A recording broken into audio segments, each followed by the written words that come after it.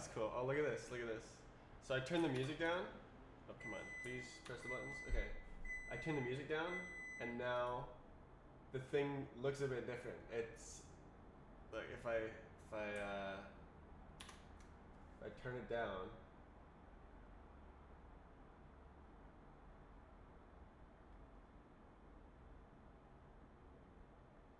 I turn it up. It's cool.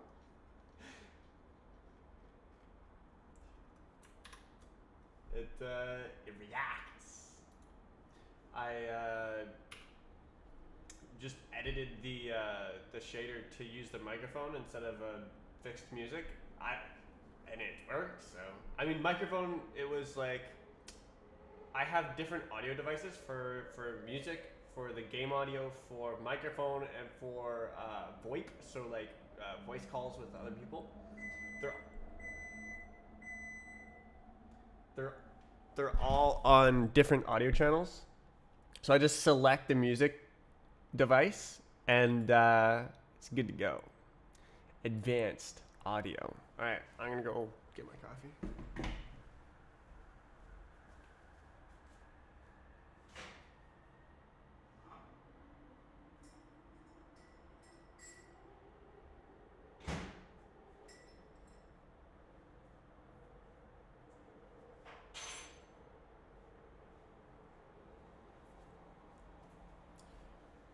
I'm gonna check and see if I have any refrigerator items.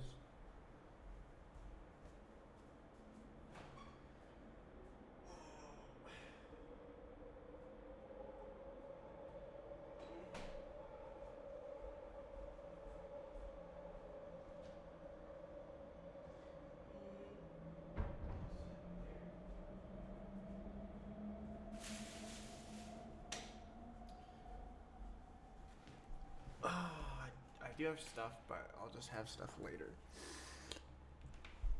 Oh.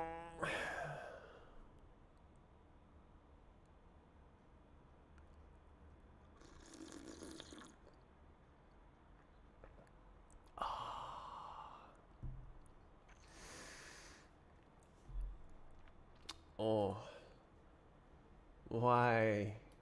OBS, why?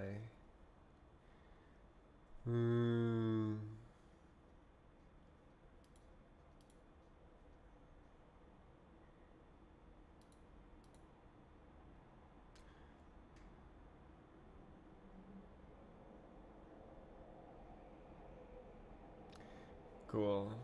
Should I mean, I'm not doing a lot of jumping on it. Well, I mean, I guess I have it running now, so.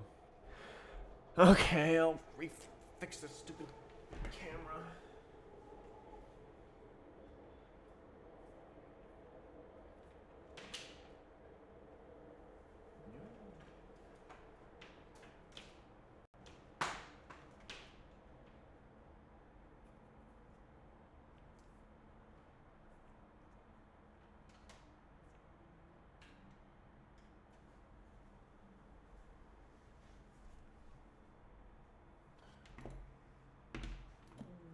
Video. Wait, what? Do I have to re-plug in the camera? That looks proper. Oh my god, bro. Why doesn't it apply the settings on startup?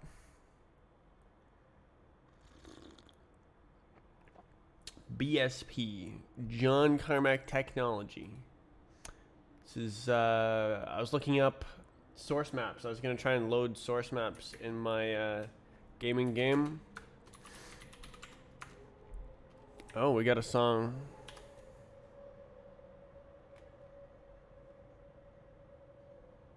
Settle Down. That's the name of the song.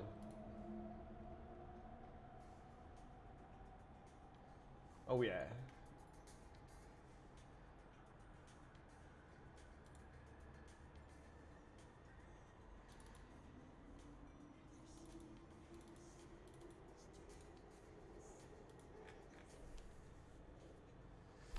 Okay.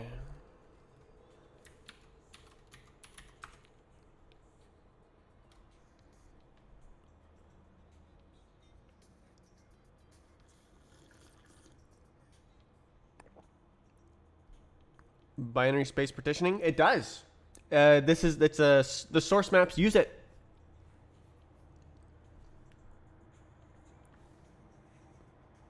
It's just that the file name is BSP.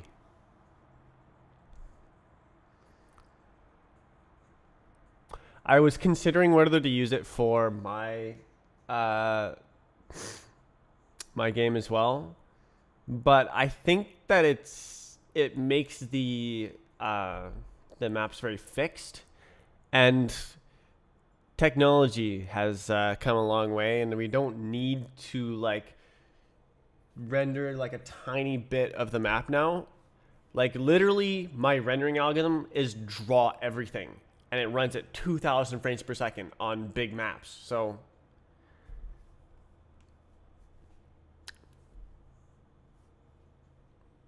look at this.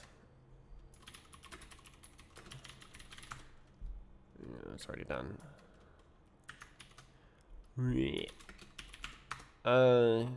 Arcane. Oh, I'm gonna have to. Yeah, so you see it's running at millions of frames per second, and this is literally just drawing the whole map with no special rendering algorithm.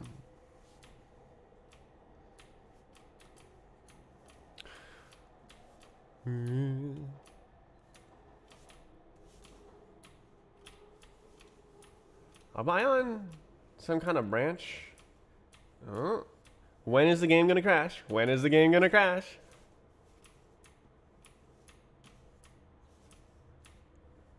Why hasn't it crashed yet? Isn't this the new version with the like code that just started working? Oh. I mean, that's a bug. Okay, well, I'm down here now. Ooh, that actually worked. The jumping mechanics are different in this. Why isn't it crashing? I thought it was a big crash happy game.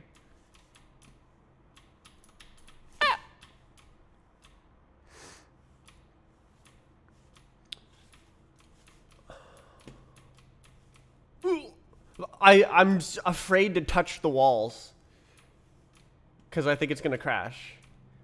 Oh, you know what? It's probably because it's a B-hop map. If it was a surf map, would it have crashed? Like if we go over here. Okay. Well, it's like working with bugs instead of crashing right now.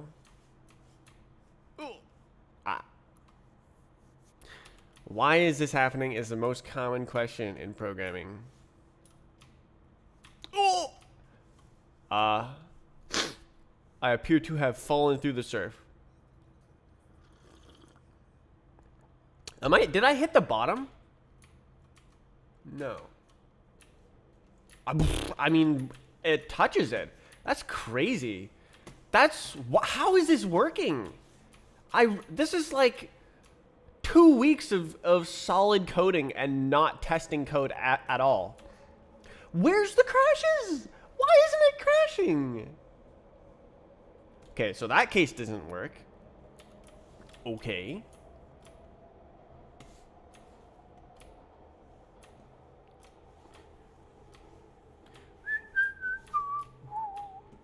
Oh, I'm going backwards.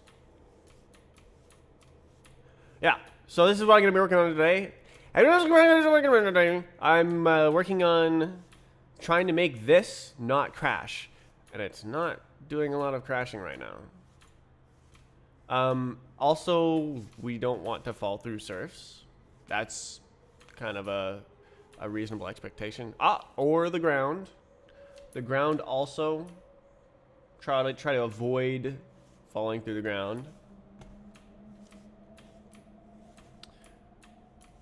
But like, this just started working yesterday, so this is going to be really buggy. It just started touching things. Before, it would just not touch anything. What if I touch this?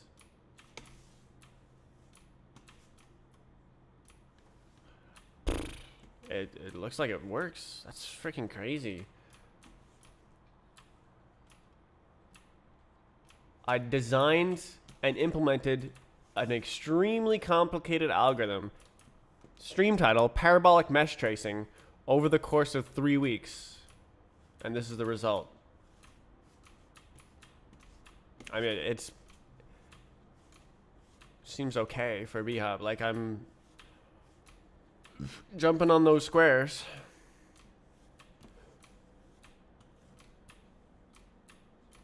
Whee! Ah, surf fell through. Unlucky.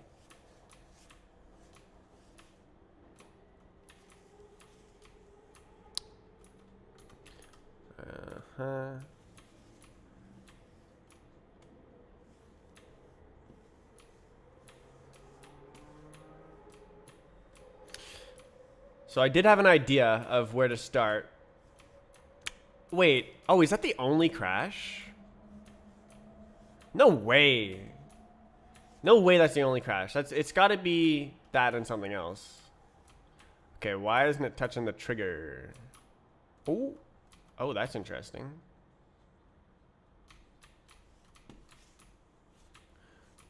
That is a failure case. What is parabolic mesh tracing?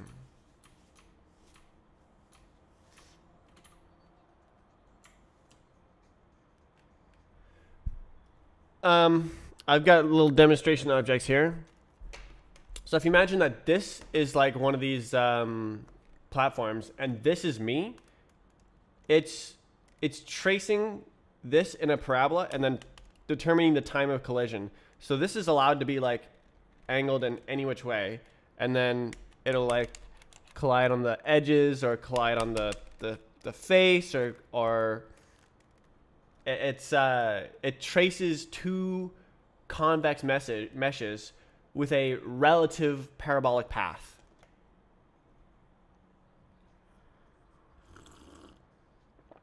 Supposedly fast. It doesn't really scale with bigger meshes, and it only works for convex meshes. But like convex meshes, you don't really have complicated convex meshes. They don't really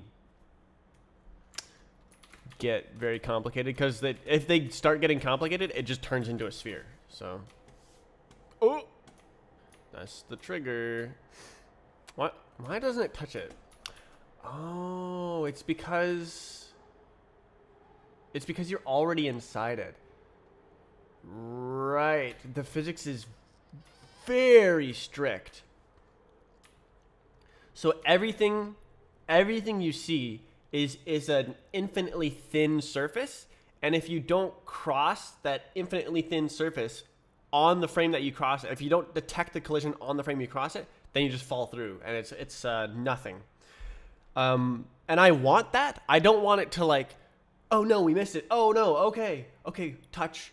I don't want that. I want it to like perfectly always detect the collision, never fail. That's my goal, is to have this like sort of flimsy representation, but the implementation is bulletproof.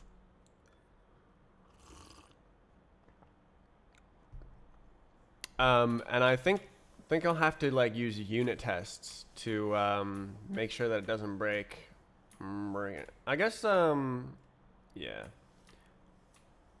Oh, is that because of the edge case? Oh, that probably is actually because of the edge case. Yeah, no, that's because of the edge case. If I write that, it might work. Why is it not infinite looping? That's... Oh, did I fix the infinite loop? Is this just going to fricking work when I fix the edge case? Is that the only edge case?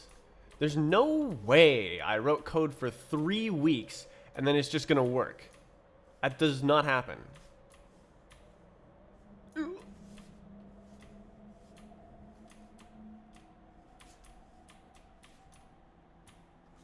Ah! That's not supposed to happen. Okay, that looks like that's a failure case and not an edge case. Because I was at a fully oblique angle with no edge. I didn't touch any edges and like align any axes, which is where the edge cases lie. Lies. So I felt, yeah, no, that does make sense. I fell through the trigger because the closest point that the algorithm starts on. Wow, that's okay. So that's a failure case. I should touch the side of that. Okay, I expect to. Well, maybe it'll work. Did I go up the ramp? Is there a ramp there?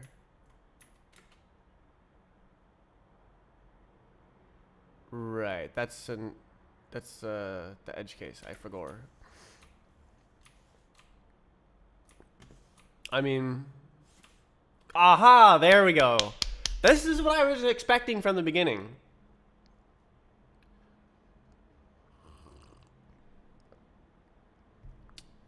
Golly. That's interesting that it took so long. Last time it was like, it just happened right away. Ruler width setting.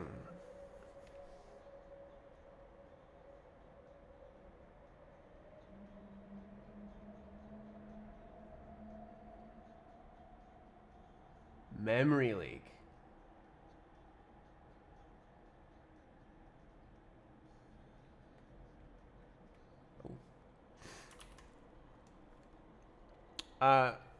So yesterday I was checking. This is Roblox's internal part ID, and I put an attribute on the part. I thought that it would be the ID, but it wasn't. I wish I could just access the internal Roblox ID.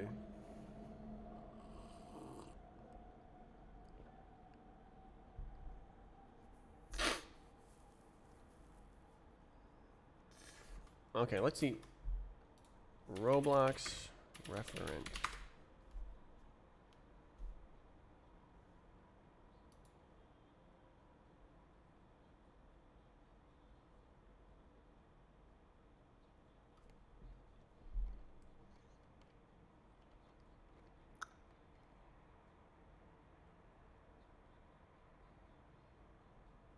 Oh. Oh, it used to?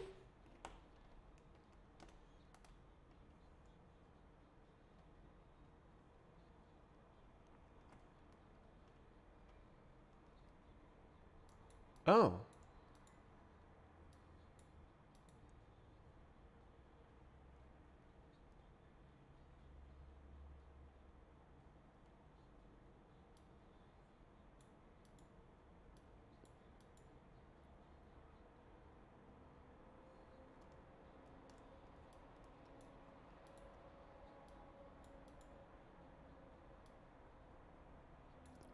Animus with the L take. What the hell?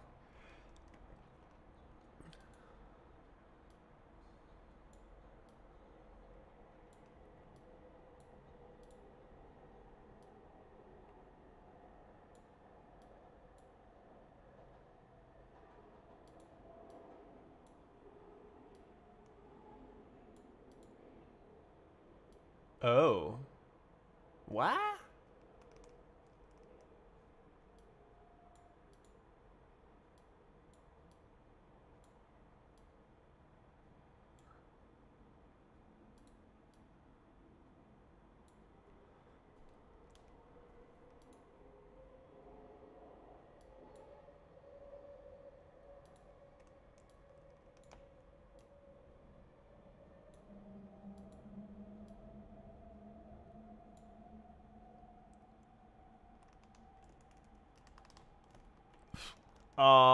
Hello. I did not think to Google the referent until now. Let's see. I require this word to exist. Please.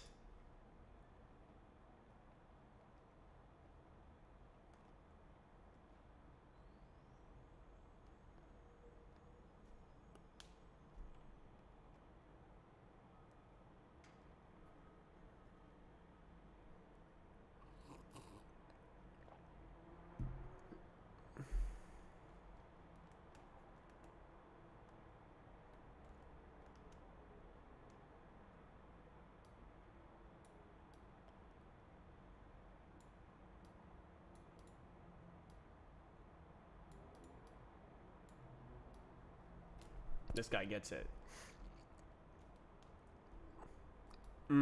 Oh. That would be juicy. Yes.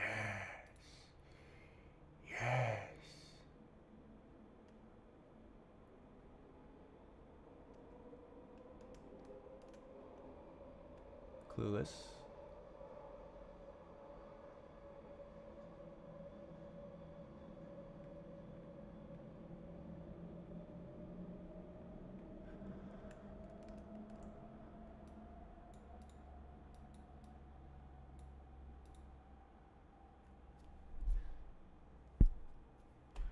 No responses?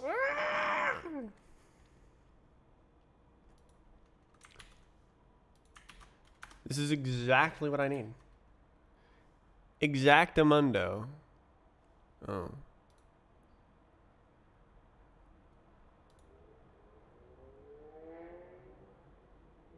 Competitive cuber. No.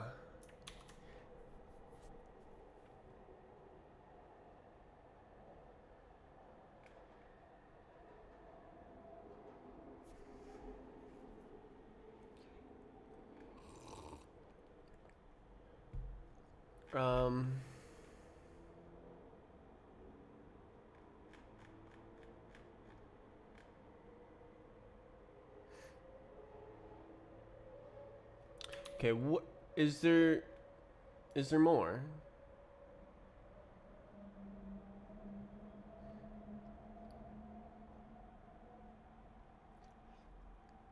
Murdering the player movement. So this is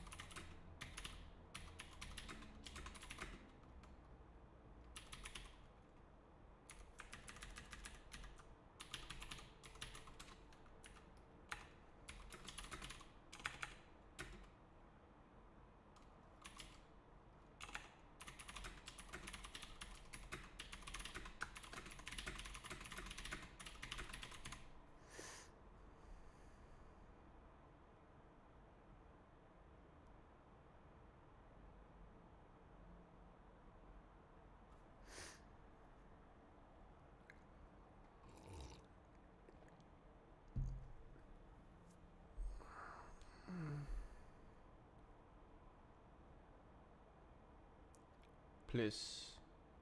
Do I necro? Yeah. 5 years later.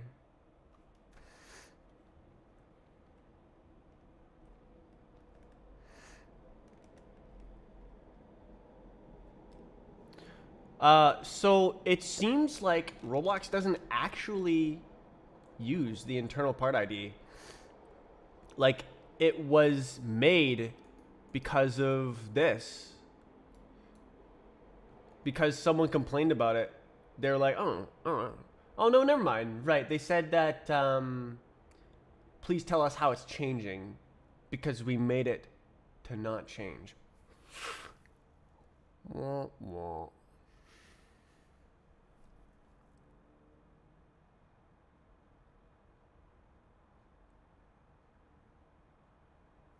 Five 52,000 lines changed.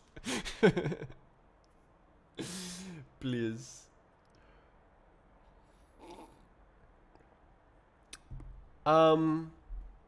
Yeah, I would love.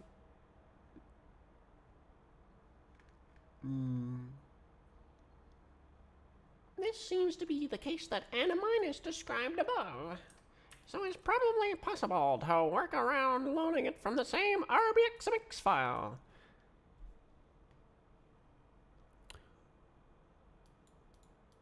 So that's very interesting. According to this, in 2017, Roblox would destroy the reference IDs if they were if you save as a binary file. So you have to only save as an XML file, which is a big limitation because the binary files are default. So like getting because like uploading the map models, the map makers don't actually choose how to save it. It's just uploaded as a binary file.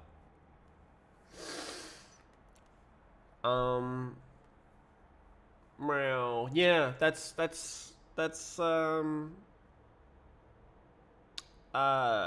I'm curious to know what how this has changed.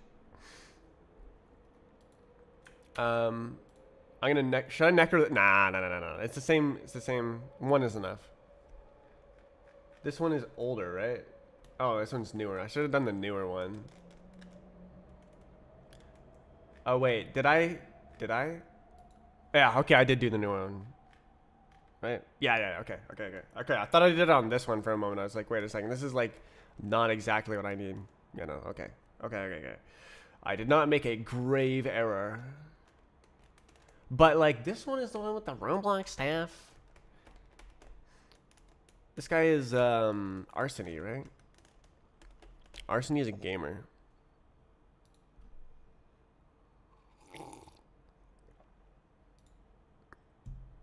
Okay. Cool. I'm gonna keep that open just in case there is a reply. And then I'm gonna move on and ignore Roblox altogether and stop using Roblox forever. Haha. Okay. So my idea to fix a significant portion of the edge cases is to how the algorithm works currently is you're coming in on your parabola, and then the time is right now, and so your parabola will continue to here, but like it doesn't know anything yet. So it has a freeze frame of this, and it knows the velocity is moving this way. And so how it starts the algorithm is it extrapolates the velocity back to infinity, like just in a line. So it could go this way, and that would work as well. But then I would have to trace a parabola. But it's easier to just trace a straight line. There's fewer calculations. I don't have to do square roots for quadratic solves in the face crawler algorithm.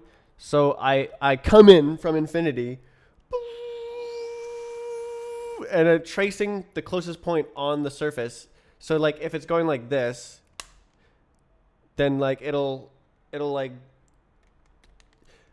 yeah, okay, so here's the edge case. Like if you're coming in like this, exactly straight, then when it finds the farthest vertex in the infinity direction, then it will like pick randomly one of these four vertices, and then when it traces in, it'll never cross the boundaries to convert to like crawl in the face crawler algorithm onto an edge and then onto a face. Because like if it's like this, then when you're infinitely far away, this is the closest vertex to that infinity, and then it'll crawl onto the edge and it'll crawl onto the face. And then when you're here, you can go like, oh, and then you touch the face. But if it's perfectly in a straight line, it'll never crawl. So I need to like prep a little bit better by finding the vertex edges and vertex faces. I haven't written the vertex faces part of the Minkowski because I didn't want to. I was hoping it wasn't necessary. So what I could do is use edge faces, which is that one. But like, wait, do I even have the vertex faces in the structure? Oh, I don't have the face vertices. So I do have the faces in the vertices. Okay, so that should work.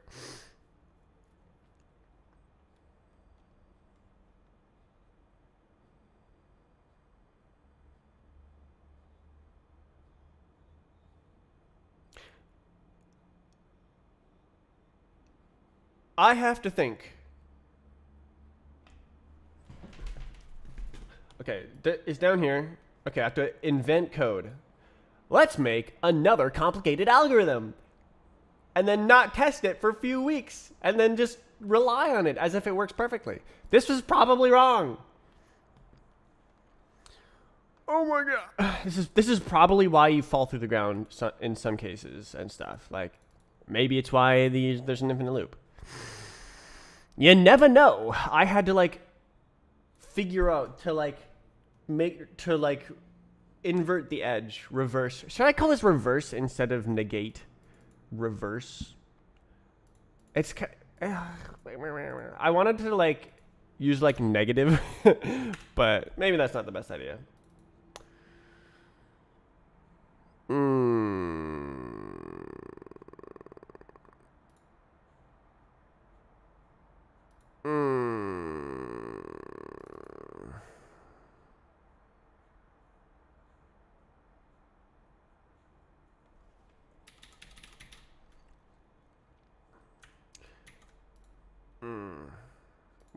Where did the game? Hello? Who did this?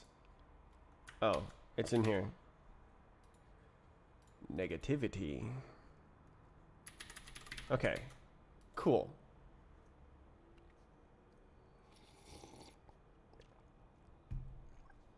Fantastic. That's great. Isn't that great? Okay, let's commit that. We, as in me.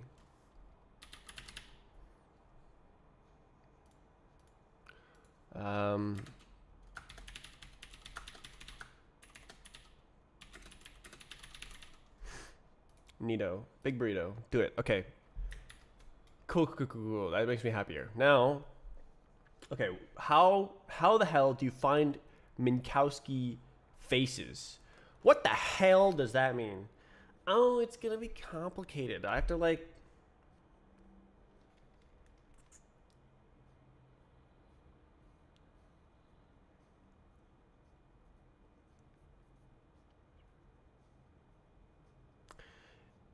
Okay, the saving grace is that I don't have to order them yet. I don't have to like order the edges like clockwise or something.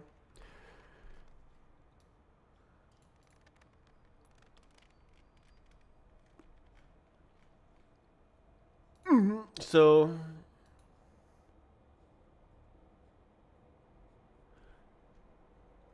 okay. So if you're like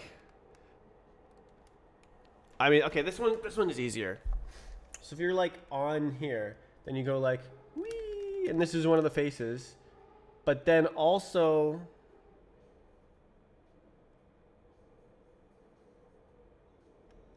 that's a face.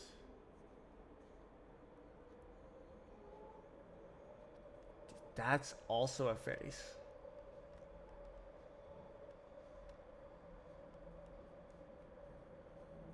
That's also a face. That's a face. So you got 1, 2, 3, 4.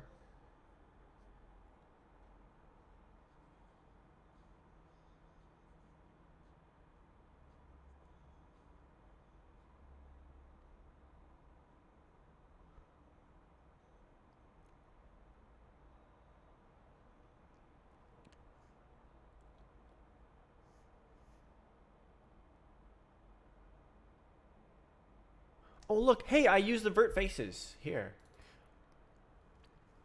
So I would need that. What do I need to like do all against all? That sounds not great.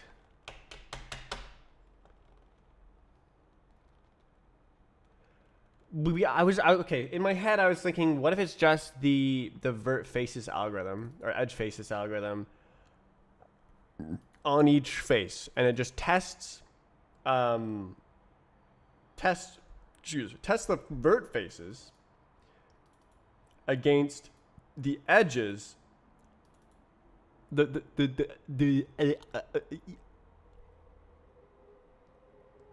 Is it always like the edges of the other?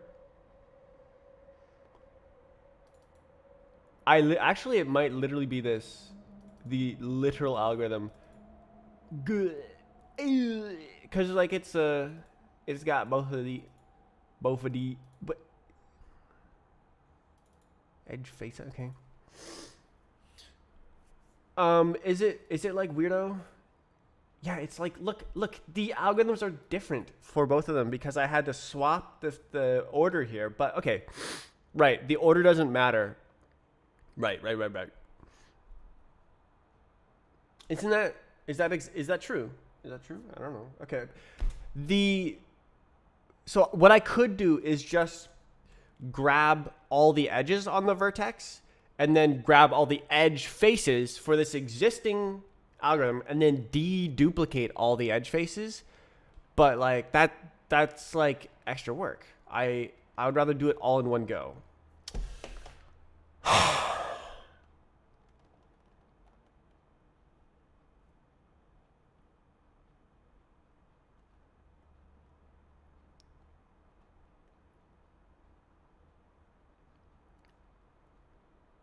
I need to test the vert edges and then see if it's within the endpoints, and then test the vert faces and then see if it's within the face.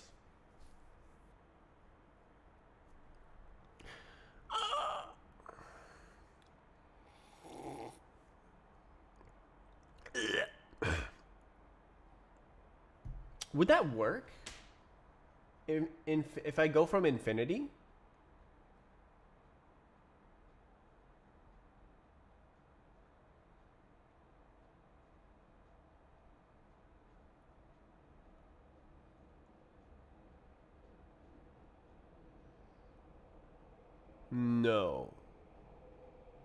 No.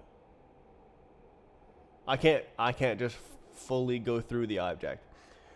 I need the internal Voronoi diagram of all of the vertices if I wanted to use this and go through the object, which the whole point of having this is to not have a full diagram of the object and to like just crawl across and like partially calculate it.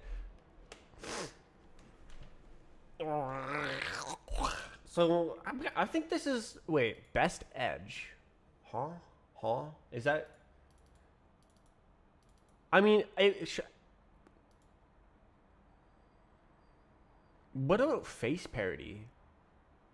If you do vert, right, it doesn't matter. It does not, wait. But you need to know.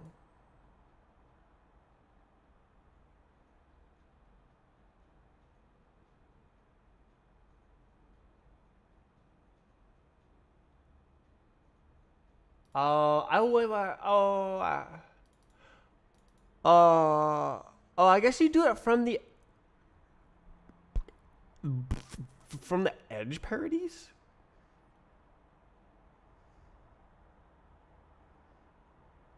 Maybe. So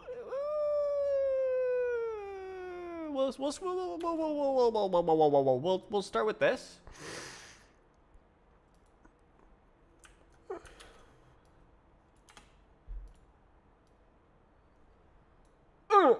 Ooh.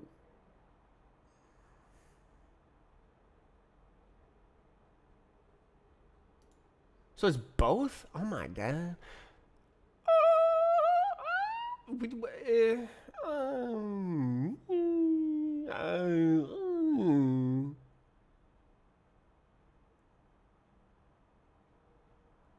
Right. Okay, so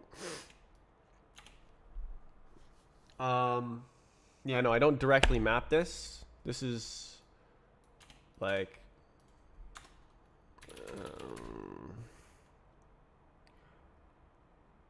what did I, oh yeah, faces equals new, and then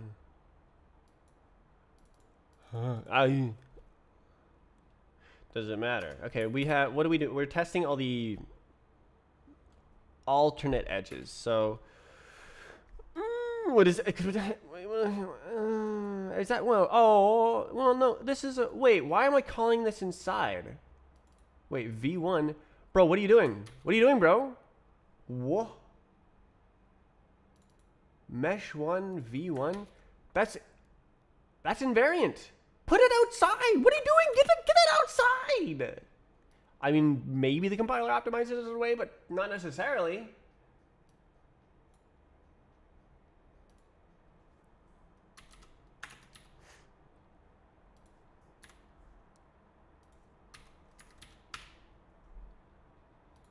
Oh my god, bro. Okay. Oh my god. I can't believe I was calling this function multiple times. Oh my god. I can't believe it. Years of programming experience wasted. Just use raycasting for your collision detection. Ugh. Just like firing 10,000 rays, it would work really well. But then it would mysteriously not work once, this one time. And, yeah. Do the math. Do the math. Okay, we're taking this one. Okay, so this guy. Wow. Wow. Okay, so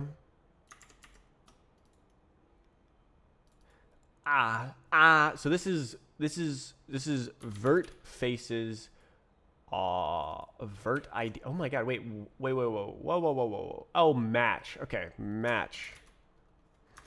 Shh. Vert ID. And then, no. There's one case. And that is the case V0, V1. And I could make this simpler, but I wanted it to match the other code. I mean, it would make it suck less. Like, I could take 2 lines off of this. Whatever, I'll just do it for now. All right. So this is the first thingus. Yeah, vert. Shh. Ha ha. Oh. Wait, is it always?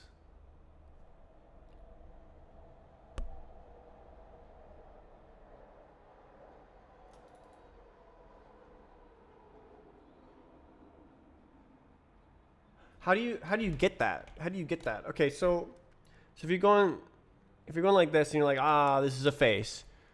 How does that happen? That happens when this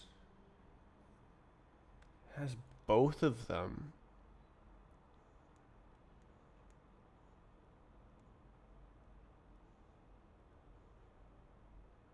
Do I need to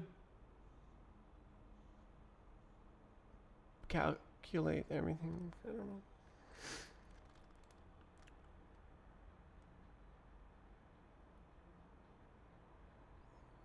If it's like this, then you got this face. But if it's like this, if the edge direction is dot product with the face normal of this is negative, then this face is no longer part of the thing, and then you have to look at the. So you're. Well, no, I guess it's the. Okay, so I guess for each face you sort the edges. But then how do you know which edge? Is it face edges? Please don't tell me it's face edges. Well, wait, does it always generate 2?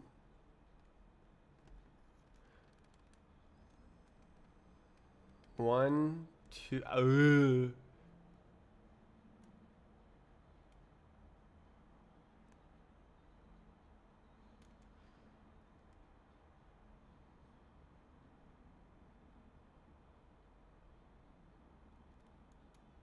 Like if we're over here, then we're on like these edges.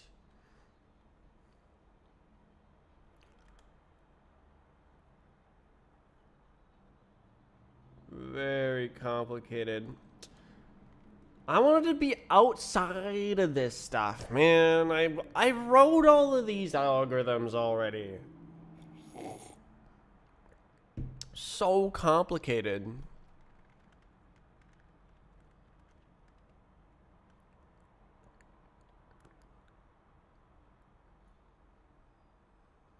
Okay, so the problem I'm thinking of is that how do I get an edge for this? Where does that come from? It is from mesh 0 because it's the first entry in the pair. So the Minkowski goobers. So we have Minkowski vert, Minkowski edge with a pair, and then Minkowski face, pair, parity, and then so it's always mesh 0 and then mesh 1 for the Minkowski sum.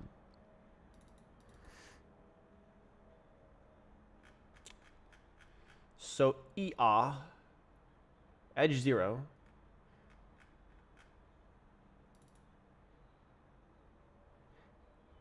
is mesh 0. So where does it come from? We don't have mesh 0 edges anywhere. How do you pick? Do you have to like know things, pre-calculate things, and do like O of number edges squared? Like I don't know. Like that's not a huge deal, but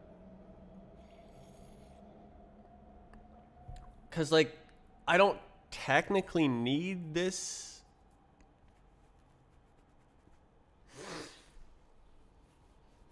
Oh.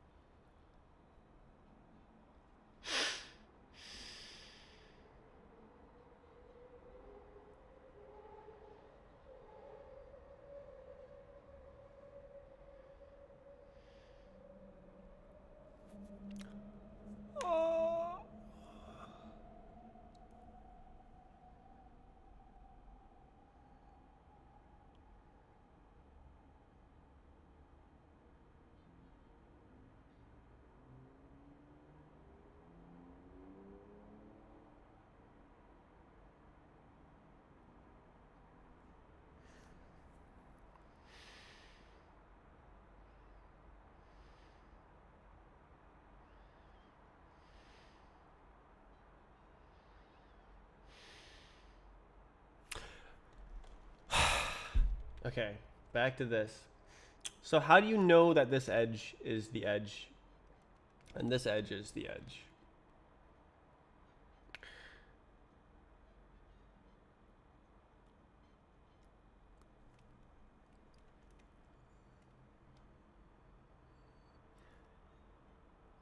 It seems like it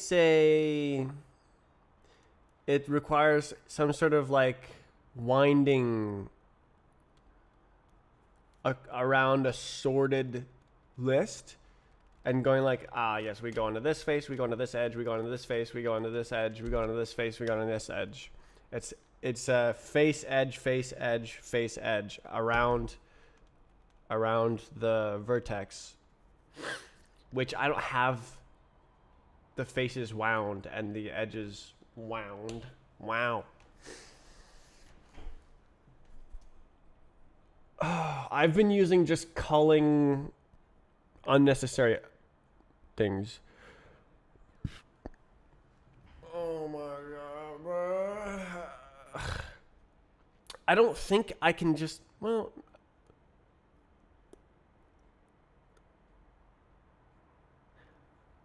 yeah. Okay, so the problem is that it's not always in the face.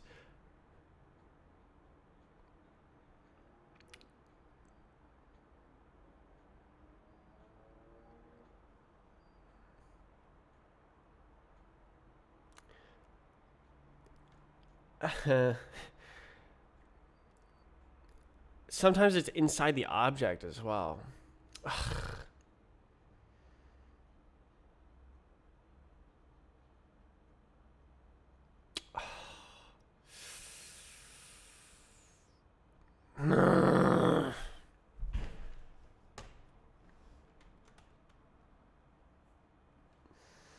This is very clever to come out from infinity and then like never enter the object and just do the collision from the other side.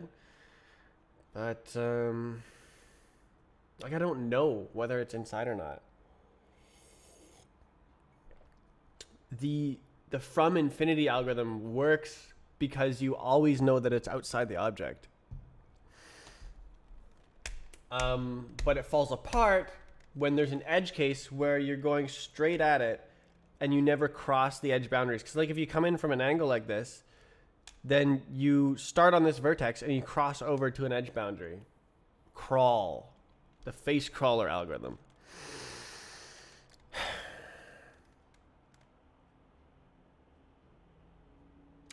So my thought was like, what if I just take the initial, where's the thing? Up. It's right here. What if I just take the initial sort of guess?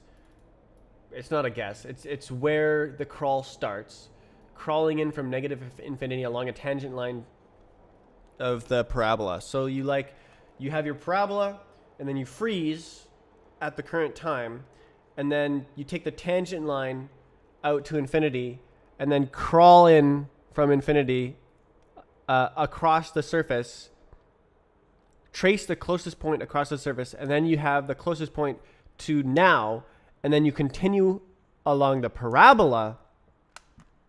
So this is along a straight line. You see infinity body acceleration is 0, so it's a straight line.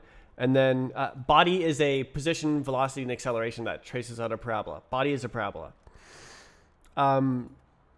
Starting at the start vertex, which is out at infinity. So it's like we're right here on the mesh, and then crawl along from infinity to the current position. So it'll crawl from the face to the edge to or the vertex to the edge to the face, and then sit there at the current time, and that will get you the miss fev, which is a face, an edge, or a vertex of where the closest point currently resides. So maybe it's here, something on an edge, or maybe it's here and it's on a vertex. And then continue forwards along the parabola.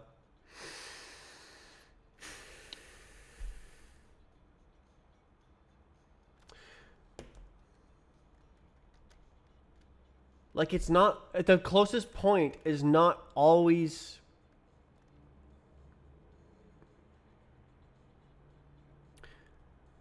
Is it always on a face? Like, can I throw away...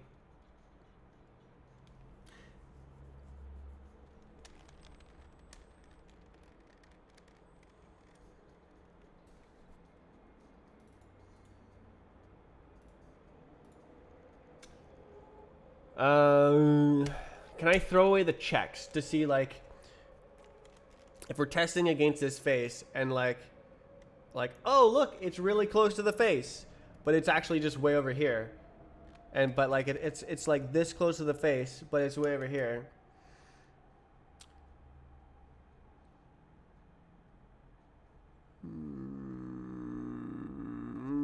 No, so that means I can't throw... Well, but... You know, I can't throw away those checks. Okay. But then what if you have like a polygon face? Or like a really thin polygon or something? And it's like... Then you can't go from a face to an edge. And the perpendicular planes defined by the start and end of the edge do not always fully cover the face. Where's an example? Okay, I guess I could draw it. What? GIMP.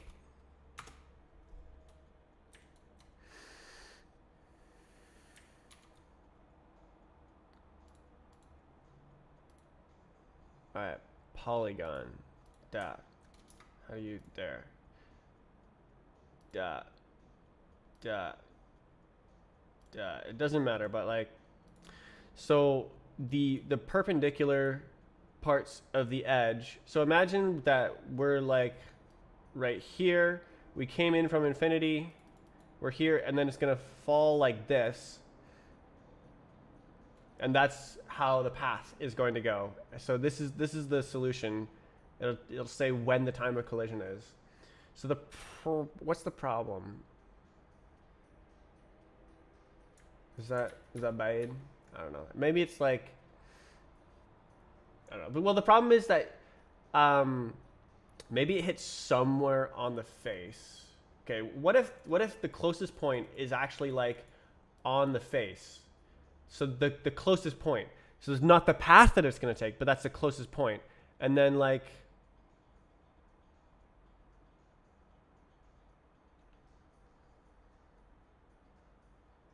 yeah, so it means that I can't step down onto the edge because the point might be somewhere else on the face that's not inside the edge boundaries. So I can't step from a vertex onto an edge and step from an edge onto a face.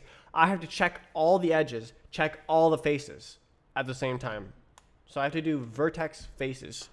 So I do need this algorithm.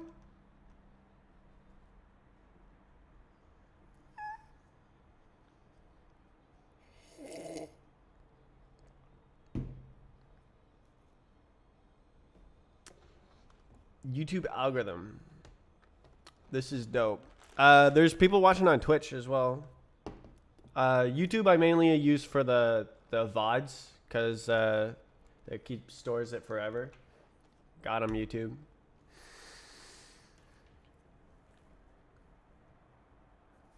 But Twitch is a lot lower latency. Link in the description if you want to like interact in real time.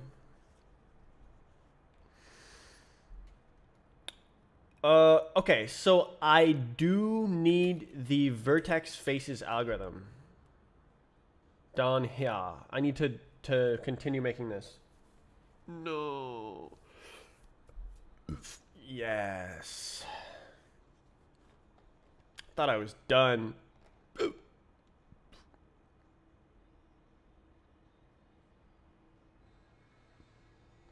YouTube artificially slowing down the website for Firefox users. I don't know if I got that.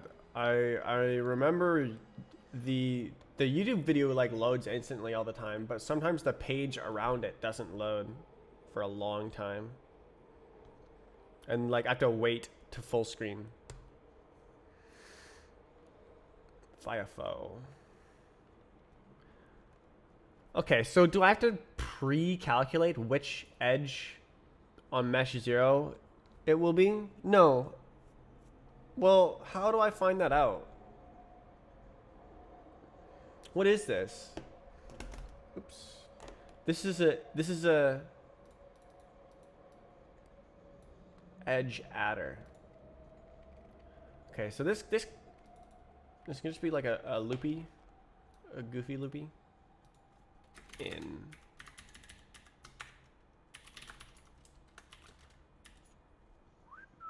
so reference, no way, and then we do faces push. Wow, and then this is no longer one of these, and there's 2 of these loops. Very loopy. I guess I can grab the other one. Okay, this is the vert face ID 0 edge faces.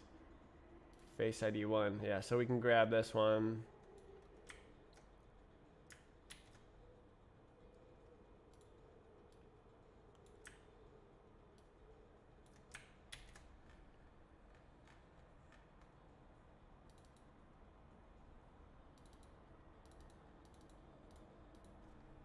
So, something like that. Okay.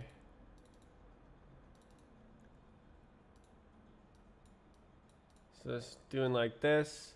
Does it matter the order? I really don't know.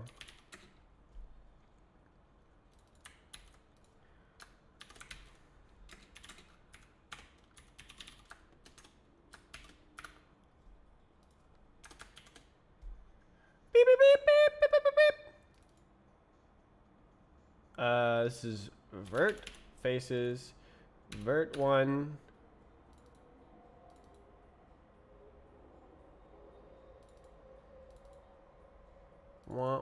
And then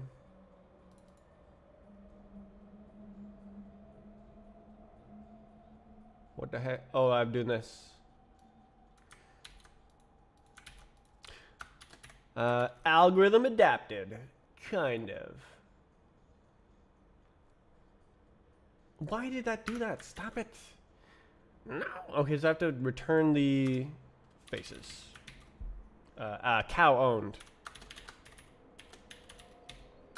Get owned. Cow is very useful.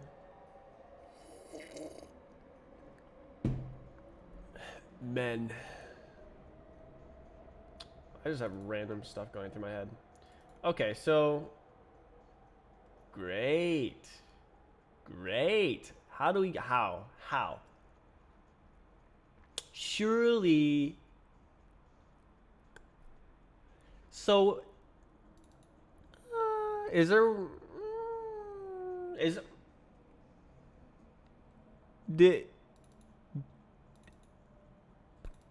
this seems to imply that there's always one face per vertex, but I do not think that's true.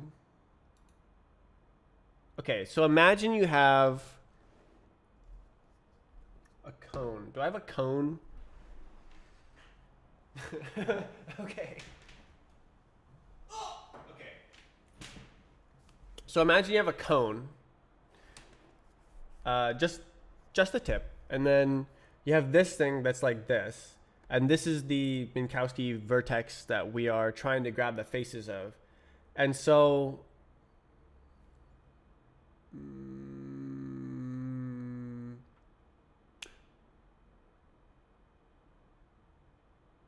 so this would go like this. This would put a face on here.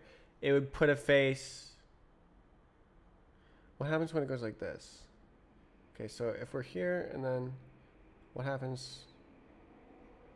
Okay, so it's like on an edge. So there's like 1, 2, 3, and then more rarely it'll have like every individual face on the cone. So it does call out some faces. So this needs to not just blindly submit all faces. It needs to have some test.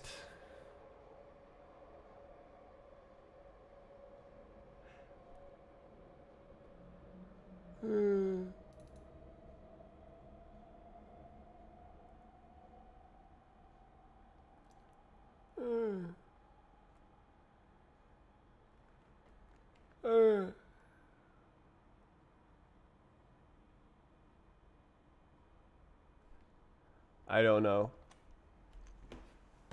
Very confusing.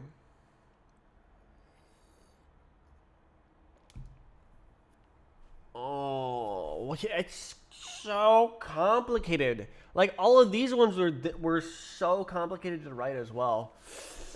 I might even need to like add a new feature to have like winding for the faces and edges, which like it's kind of a good thing, but like Jesus, it's so complicated. Oh my God, bro.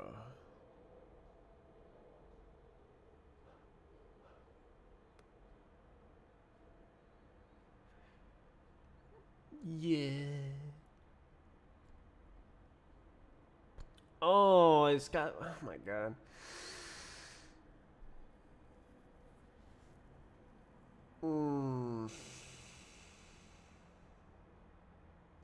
So if we imagine the cone. There could be there's a bunch of faces and a bunch of edges, and it has to like just figure out which one we're talking about, and like how does it throw it away? I guess if it's all outside the object, and then it only comes into play if they're like shared volume.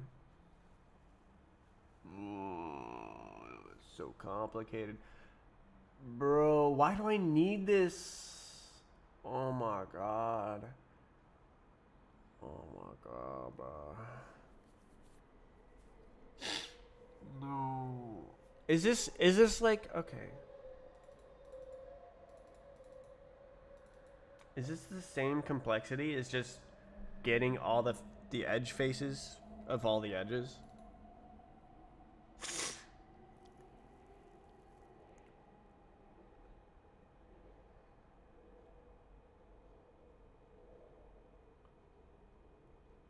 I don't know. I don't know. I don't know.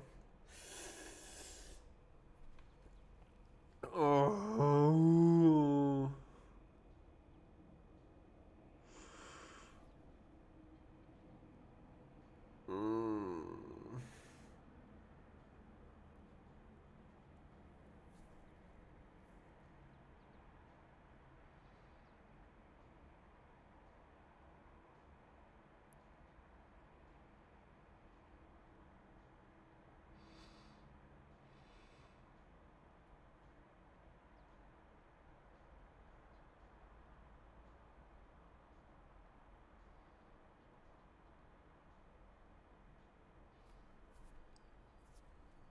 It's like, yeah, it's like skipping a step.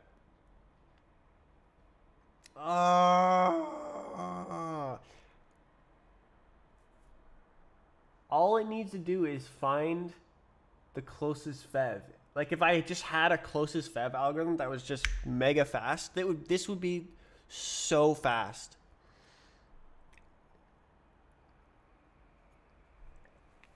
But I don't. Damn.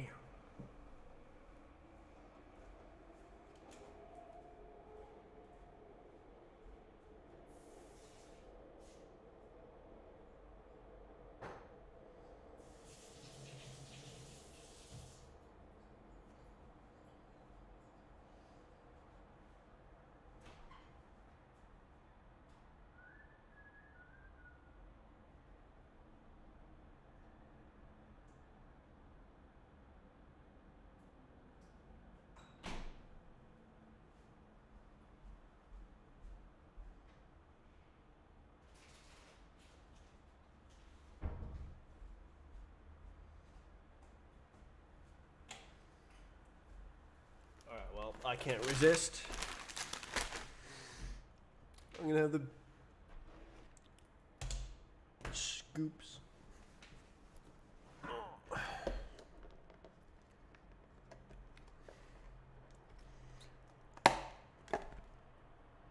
Great. 7-layered dip.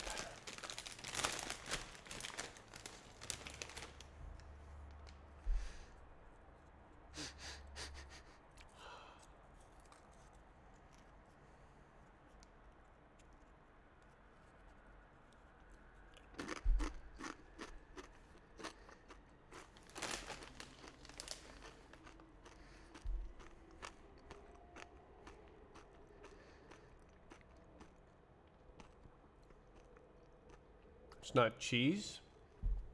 What are you talking about? Yes, it is.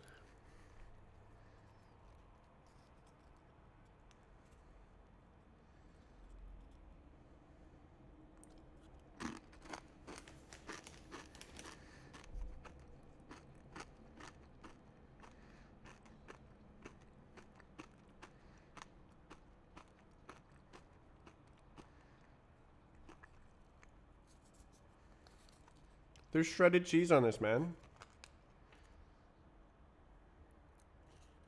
This is not a cheese betrayal. It's a cheese alternative enhancement. Cheese variety.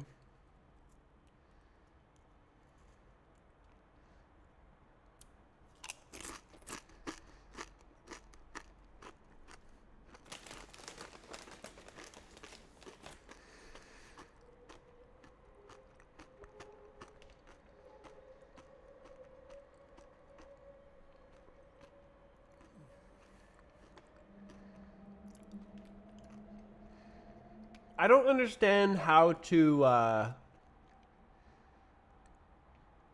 cull and keep the edges and faces. Well, we're asking for faces.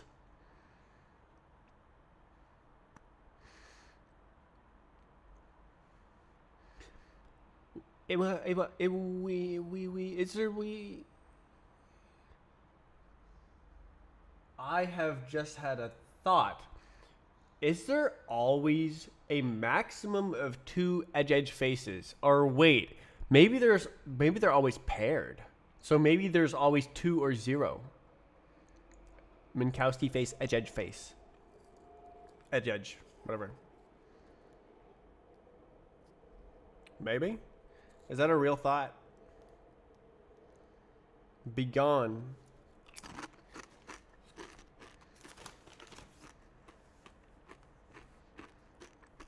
Okay.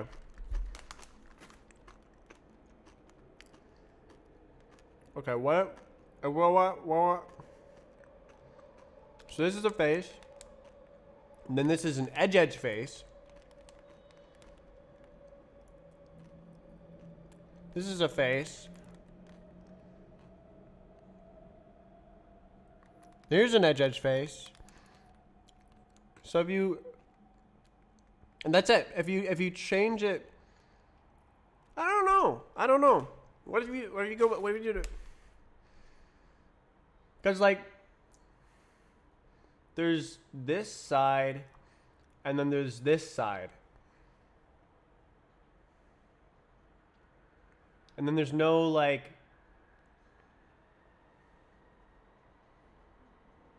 because this is an edge. And then this is a face.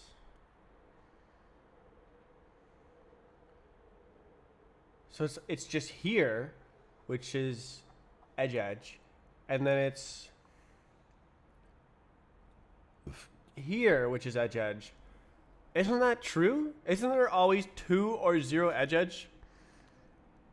Okay, so what if it's like something crazy like this? Is there literally just straight up always 2 edge? Because that's... Okay, what if you have...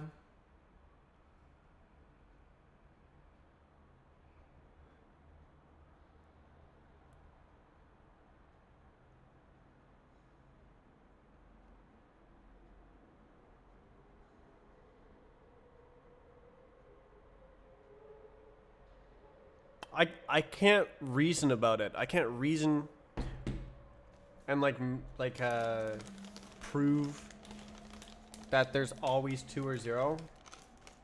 But that's my current theory. Oh my god.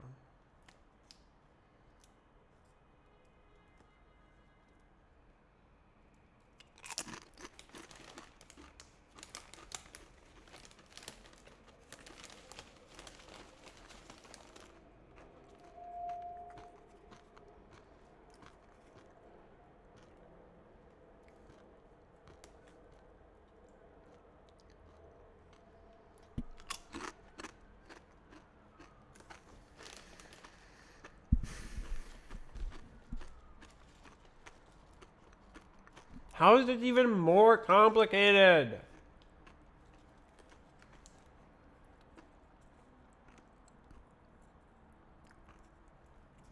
Bruh.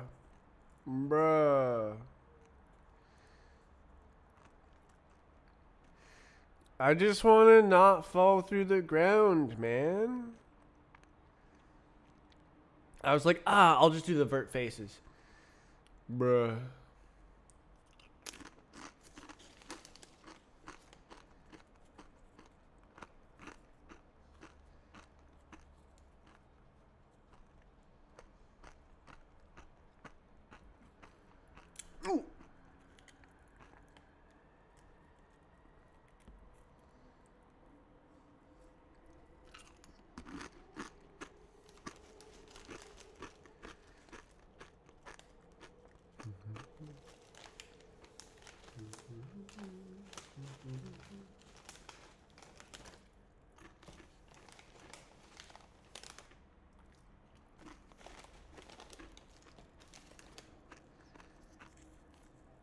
Mm.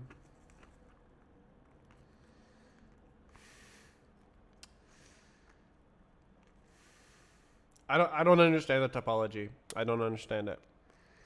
You don't use Rust format. No?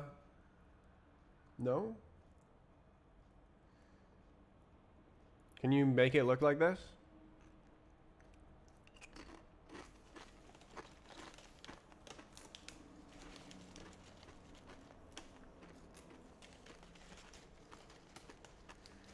Think about all the bytes saved by not using spaces. So many bytes.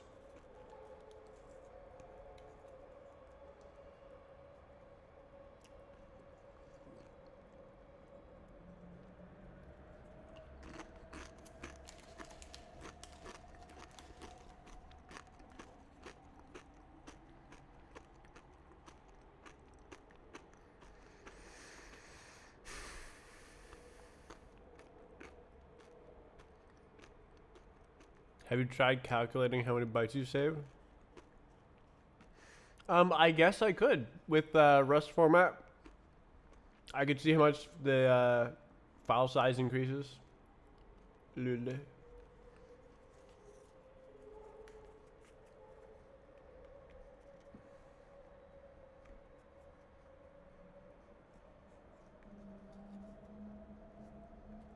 Eat. Dip. Chip and dip. Yeah.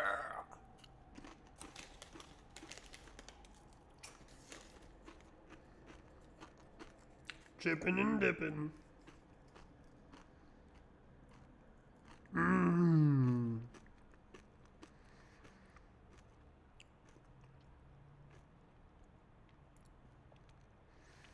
Yeah, I can't get this through my skull. I can't think of how to do this.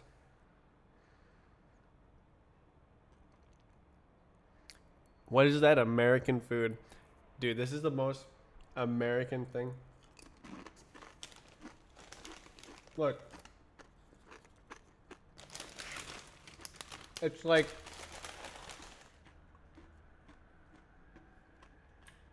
is it working? Yeah. Chips shaped in a scoop with this is 7-layer depth. So it's beans, guacamole, sour cream, cheese, olives, green onions. It's very good.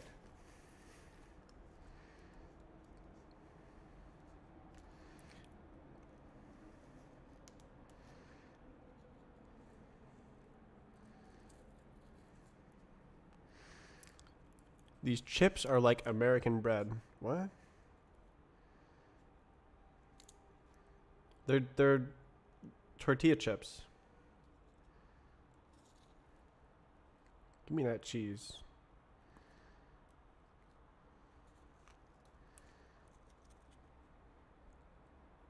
Yeah.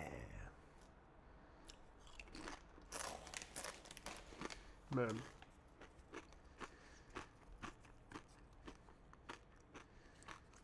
That disgust for this was so strong that it still lingers even after a year. A year after it happened.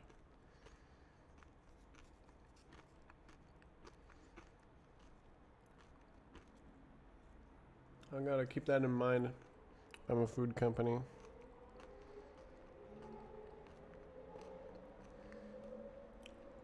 Very powerful. Don't forget to eat some vitamins. I think the last time I did it was like 5 years ago.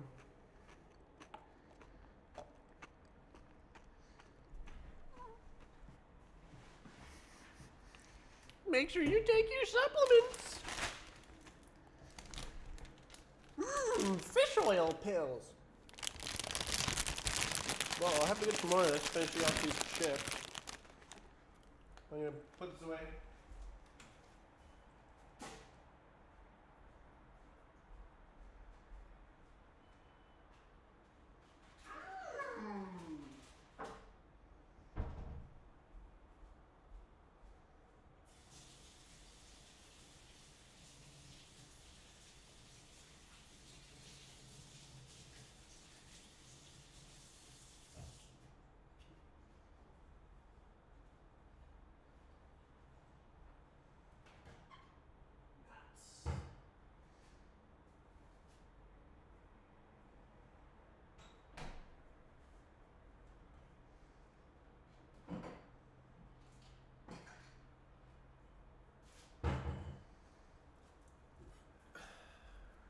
Don't let the snacks die out.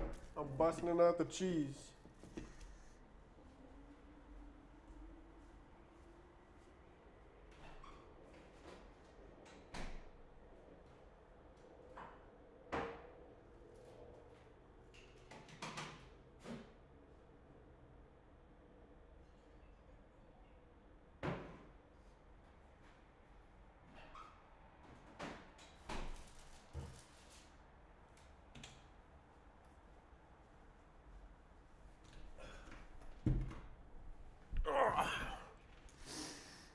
Man.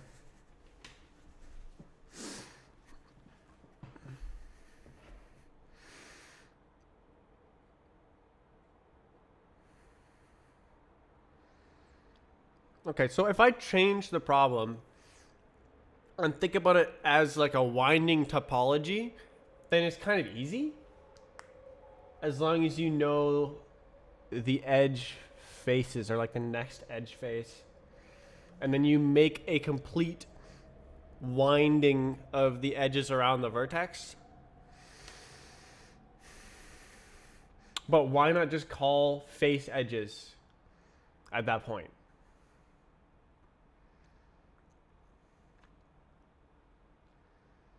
Or edge faces. Both are real functions.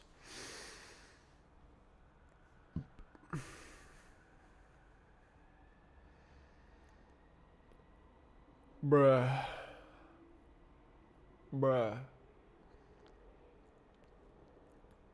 Surely there's some culling method where I can just like cull away the invalid faces.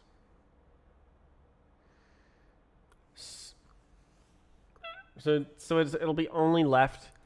So ideally, well, ideally is the wrong word.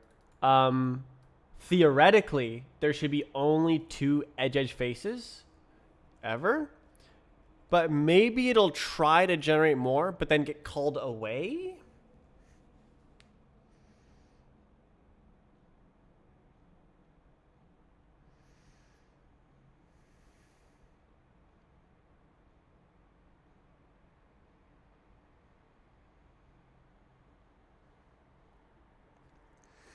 So do I check the face normal?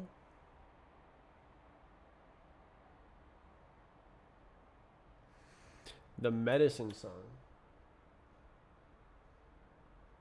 So you're suggesting a song? Is it on this playlist?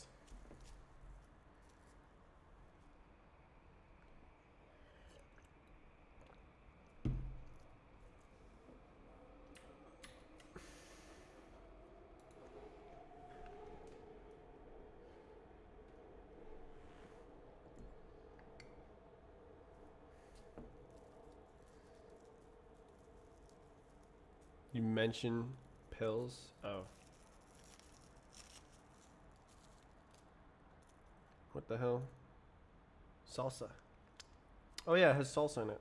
I forgot. That's one of the layers of the 7-layer dip that I ate. I ate it all. This is aged cheddar. What is it? Balderson. It's very salty. It's a Quaternian's favorite.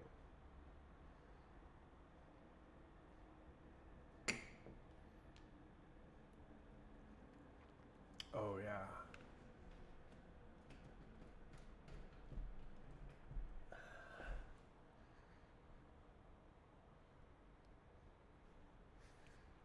Mmm.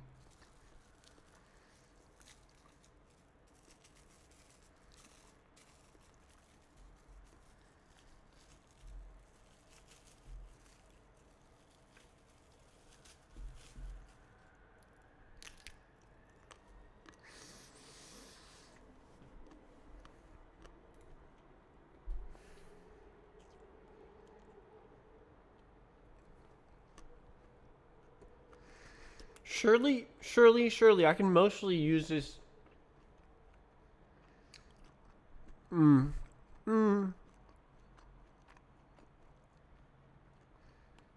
What if the winning normal is out of... Oh, I guess I could... So I guess I do...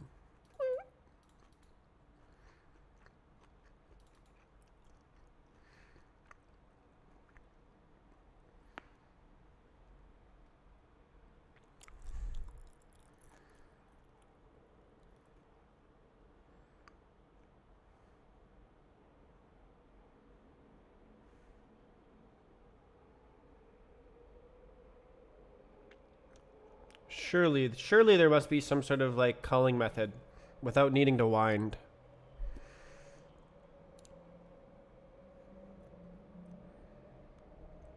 Plaster. It's Alex! Fast dry. Oh, it's backwards because my camera is mirrored. It's cock!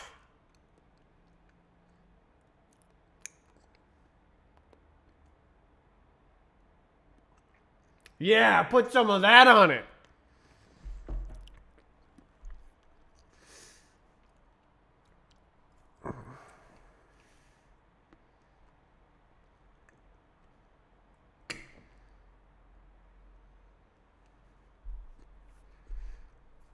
I got the gun too.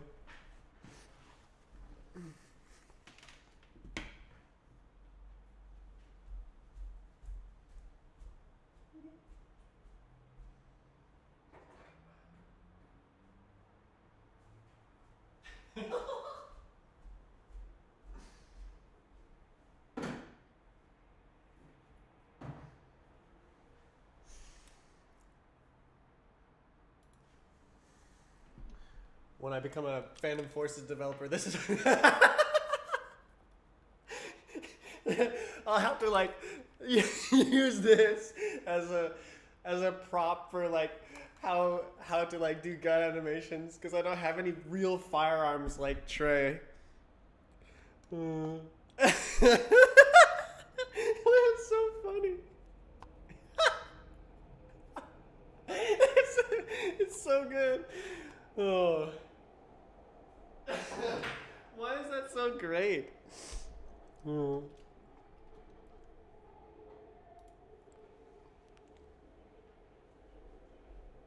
Tactical reload. Yeah, Commander Carl.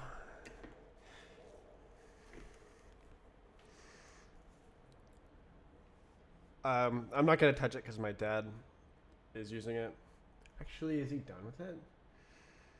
He sealed the under the bathtub, so I think it might. Well, maybe around. Well, why would you need to do that? I mean, it might be done.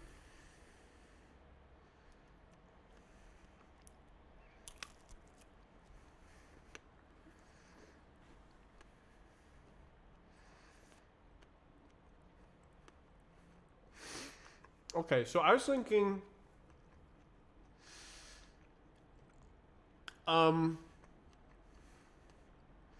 you test all against all for mesh 1 and mesh 0.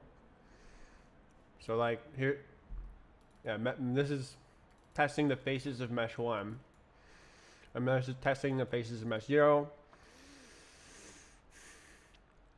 And then if the face or the edge is like out of scope and invalidated, where like it doesn't flip and contain the same volume or whatever the condition is, I don't really remember, then it'll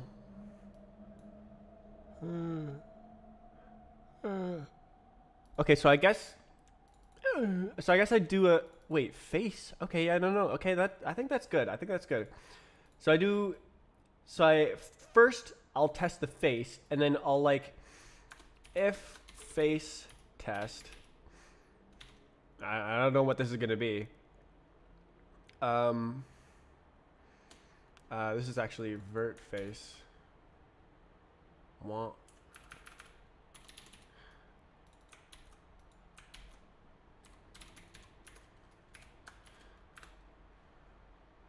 Then we go in here, and then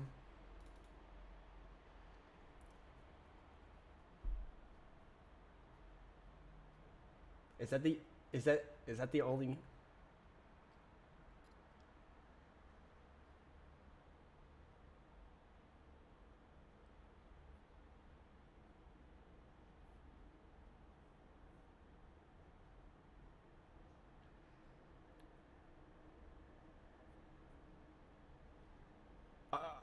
I cannot.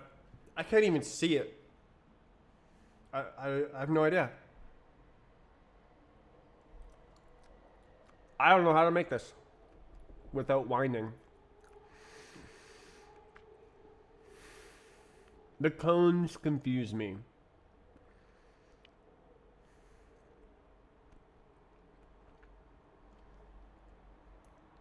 Because, like, if one of the edge tests is invalid, does that invalidate the whole thing?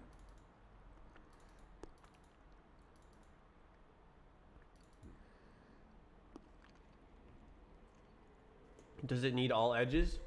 Surely not. So if you're like, so if we're like this, then wow, there's a face here. Wow, there's a face here. And when does it change? So once that face comes in, then it switches to, oh no, that's a different test. So it's testing the edges on one mesh versus the faces on the other mesh. So I do have the sort of like test methodology here.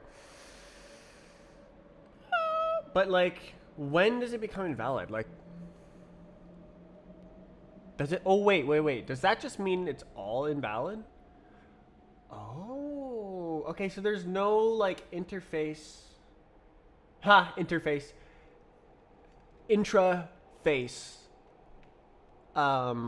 tests that you need to do. It's all like per face independent. And then you can like, if you have a cone, I don't know, cone, and then you're like, there's a face here, there's a face here, there's a face here, and like all of them are traced on by the vertex of this, and you have a face vert, i.e. this guy, and it succeeds all of the. So what's the failure case?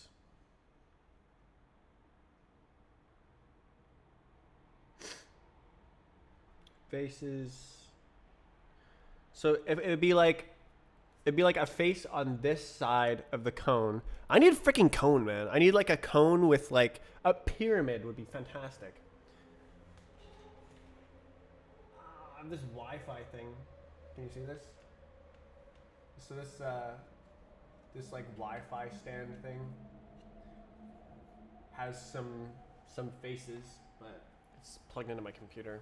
I'm not using it, but like I do use it for like Bluetooth controllers.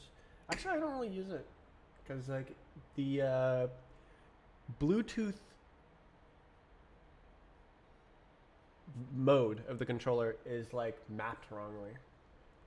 Very weird. Surely I have a cone.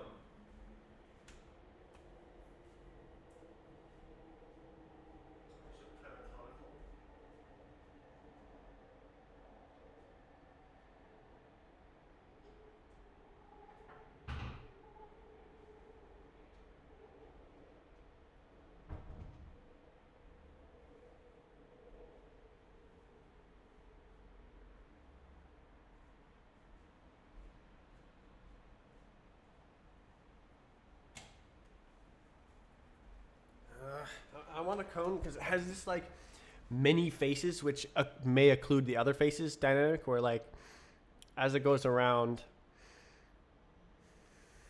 you have this like thing where it like stops being a face vert, switches to edge, and then all the other faces are occluded, and the face test fails, and it just doesn't include those faces.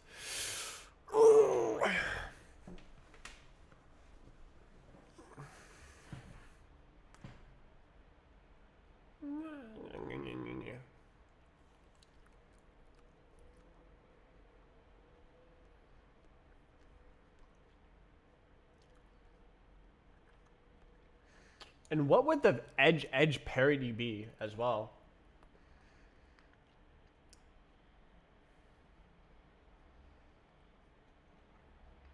Does it always work?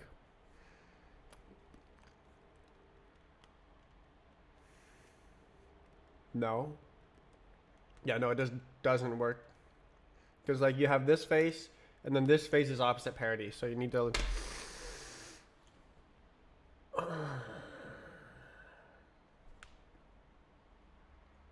Does that need winding then?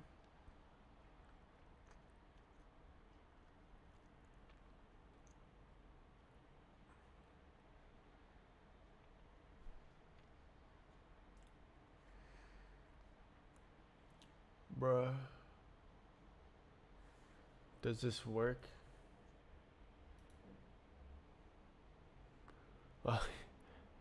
So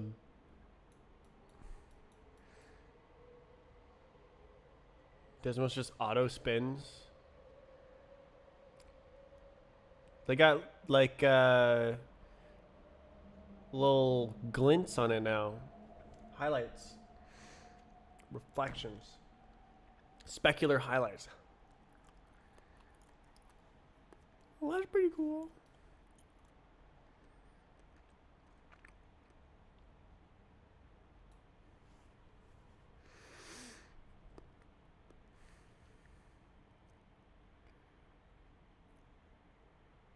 Square root.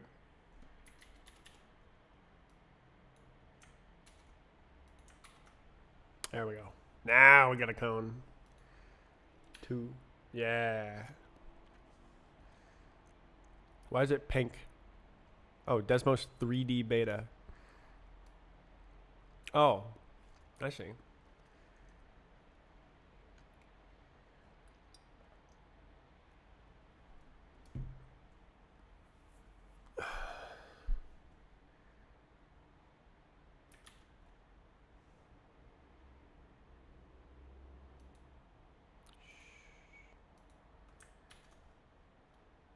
Is this the thing? Yeah.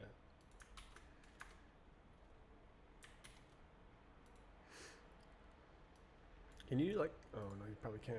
Oh. Surely. Ah.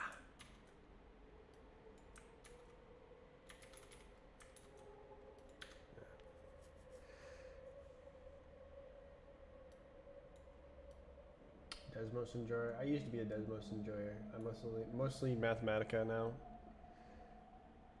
I've moved on from web tools. Wow. Why is it like goofed up there, bruh?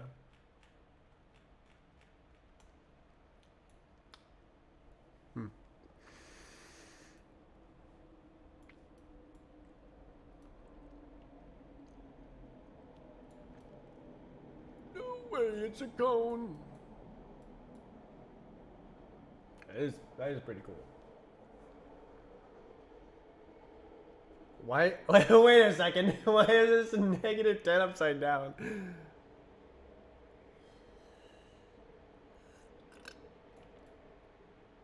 Why?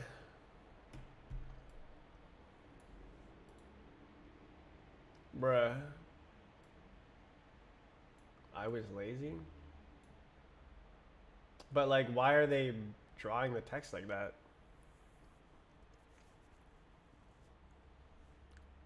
X. Y. What is the tech?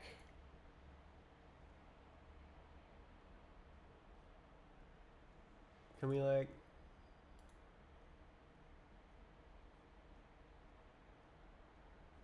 What's the tech? Are we... Oh no, I guess we're not seeing web GPU because that's not like... Uh, ready yet. It's not like in browsers. It's in this browser. This is a nightly. I guess it's not very nightly anymore. Firefox. What the hell did I do? Oh. What are you doing? Duck. Nice. Ome. Triange. Mesh. You can just upload a mesh. Triange.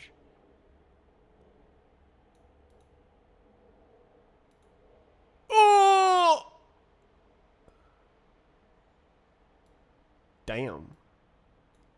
And it's just chilling. Oh, that's pretty cool. Spear. Cool. The duck.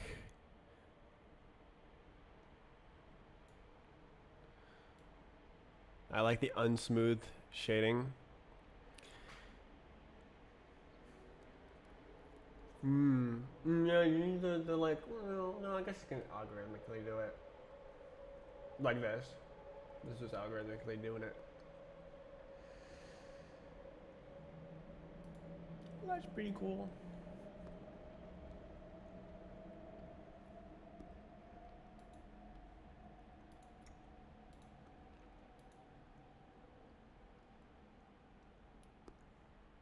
What are you doing? Oh, it's Suzanne. This is an old ass Desmos. Oh my god, it's so laggy. God, just imagine how inefficient it has to be to lag.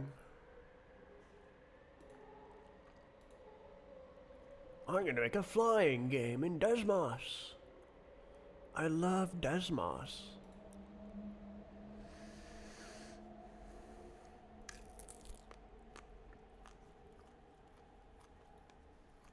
It's the only thing I know. It's like me with Roblox.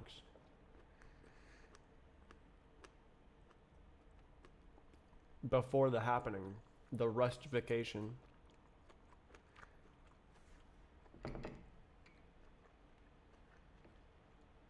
The rustening. I don't know. I don't know how to do this. How do you get edge 0? Oh, is that part of the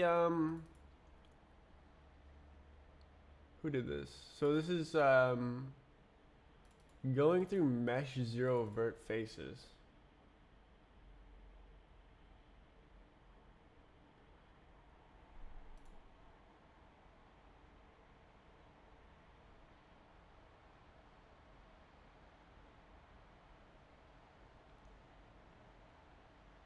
Is that Monkey from Monkey Island? Is it? It's Suzanne, the Blender Monkey.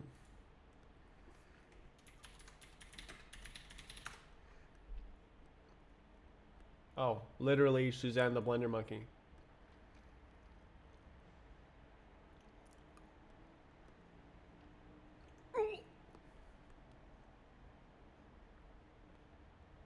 Why?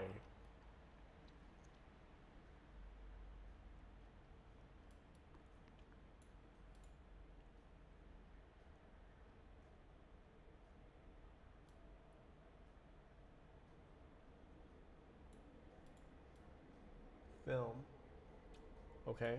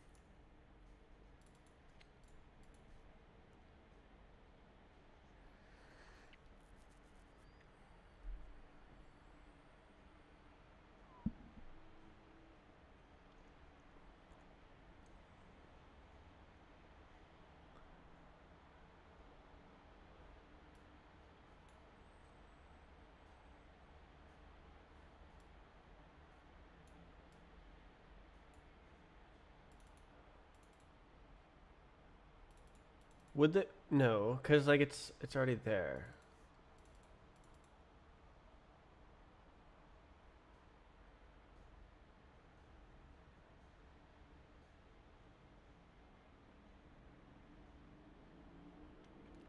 How would I know about the occlusion?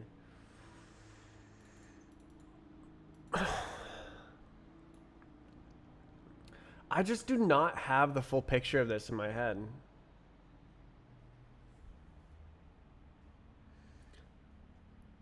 This sucks. Why can't I just like... I don't like it. I don't... But like, okay, this seems like it's a lot of work. Like if I just call this one edge faces, it's not that much. It's like double work. But this one is like brain work. I gotta like think mega hard. When I could like just do it the lazy way.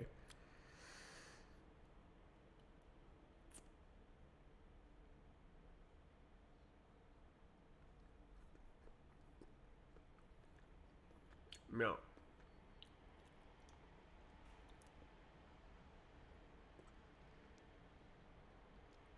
What point do I use?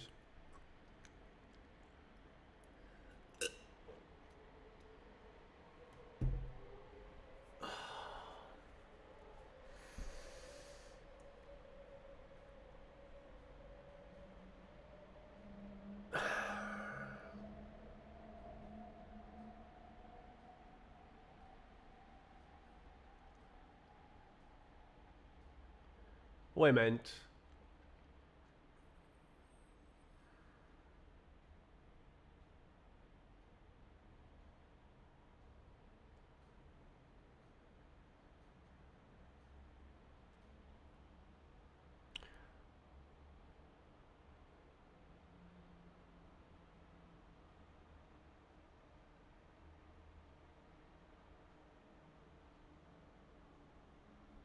Can it be the opposite of the... Yeah, no, does that necessarily mean... Okay, actually, I think I can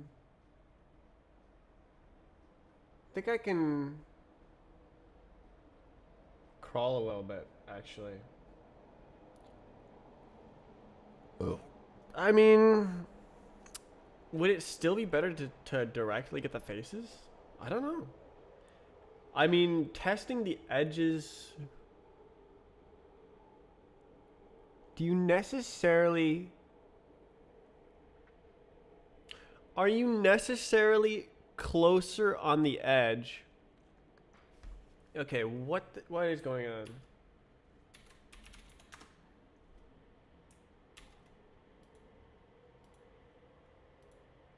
So if you're like, no.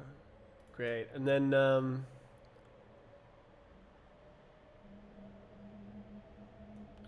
testing this point, and you're like,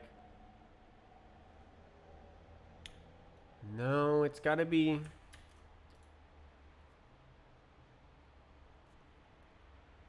So that's necessarily positive dot product on that edge. So if I cull edges with a negative dot product,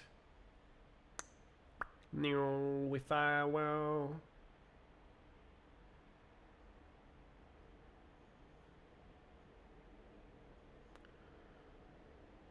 does that make sense?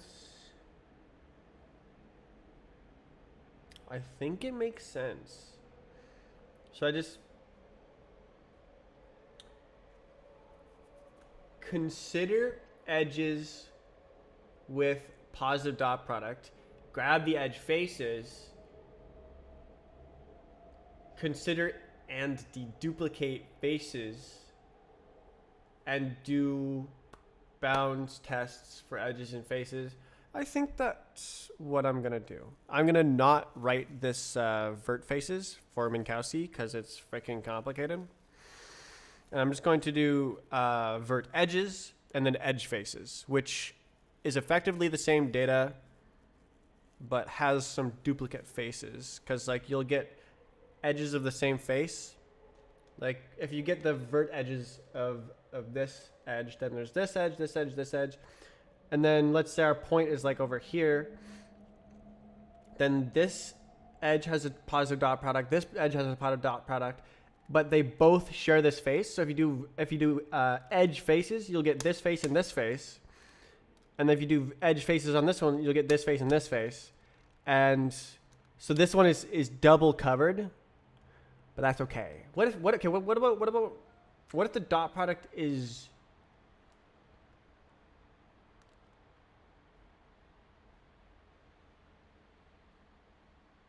that necessarily not true?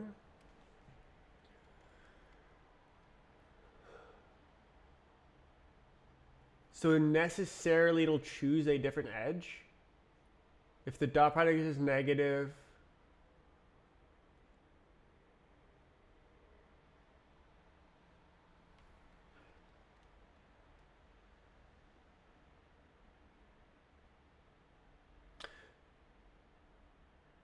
can I actually crawl? Because like,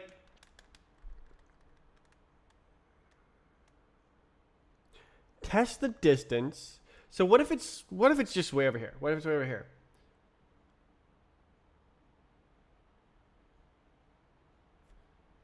Dot. I was thinking of crawling before. I remember that I was not able to. But I only need to go vert edge face. I don't need to like actually like crawl all over because it has some guarantees. Okay, I'm gonna put this stuff away. Put this stuff away.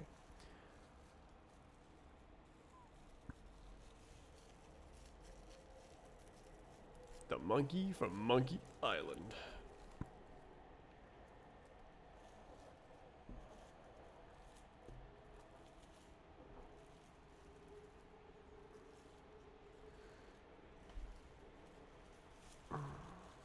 Jeez.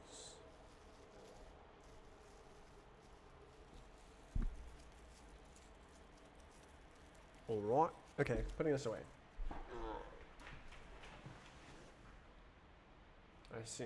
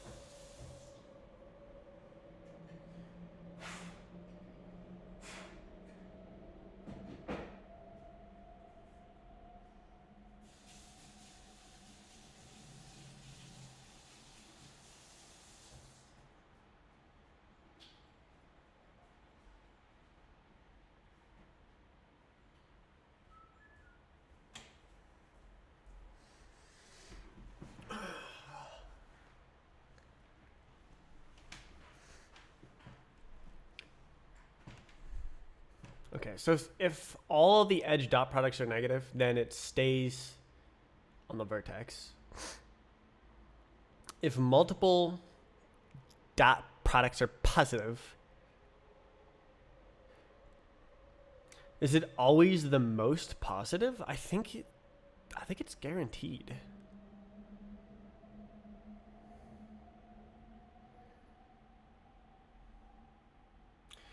What do you have a skinny face?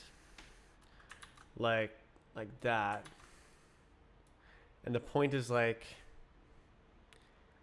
yeah, well, that's negative.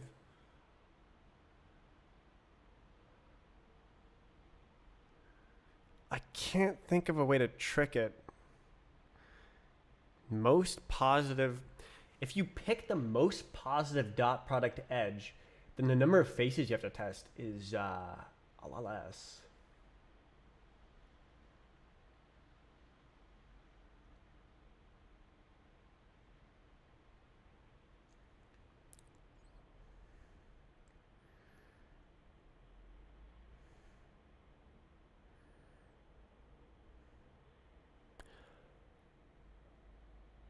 Yeah, I guess if you have a shared face between edges, does that mean you know for sure? No. No, it could be others. And it could be inside the volume. I think it's still better than having to write the vert faces algorithm. It's just really complicated and it just does a lot of work, and I don't think it needs to even be written.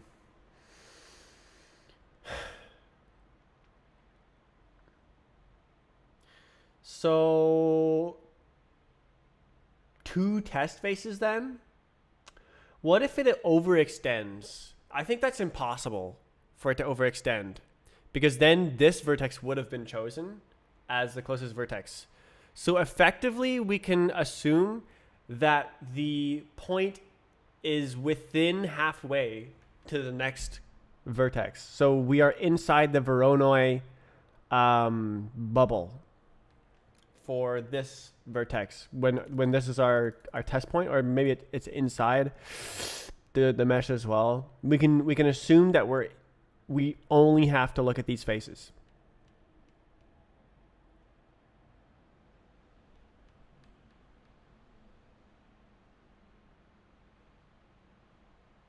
That helps a lot, actually. That makes it easier to like prove what's going on.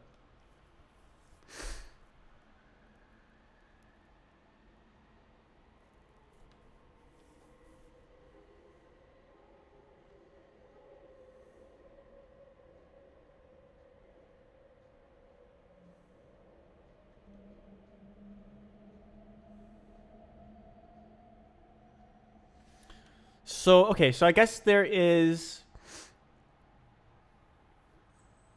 I'm not going to count it, but there's this, a finite number of different regions it can be in. And if we always take the most positive edge, then it will be on it'll either be on that edge or on one of the edge faces, and then we only have to test 2 faces instead of all the faces. So this is actually better. Period. Wow.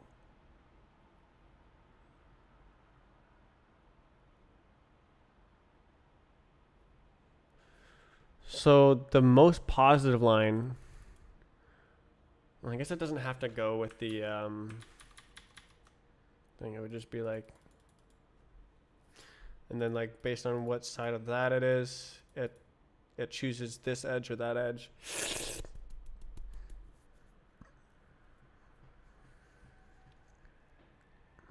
Oh, okay. Well, so find the edge with the most positive dot product, and then test the distance from said edge.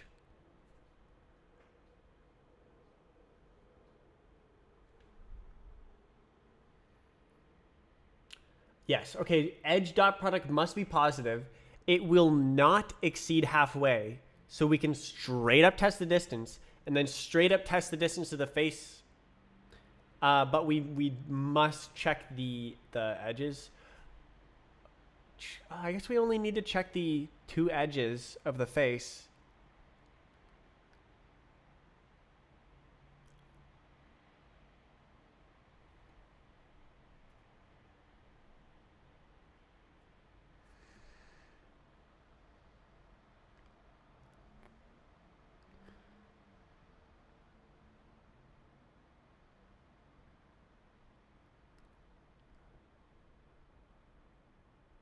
It can't be. I think it's impossible. Okay. I feel like this is working out. Okay, so it's just a little like fixer upper.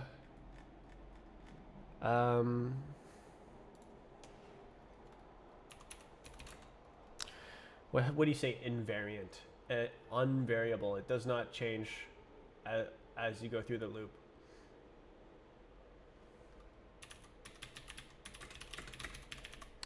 Constant. Yeah. Okay. Mesh 0 v0. It's from here, so. Wow.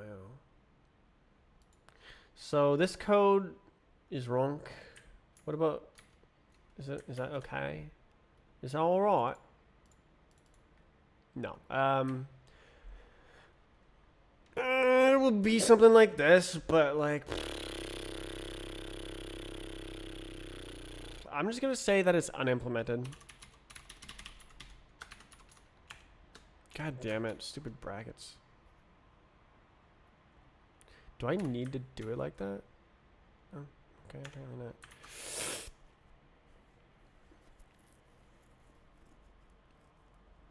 Because, like, it's not really to do. It's more like it'll just never be made because it's not needed. But it is needed in here for grabbing the other ones.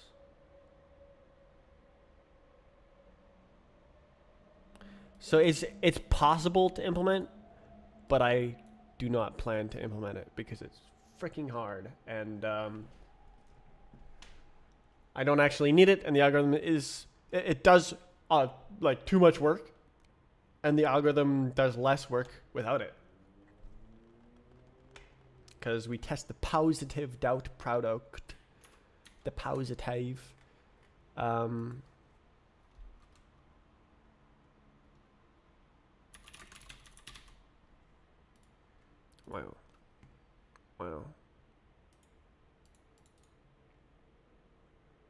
I guess I'm gonna keep working.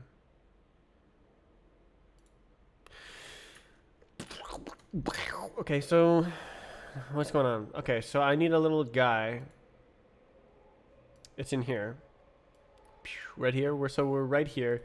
So it is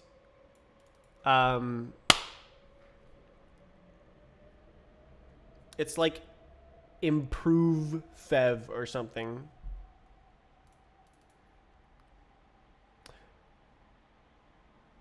So there's certain guarantees you get with this.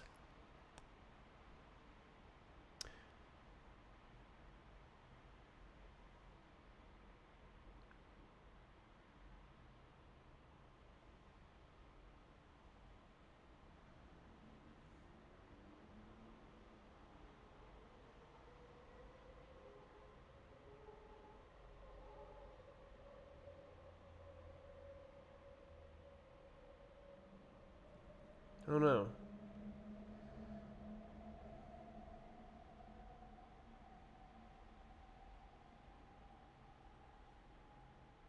Oh no.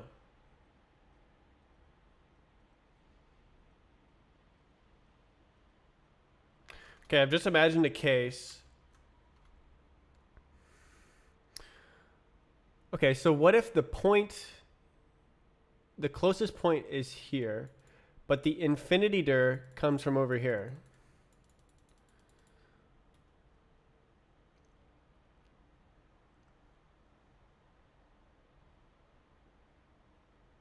Right, I don't actually have the closest vertex.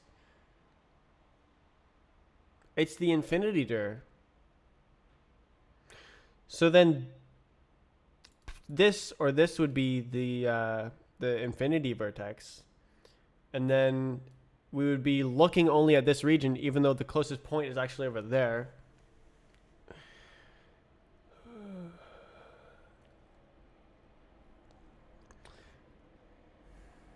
Really, it's just like problematic.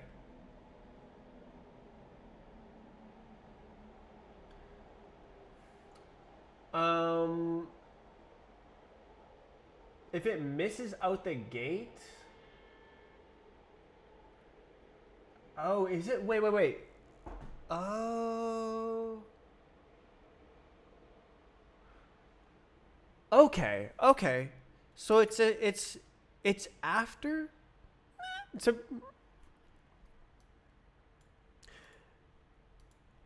So it's improving the FEV after.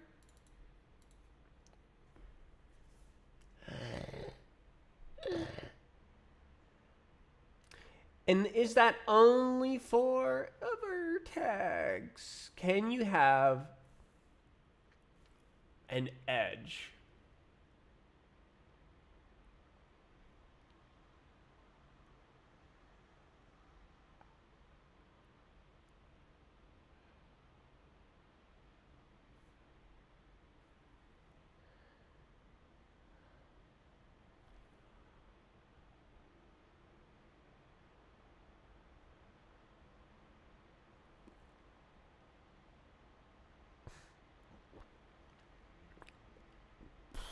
I don't know.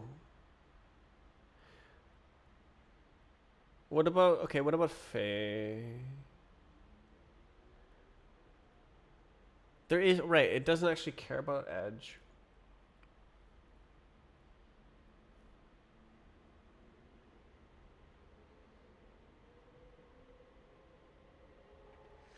Okay. Question. Can it crawl edge only and miss face via... Okay, that would be... Miss face. What does that mean? That means it would be... So if it's perpendicular like that, so it had to be an edge like this. But so that would crawl the edge, but then it would also necessarily crawl the face. So it had to be...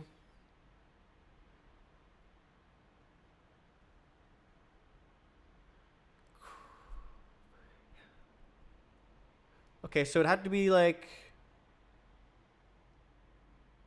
But then that enters from that side, so it had to be... Is that impossible?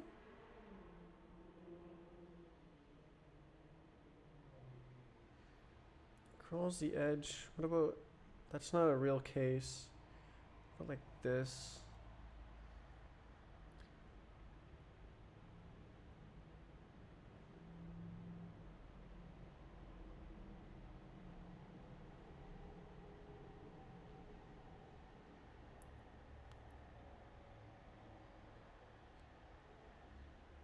But so that it would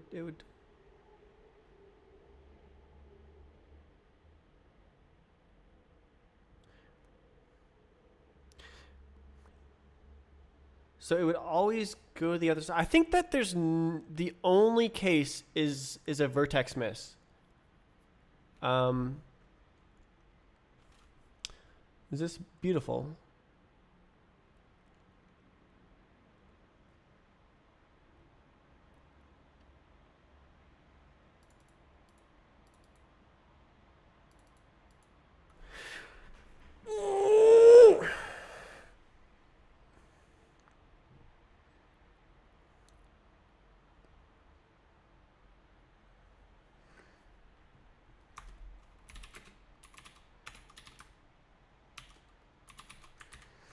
Fixed.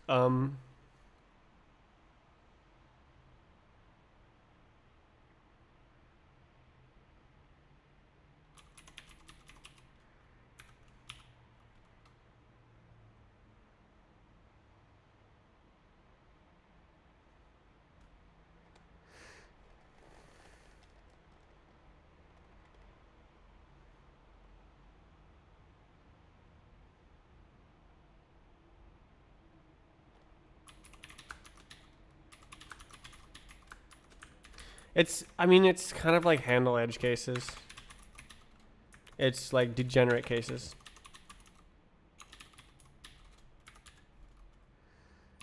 So,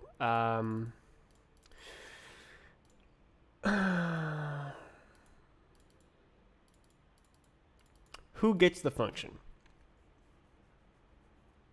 Is it the mesh?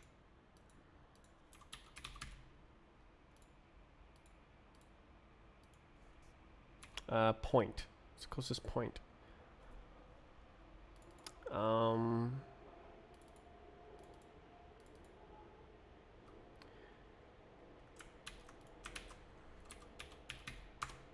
Like that.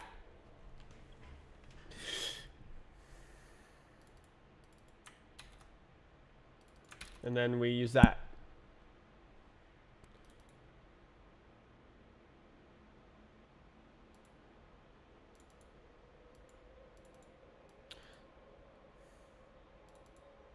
Do we care about time?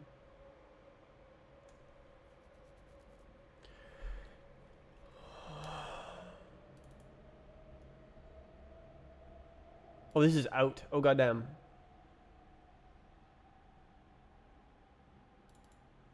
But like that's that applies in both cases. Real. Which is why I chose it.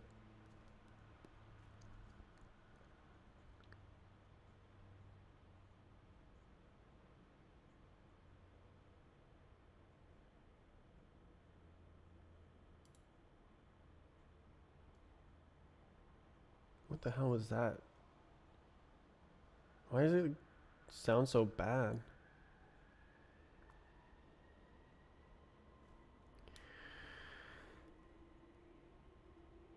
Okay. Face out. Face out. Is that bad? Is that bad? No. Face out is totally fine. Okay.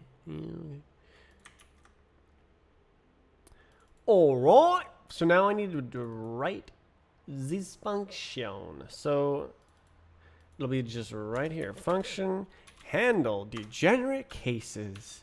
Self. Fev is one of those god darn gully gosh fevs. Are we already fev'd up the business? No.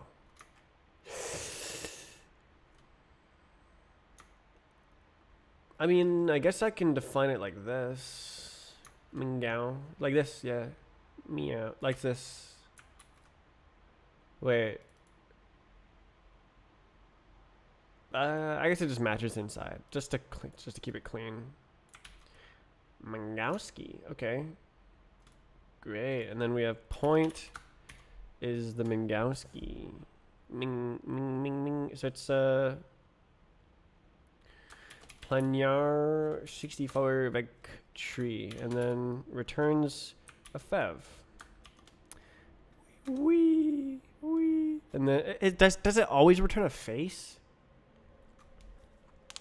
I guess.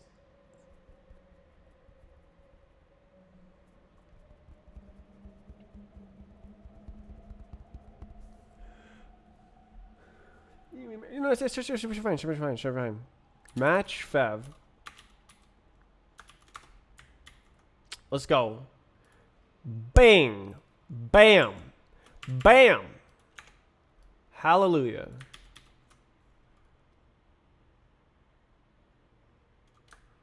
Wabahaboo.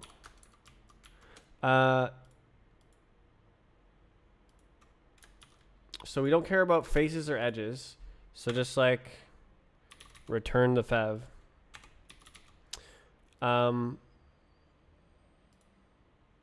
Is that consume? I don't know.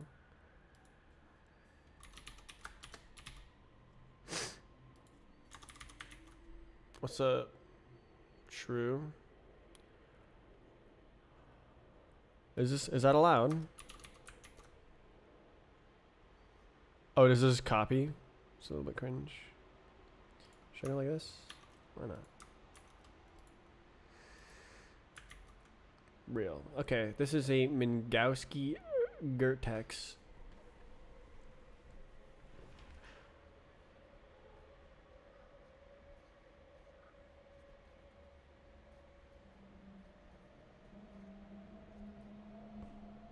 Actually, it doesn't need to be a Minkowski. It could be on the trait. Because I'm just testing normals. I think I'll move it there. We'll see how it goes. So this is now. It's not the greatest, but like. It's a. Oh, built in, so it'll be up here. Fev. Oh, I took all the fevs off of this. That sucks.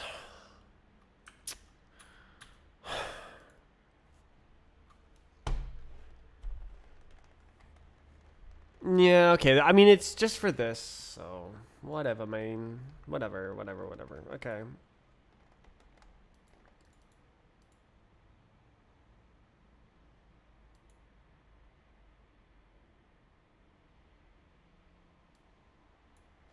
Okay, what do you do here?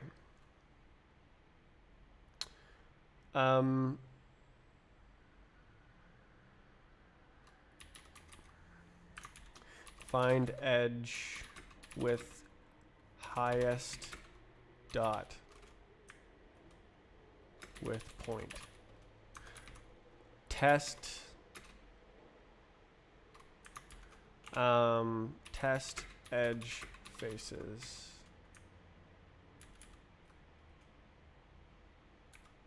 Dot. Oh.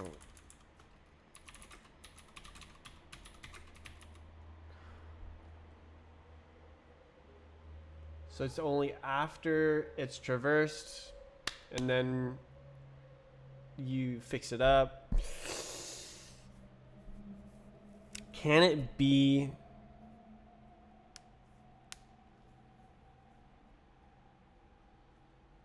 It's off the face.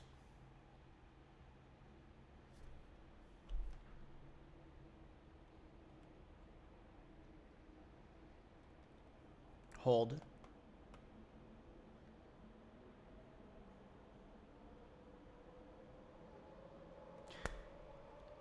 Hold.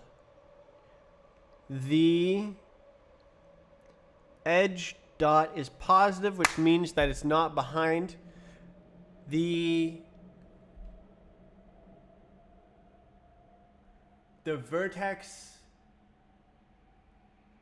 is supplied, which means that it's not past the end of the edge, so it must be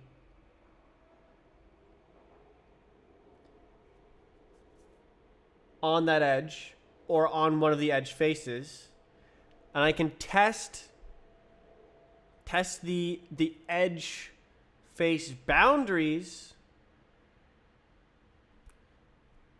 and ignore all the other edge face boundaries because it's necessarily in that corner of the face. That saves a lot of calculation. Well, a lot as in like half of 5 calculations or something. Very quickening. It's yeah, no, I think this is okay, so if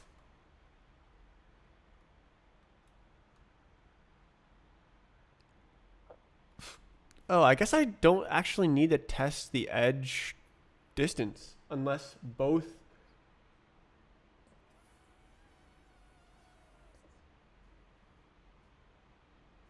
Okay.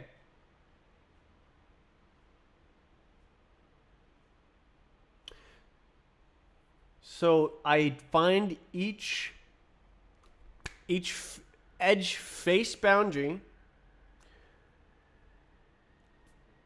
and for each one of those that the dot product is positive, I test the distance, pick the one with the lowest distance.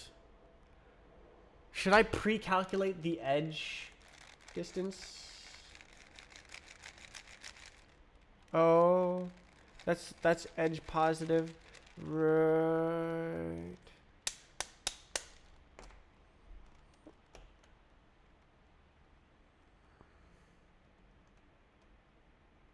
So if any edge dot is greater than 0, it means the vertex is necessarily going to be replaced.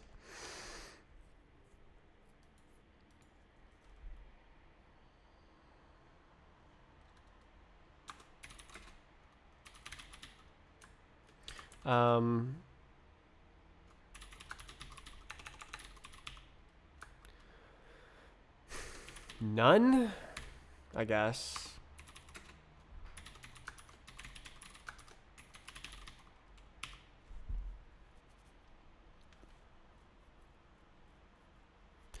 Like, it's literally just the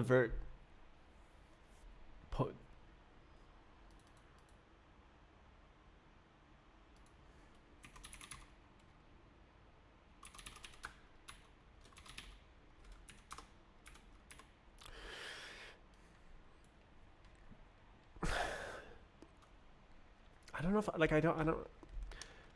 I only need to write, well, no, I don't even need to ever calculate that.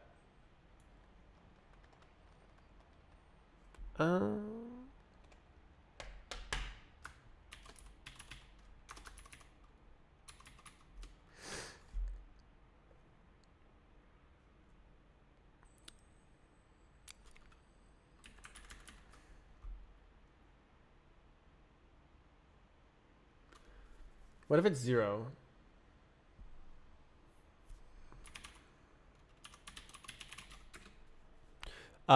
That's okay. And then if the face is 0, that's also okay. It can say that it hits the face. Do I want that?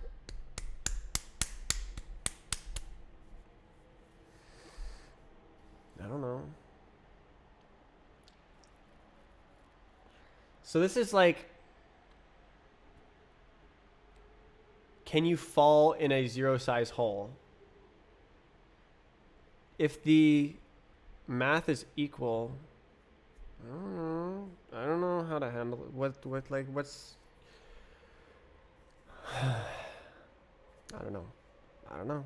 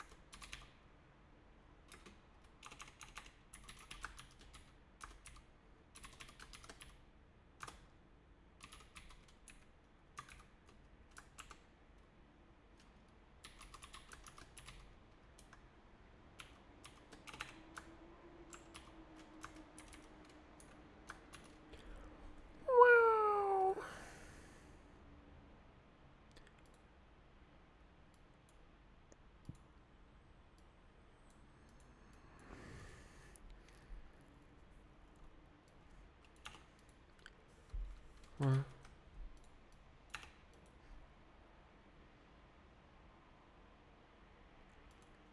Um,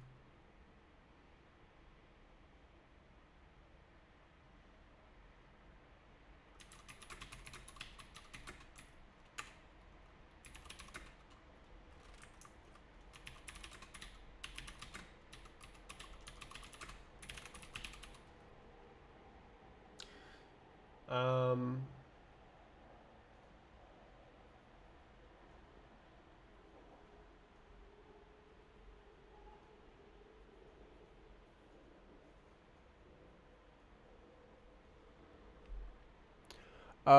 oh, I guess I can just chill there. So if it's just coming in like this, and it just chills right here, then that's edge not face. Okay, there's your case. It just chills right there. Okay, so that's edge not face.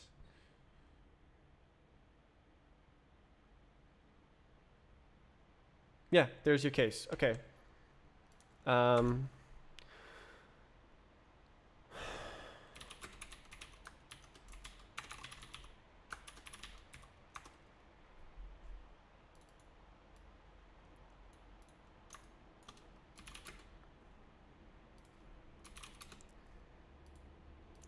necessarily, if it passes the boundary, the dot product is smaller, or the distance is smaller. Necessarily, I don't actually need to compare extracurricular. Like, I don't need to initialize it with the point distance because the edges are necessarily lower if the dot product is positive.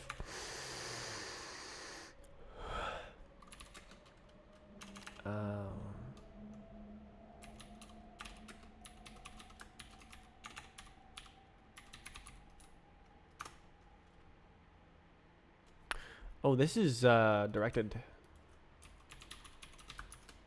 Poggers.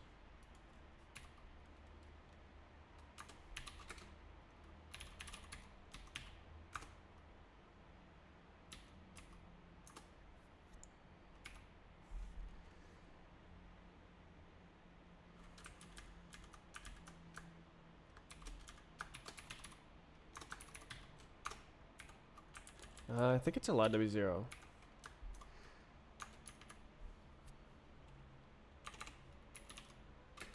Isn't it also the highest dot? I guess I need to get the D then. That's the D.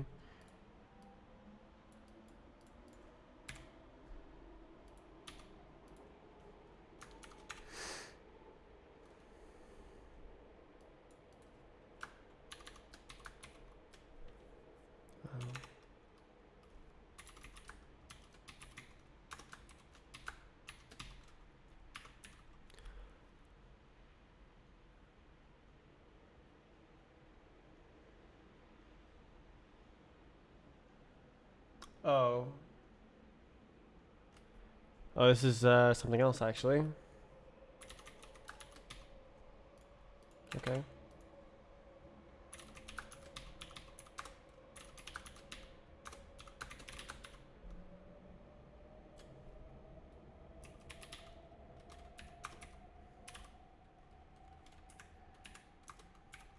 Real.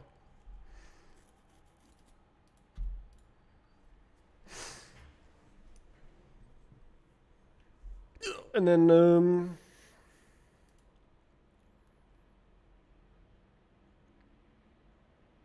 that's correct because then it uses the internal.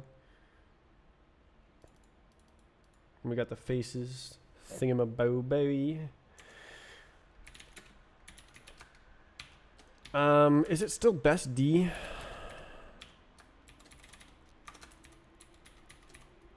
I don't know.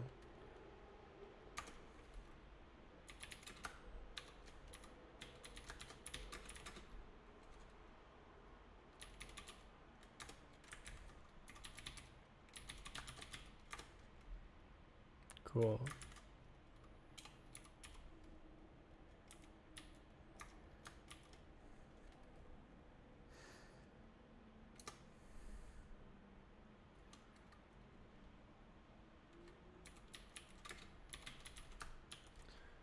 Do I need to know the D? I don't think I do.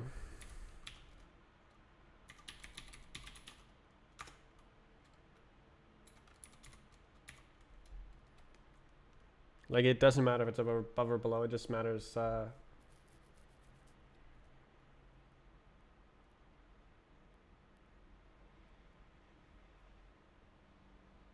up.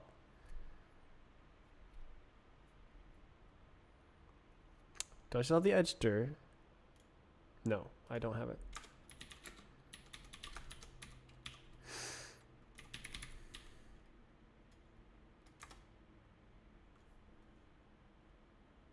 Wait.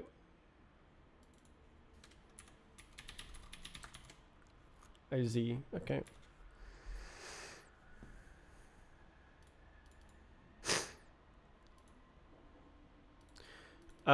Okay, so this is the edge end, and we're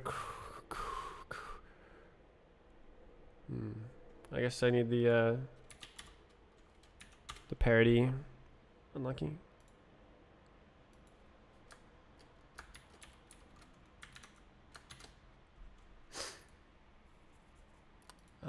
And then we're crossing. Okay, so where's edge faces?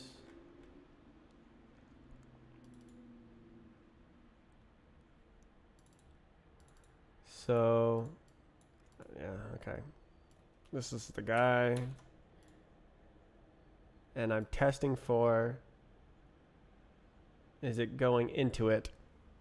Which means the dot product is negative.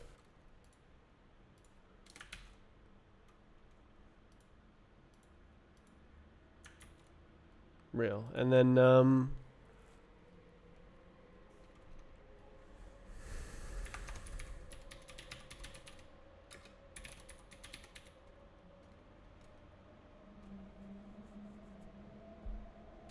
oh, wait.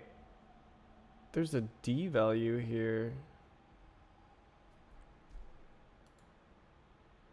Oh, I Z. Sure.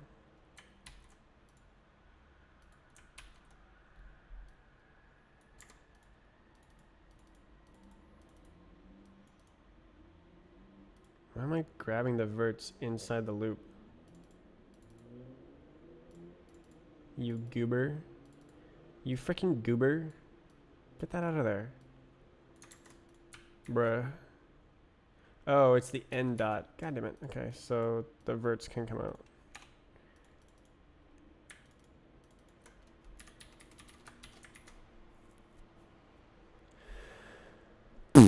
Okay.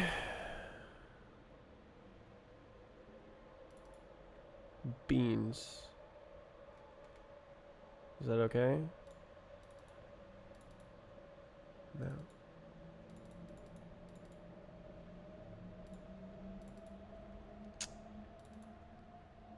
Okay. Goober. Okay. Wow. Okay, so this is making a double D value. So this also needs to be doubled.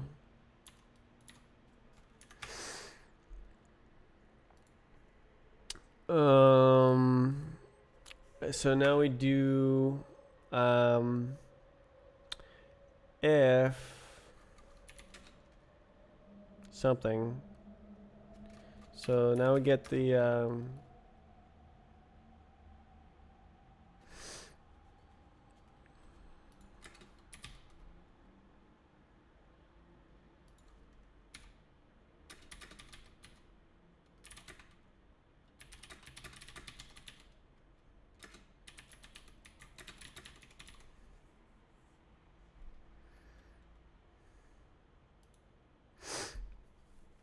wow. Okay. So what am I testing? I'm testing point. That's right. This is overshadow, but I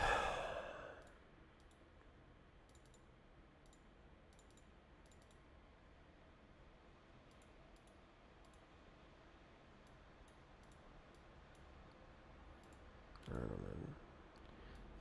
This is edge ND for the boundary.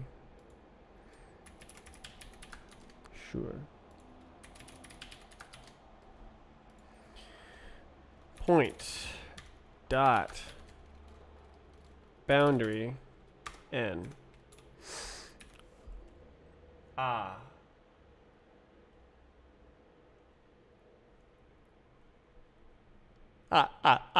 Actually.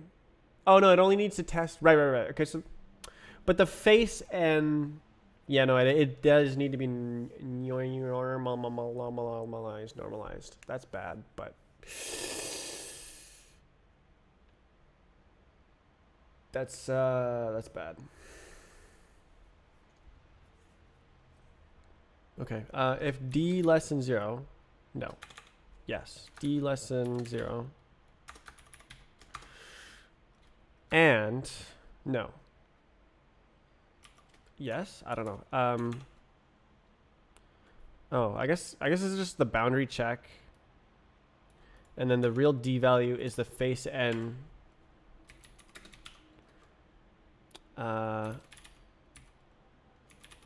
Face N. Dot. And then Now it doesn't matter if D is less than best D, but it needs to be divided by the face end length, unfortunately. Yeah, I don't think there's anything I can do to think about that.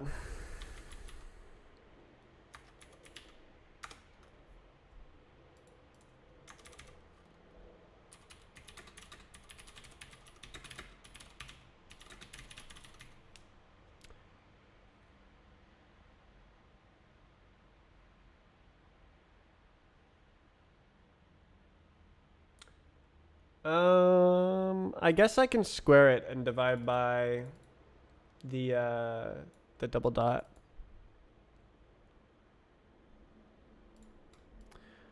And that still sorts properly.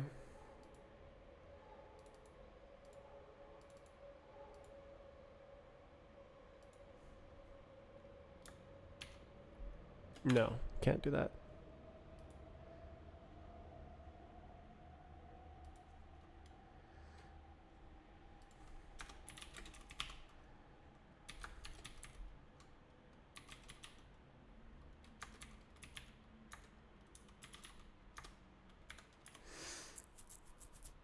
I mean, it's not very good to just go wild with that.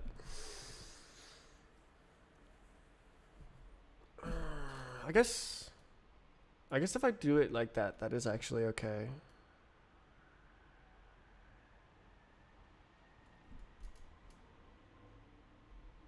Yeah, no, I guess I pre-calculate that.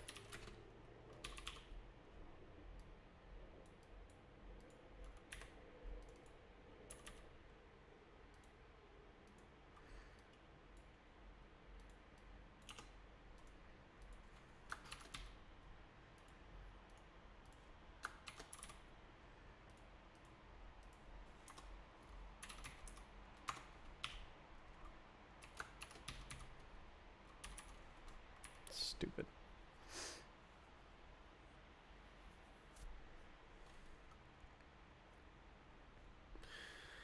Stupid. Oh.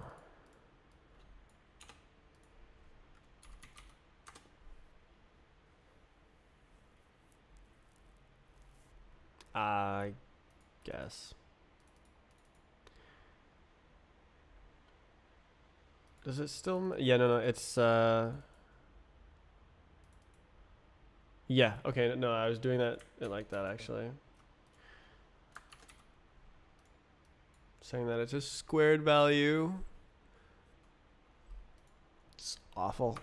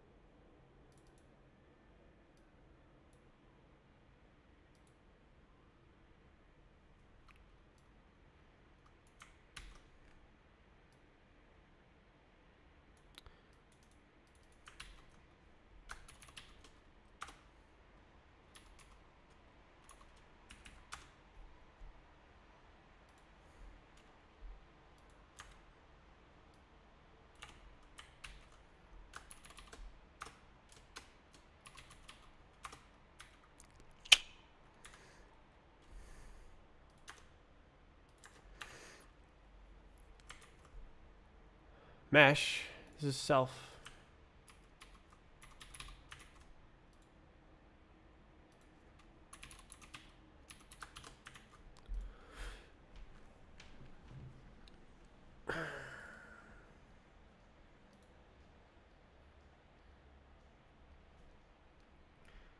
Yeah.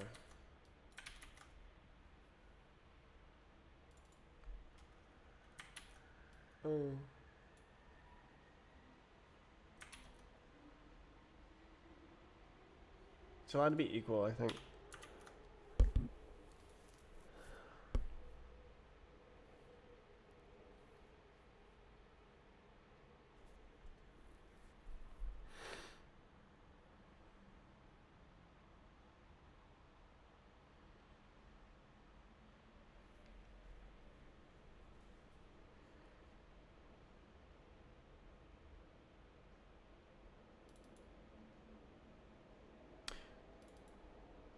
Uh-oh, that's an overflow.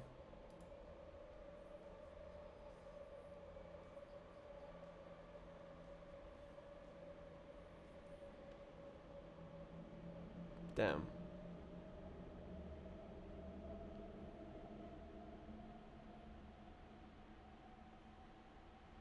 Crap. Crap.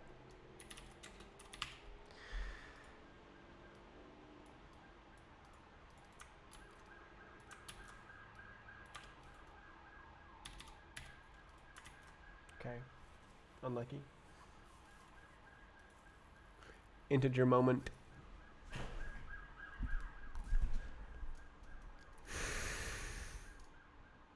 This is gonna overflow, man. I need to switch back to floats. Except for positions. That is notably where the good comes into play.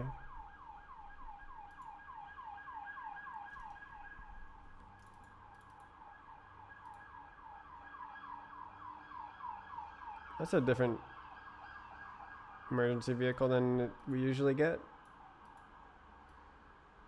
I'm guessing it's not a fire truck.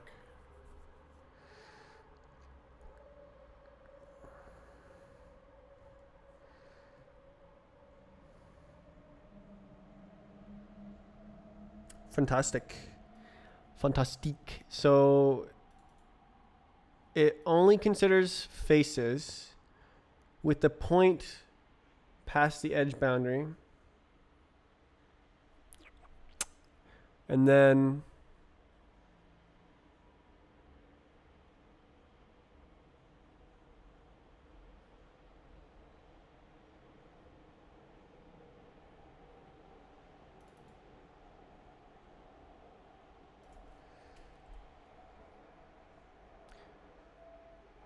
Scheiße.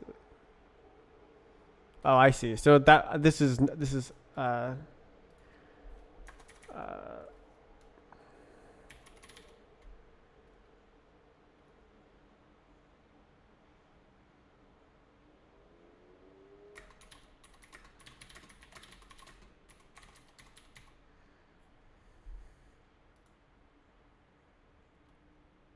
very powerful.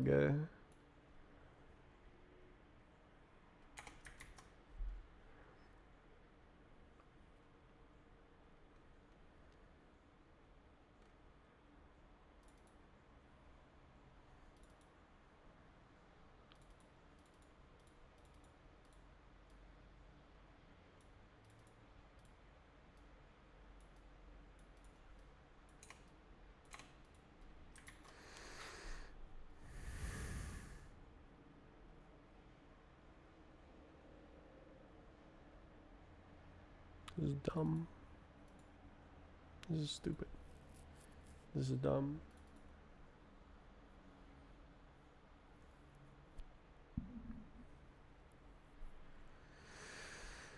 Yeah. This is like, you need float for this.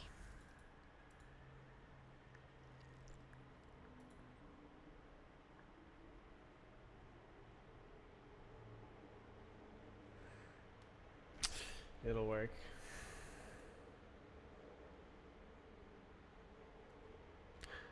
Are we ready? I think it's ready. I think I can just spawn in and fall onto the ground. It'll give me this. It'll give me a face. Or I've done all the math wrong.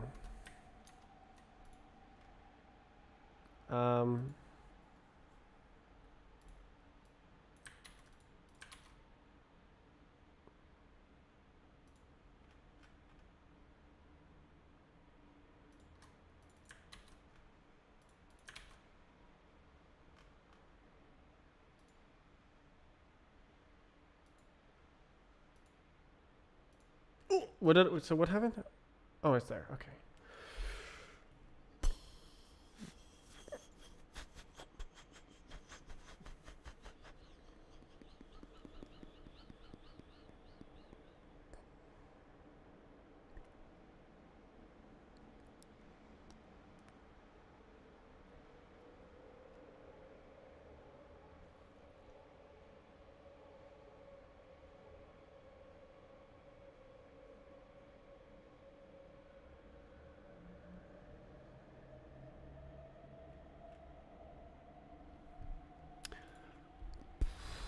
Let's try it. This is a sample song. Where's the Night to Remember?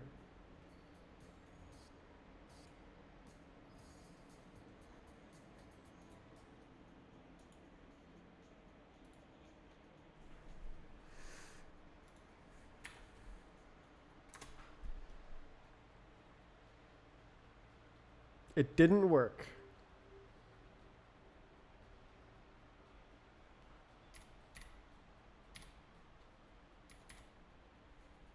But it didn't crash.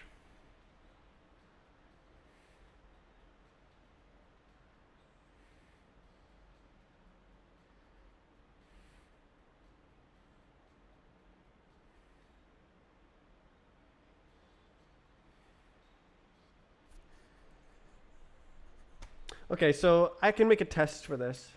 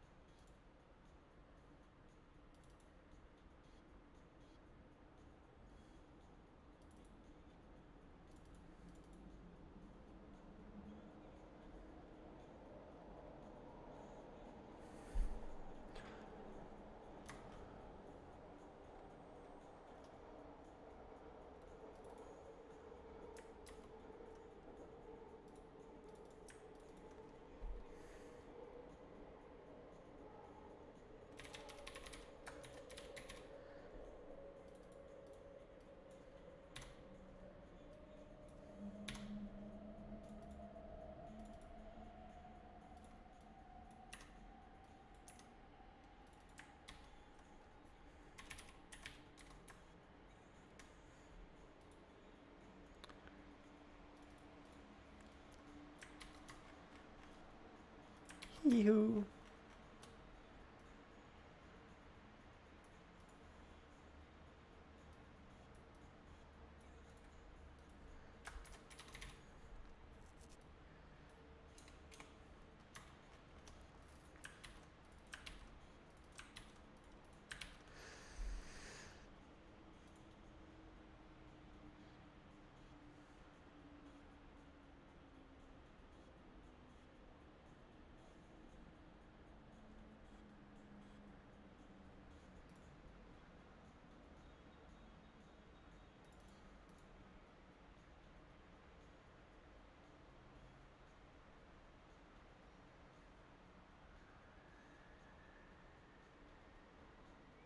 Screw it.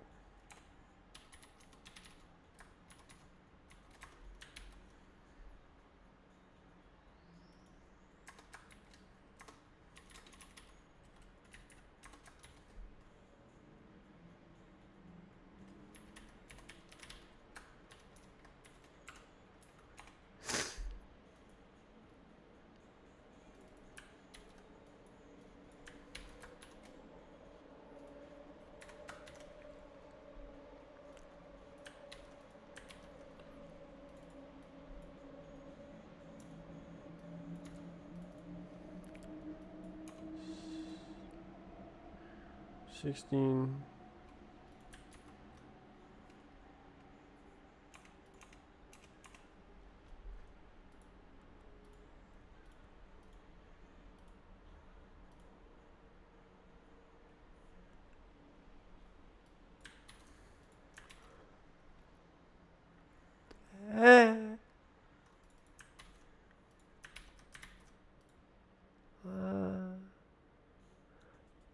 Right, you can't just do that.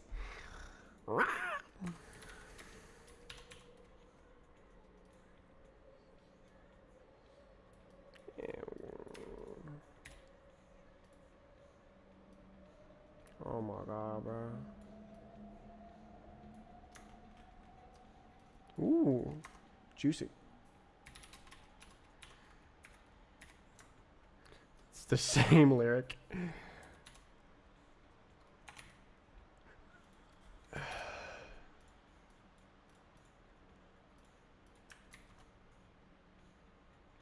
Tadar.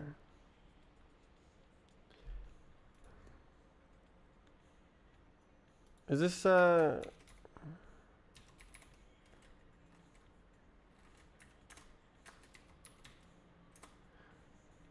Is this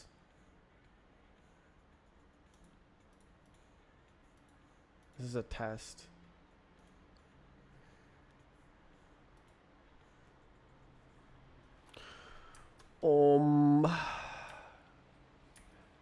Yar. Okay. So let's run that. Okay, like I heard you the first time. How do you test? Test real.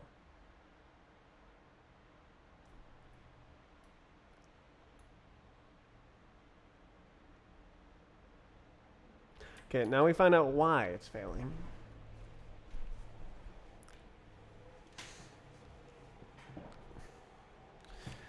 Why? Why? Why? Why?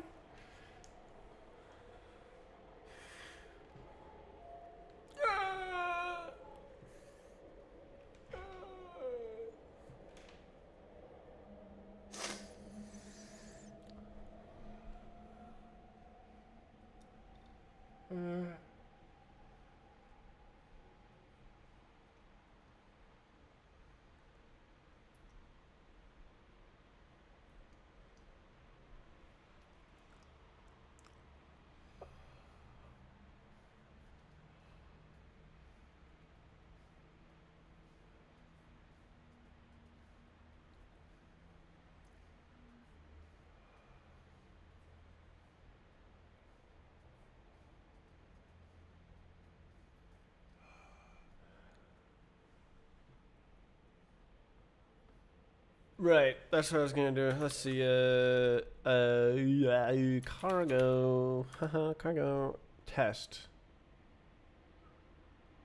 Yar, right here. That's the stuff.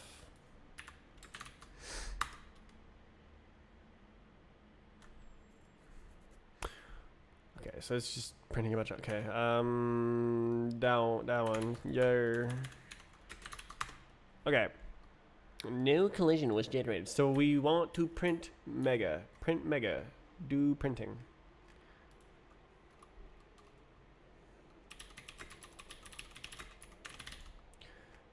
Yes. Alright, so now we go in here. Start printing.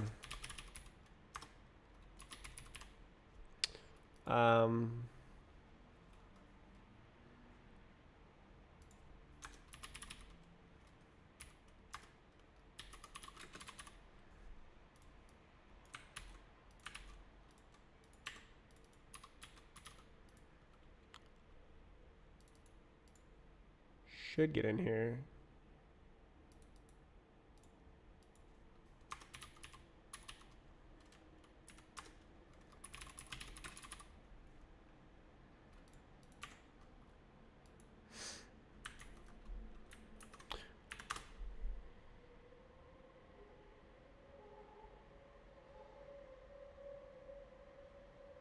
Okay, so it just know that it's an edge, and then it fails.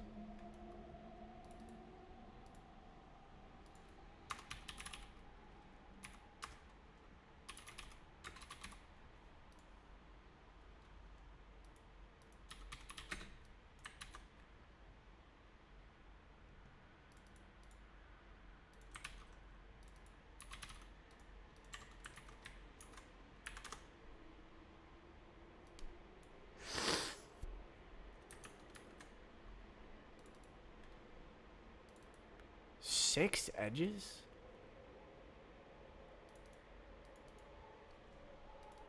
None were greater than 0.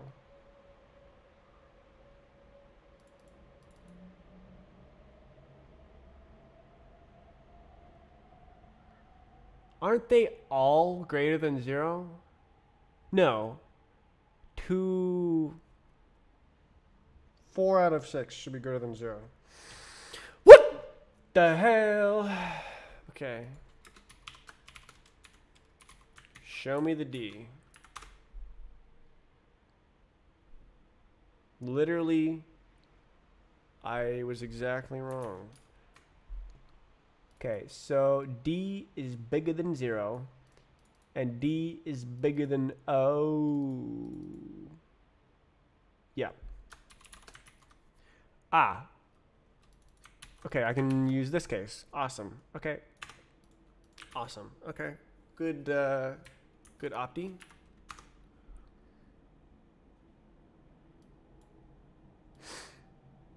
All right, we got all the way into the face tests.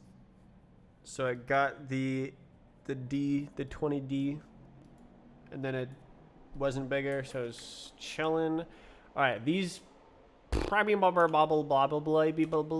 are okay now.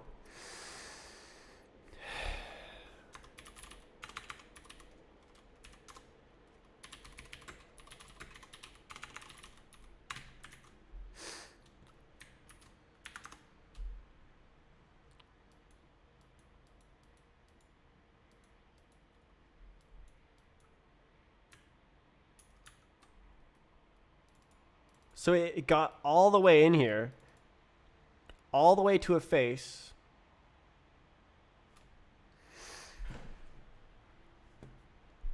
And then it failed.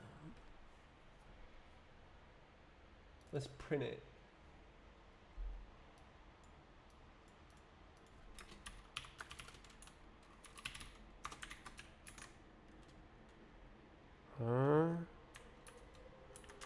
Print it. Okay, we got up and we got down. What? How?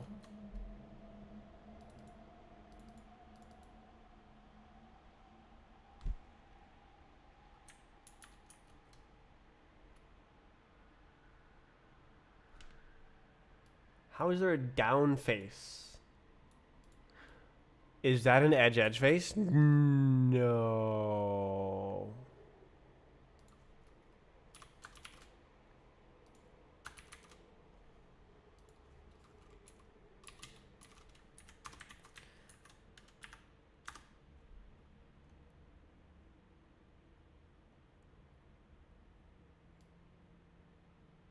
It's wrong.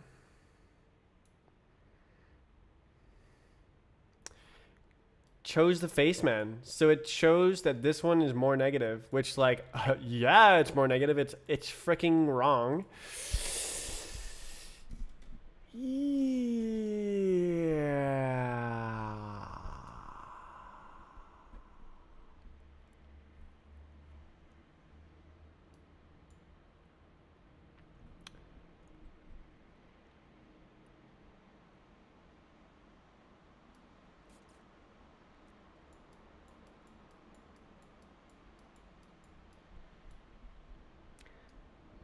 What are you wrong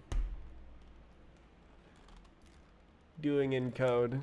Wrong. Get out of code. Wrong. Stop.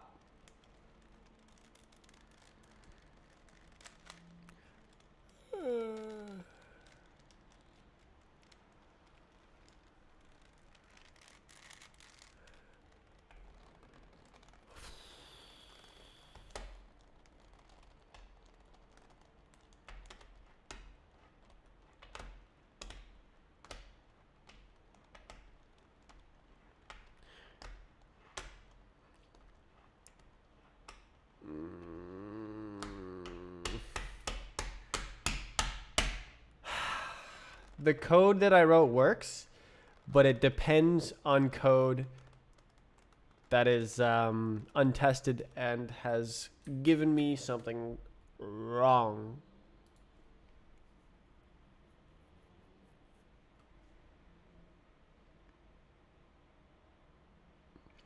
Is that a... It has to be, right? Where's the edge?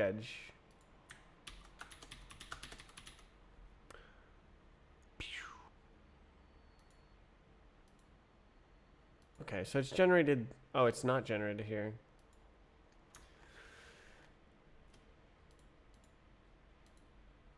One of these is wrong. One of them is wrong.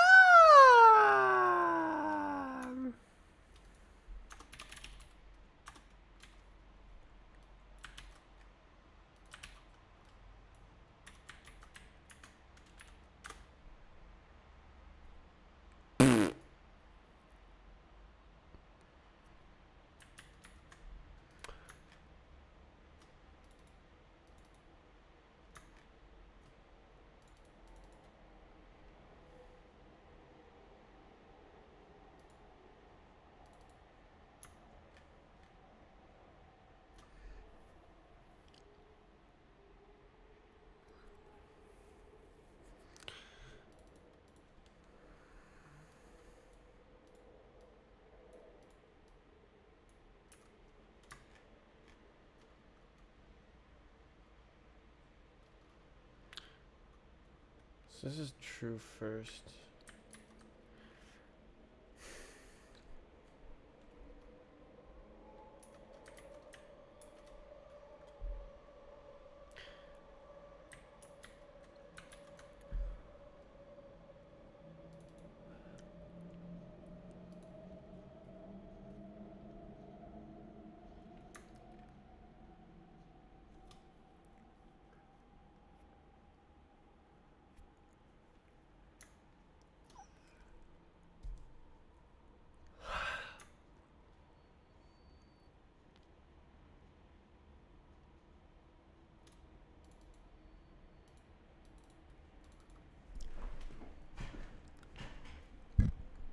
I wish I could just grab the index, man. Oh, haul up. Oh, haul up. Oh, chillin'. Big chillin'.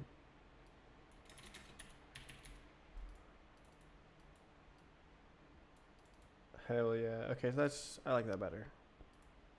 Oh, wait. No, you can't do that. That's right.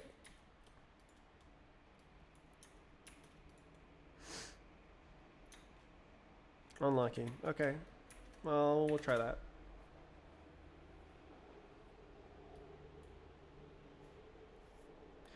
There it is.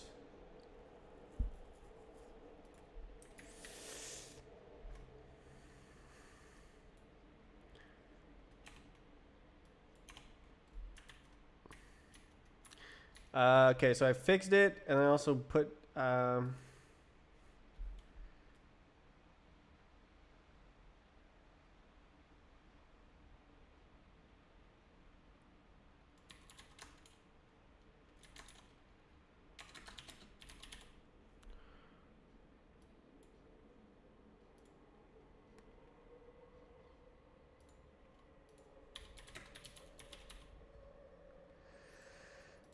fix parity. Like, I know what I'm doing.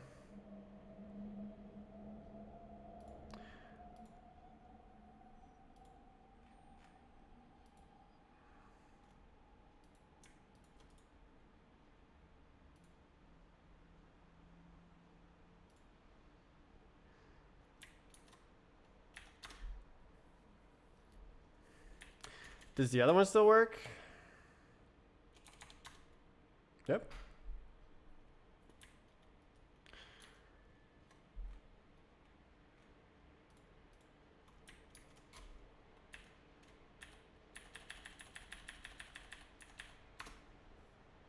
Okay. Question. Will I hit the ground pressing no keys, hitting the degenerate case? I don't know. It might fail in a different case. Let's try it.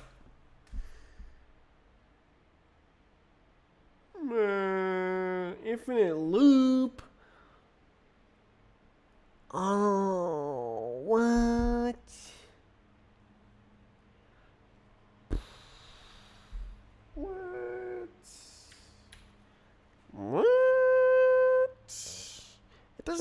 print anything. What? What are you doing? Doesn't even print anything. Oh yeah, there is no printing things.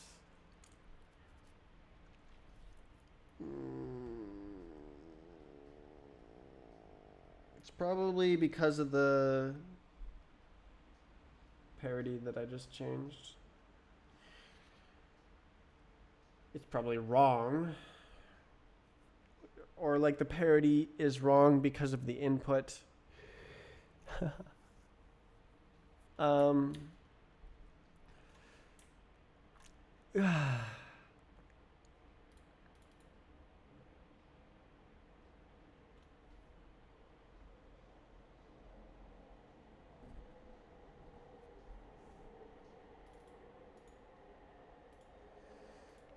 no way to know except with testing.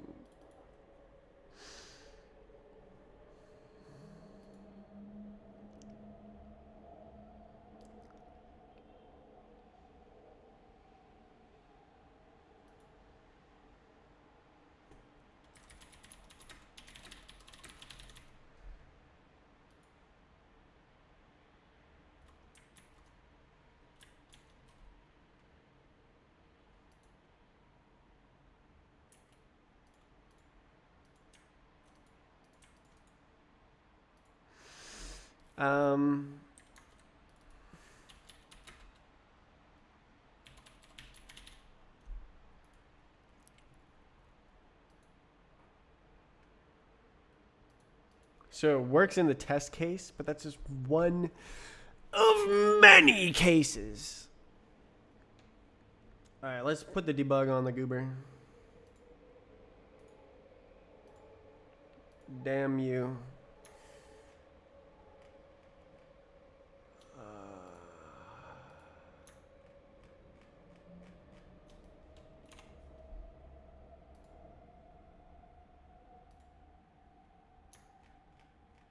Can I skip this? I don't know.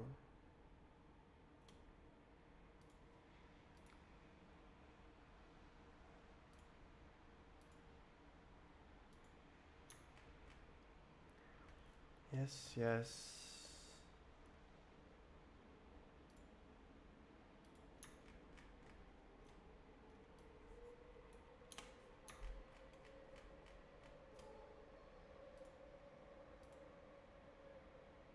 Tadar. Alright, and then this one, I should be able to press skip.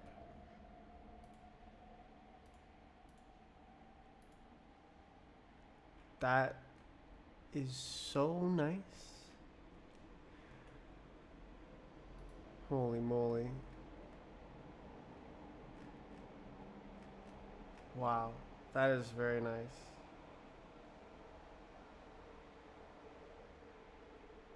Wow. Okay.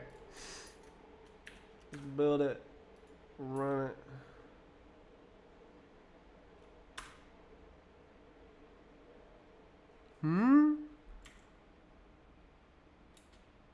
It just worked.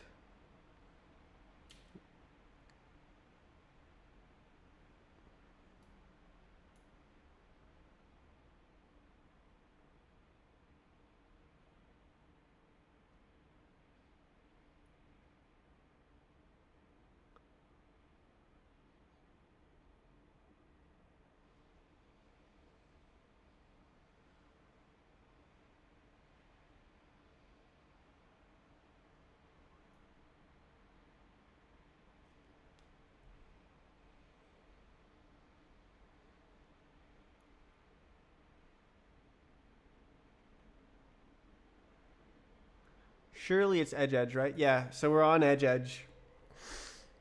Which is probably now the wrong parody. Or at least causing an infinite loop.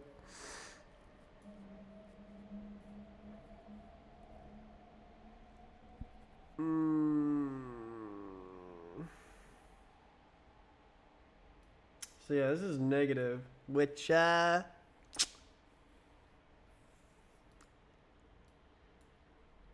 probably it shouldn't be because it's the top.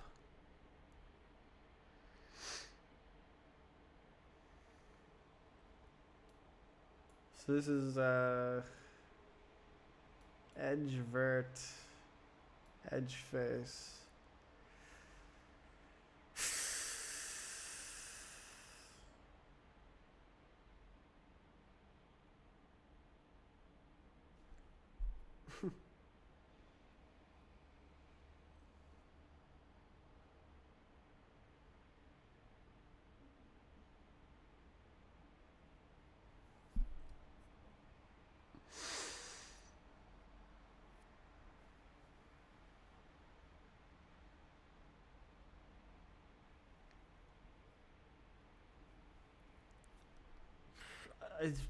It's progress, I guess.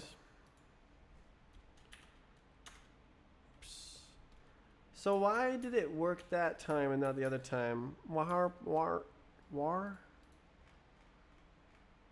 Couldn't have been. Let's go back. Go back. Build it. Run it.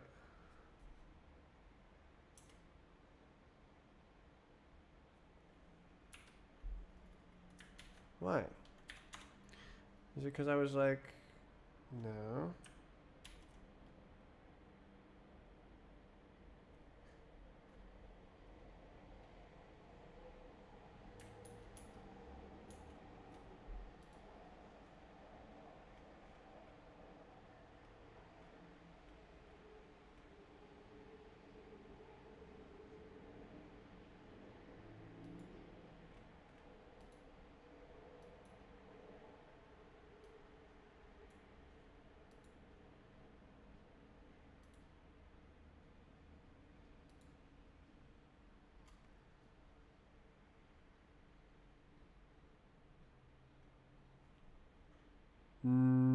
What?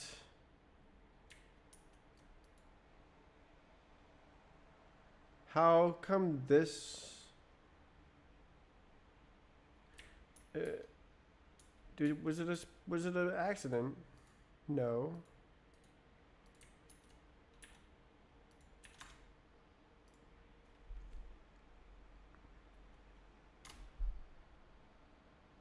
Okay. It was an accident.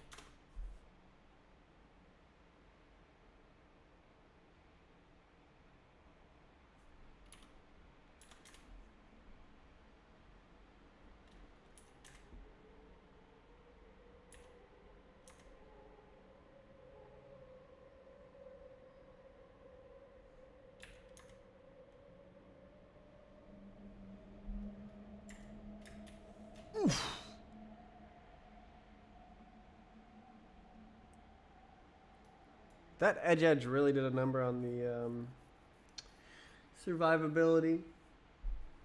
Why would it be testing that? Literally, it should be testing that. Oh, it's in the start zone. That's right.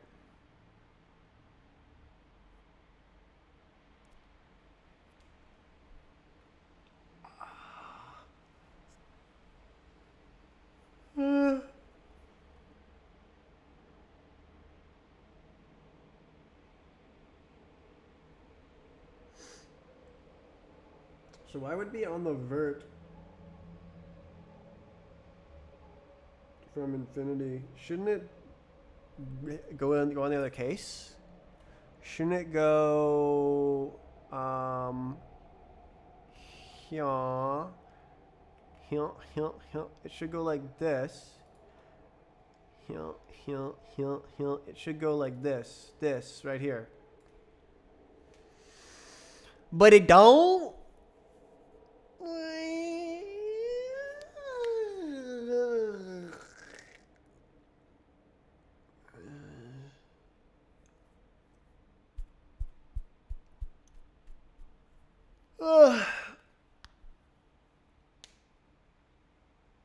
Is it because it's on this guy? It's doing in on an object that is already inside. Is that a degenerate case?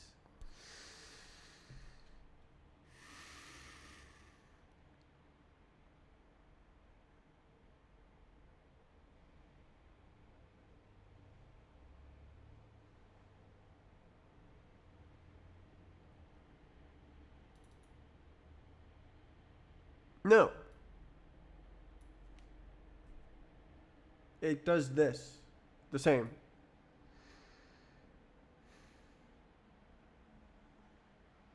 Why does it work in debug and it doesn't work in not debug?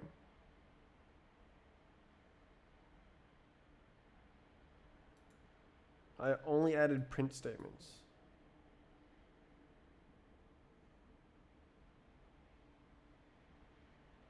I could sit here and go, oh, why does it work? Or I could actually try and look. But I already did. I looked for it.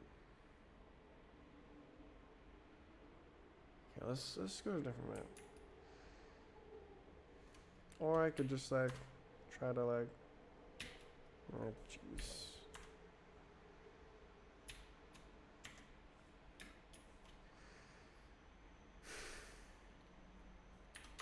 Okay.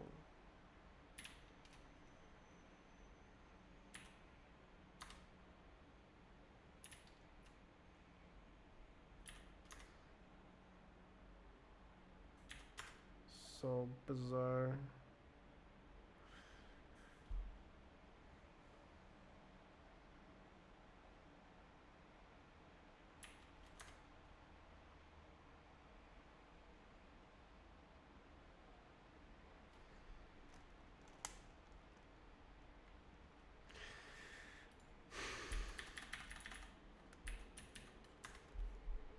Passes all the tests.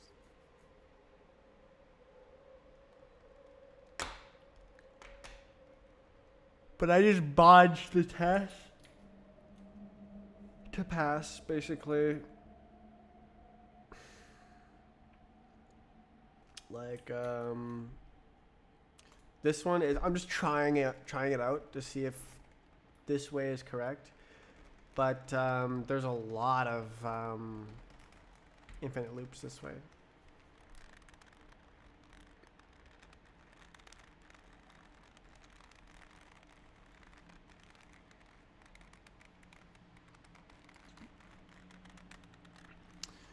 It's really tricky because like feeding the wrong information into another function is devastating. And this is like a big pool of feeding off of information from other functions. Realistically, I need like unit tests. But then I would have to like make a visualizer. Why is there spit everywhere?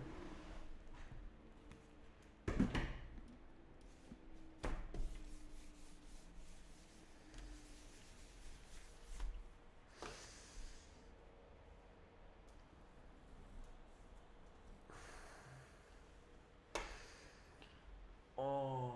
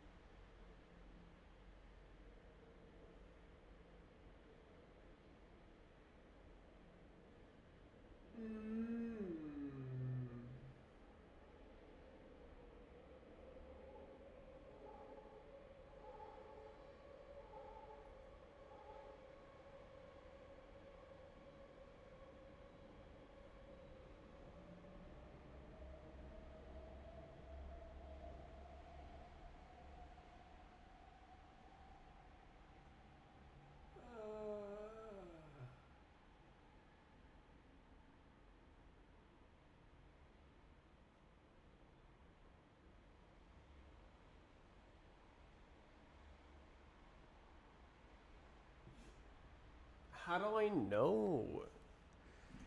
Unit test.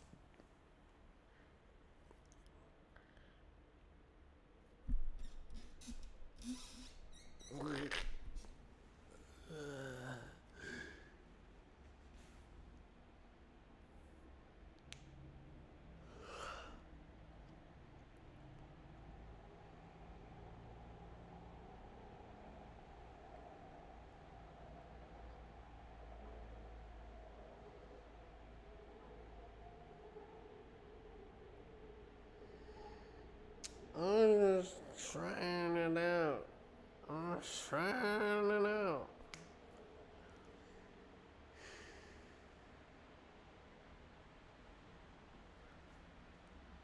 Okay, so this is edge faces. So I'm just inverting the parity from edge faces. Let's see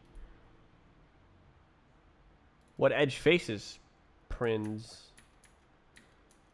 Mesh 0 edge faces. Wait. Oh, it's please. Oh, so okay, so this isn't special here. This is like a thing that's supposed to work. It's literally just womp, and that's it.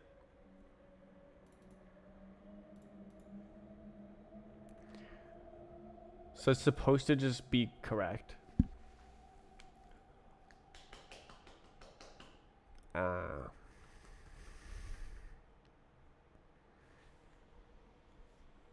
So the edge emitted here must be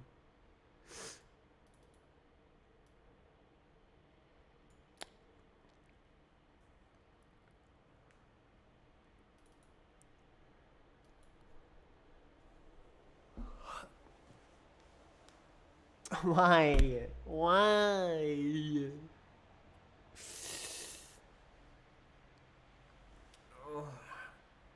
Okay, what if I just run a different map? It's an infinite loop. Unlucky.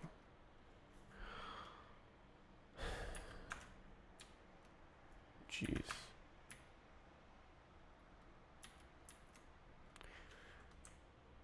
Yeah.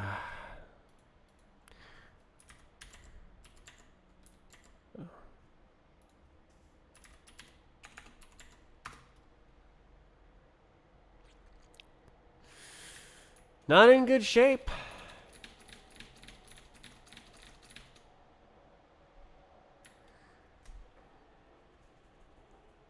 I don't know. I don't know.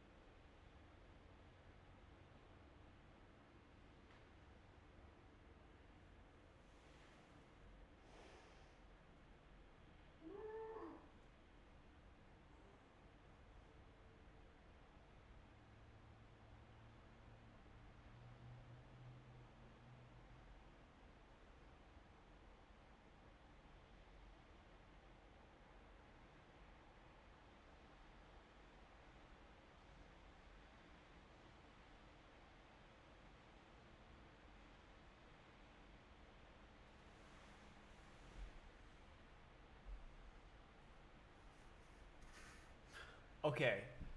So if the dot product of the returned face with A transform minus B transform, or mesh 0 transform minus mesh 1 transform is less than 0, then the edge is facing inward and it's round.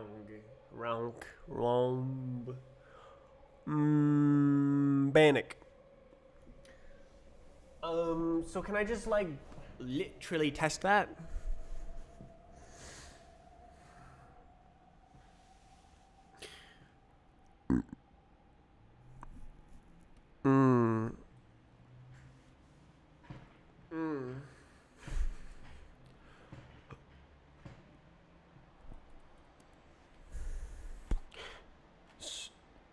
Face ND, is that wrong? Edge verts. Oh my god.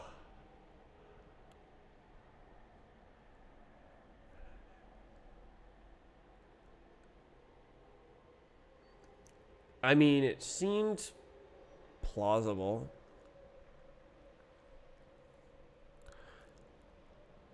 Wait, isn't the D value regardless? Right, but the N value is changing.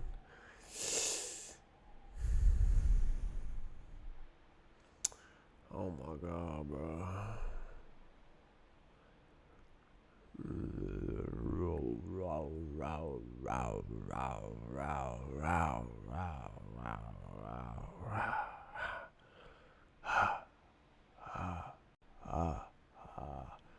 Oh, I see. It's a double negative.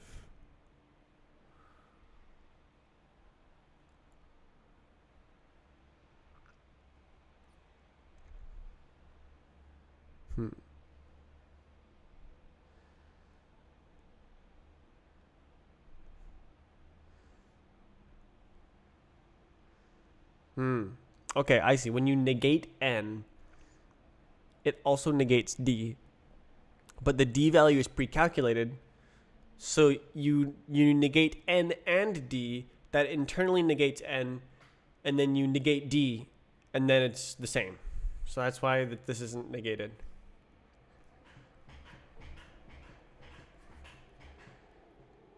That makes sense.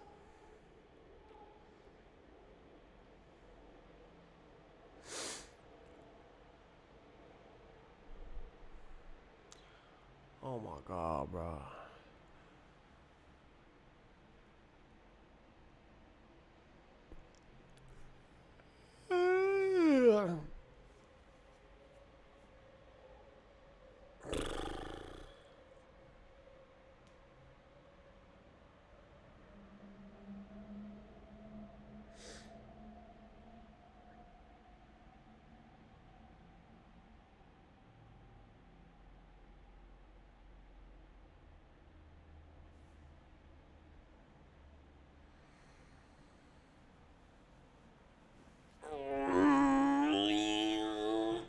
That one tiny change, this single character change has made the game go from stable but wrong to unstable and wrong.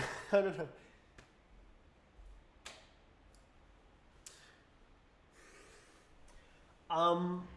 The chances are, so there's more than one option. There's like, it could be a wrong change, and there's data coming in from somewhere else that's wrong, or it could be a correct change, and it's like activating code that was wrong somewhere else in a way that prevented infinite loops. The way it was, something. No.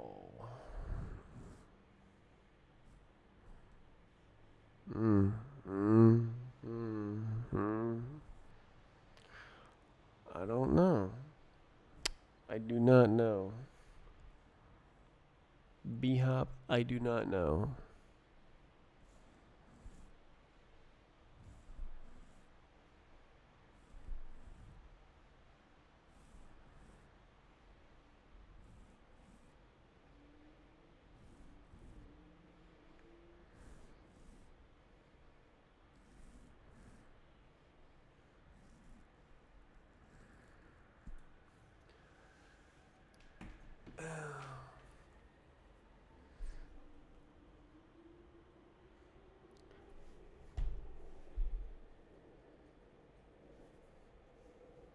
What's this song?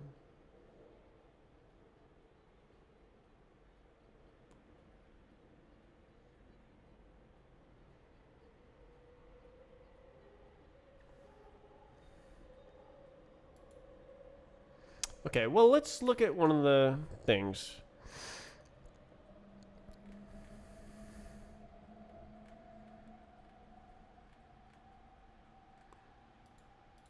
Edgevert.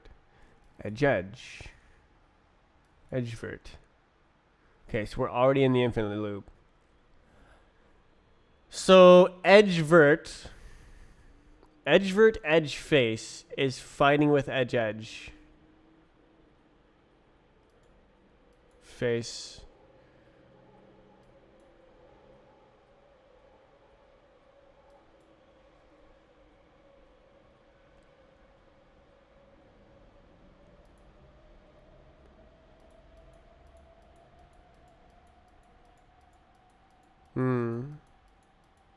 So the D value is like a position. That's true. So it wouldn't actually go very crazy.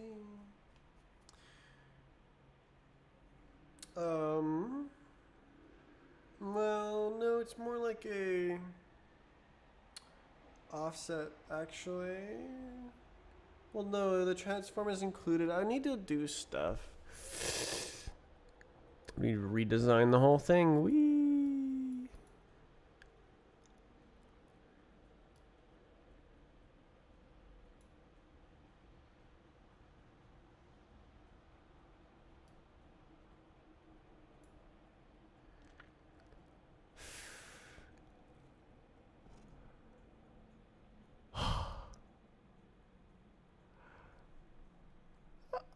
I don't have a visualizer, so I just don't really know what's correct.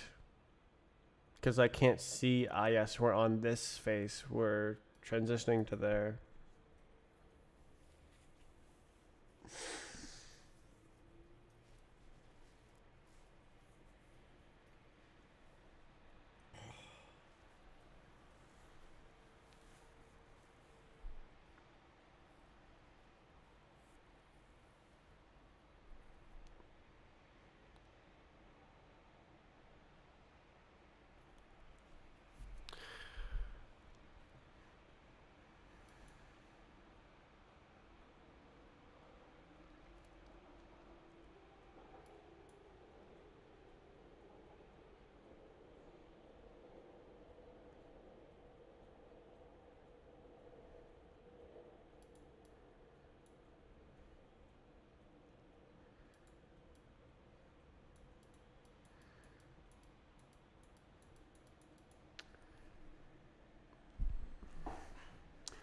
I don't know how to fix it.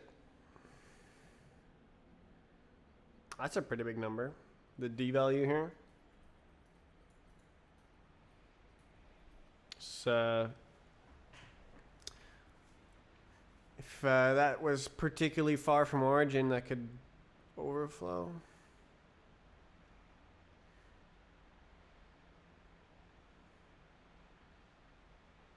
Yeah, I should really subtract and use floats.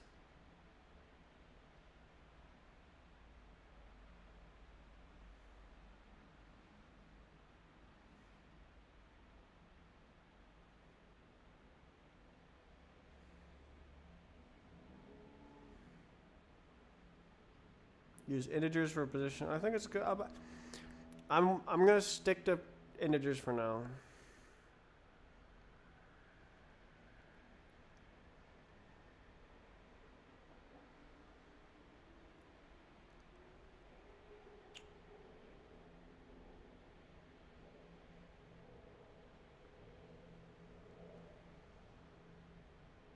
Hi.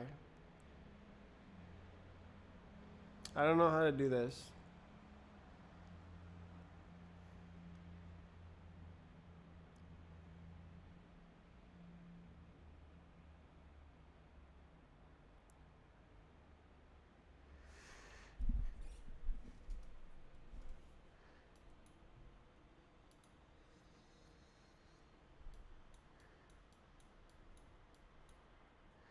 Surely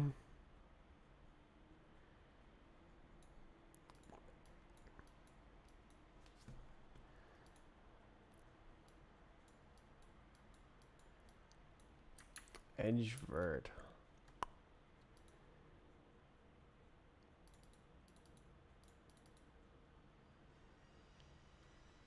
Hold up.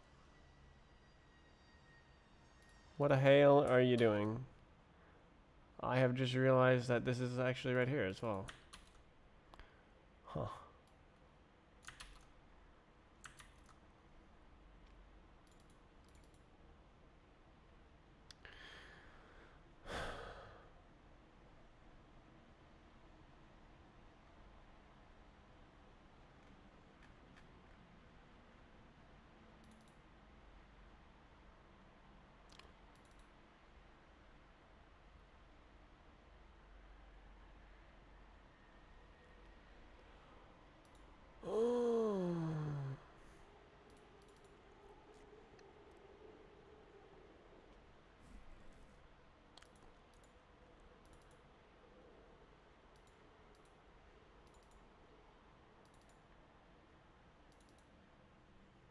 Right, it's an N in ND.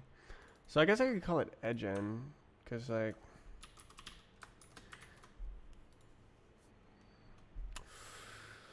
it is.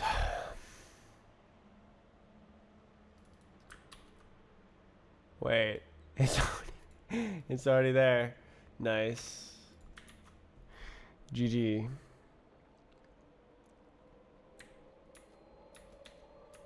Alright, and I've done this on the wrong branch. Very cool.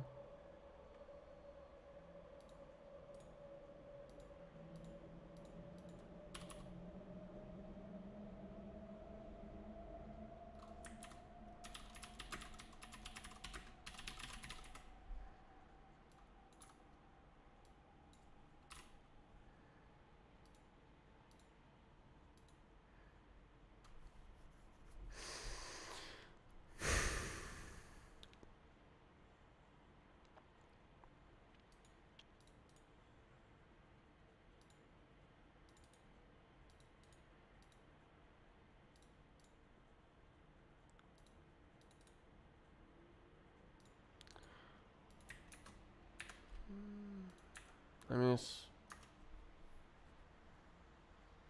not different.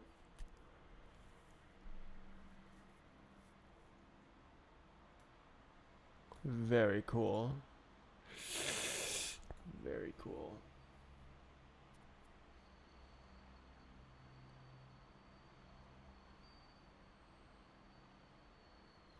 Very cool.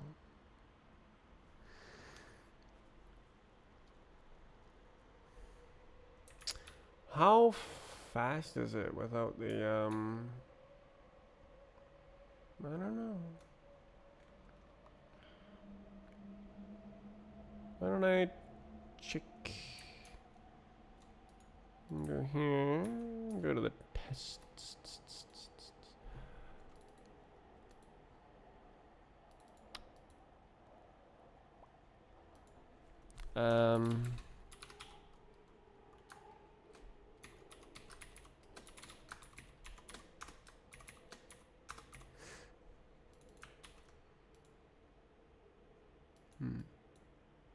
So this is making the meshes.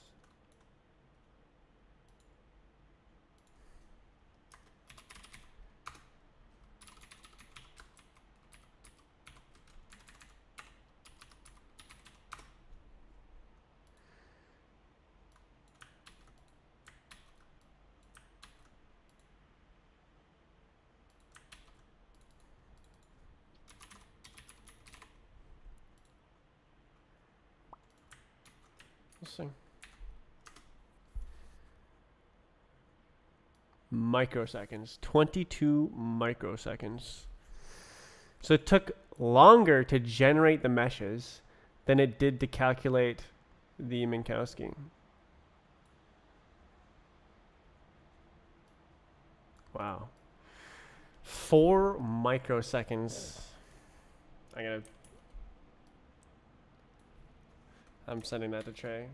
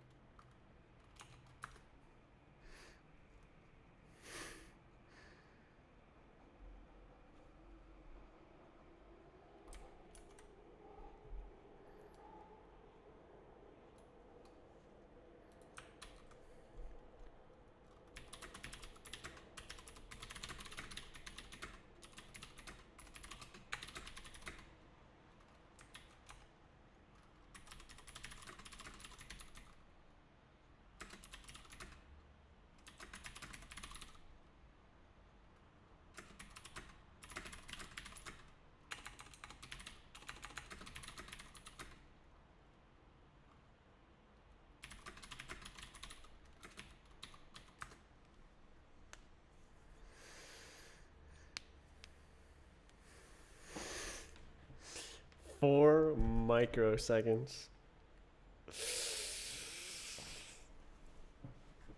GG. Hello, Quaternions Bunny Hop. I am that man.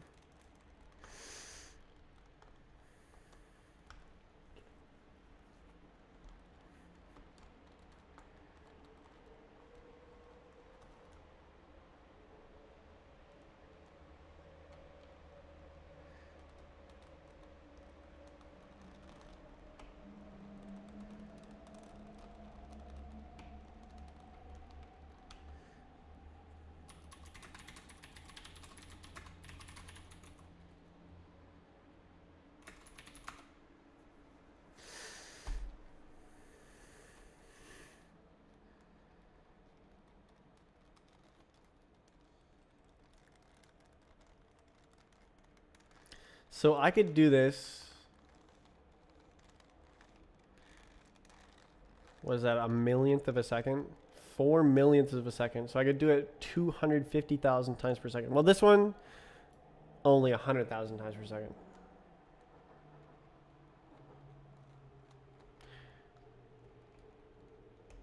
And I need to do it basically once every few seconds. So I think it's going to be fast enough. I think it's going to work.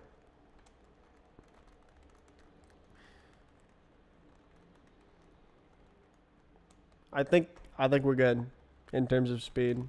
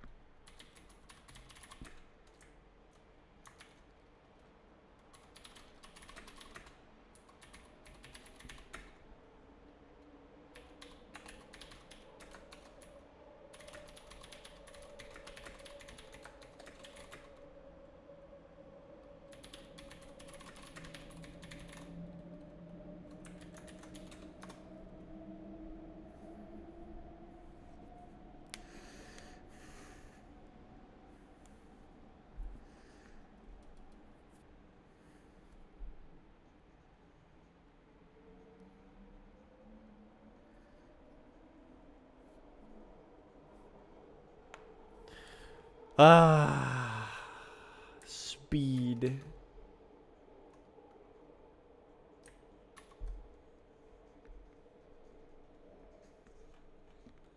Do we already have any D-Train here?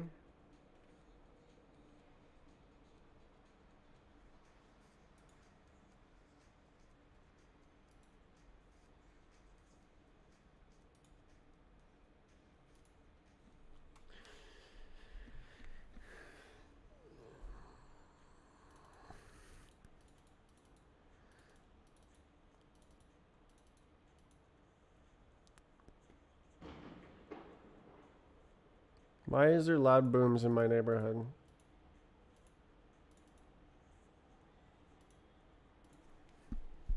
What was that?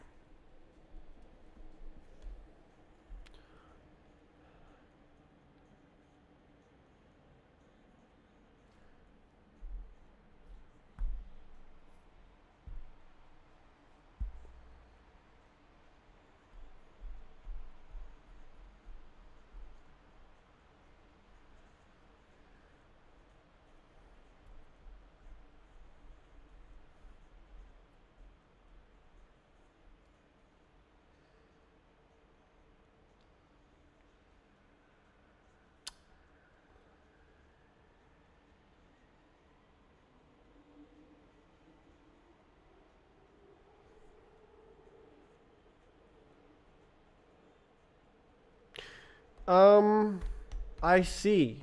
No. No. I see. So it's 0? Oh, no. Shouldn't that say there's nothing, though? Shouldn't that skip altogether?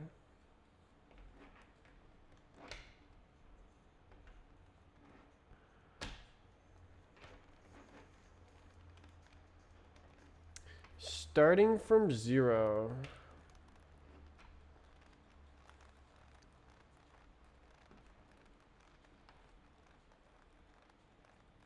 Okay, it's just doing infinite loops. It's not doing other.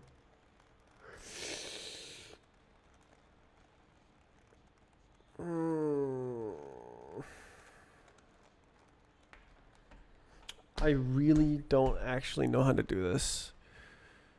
But that has never stopped me before. But I didn't know how to rate any of this. Like, this entire thing is a pile of stuff I didn't know how to do 4 months ago.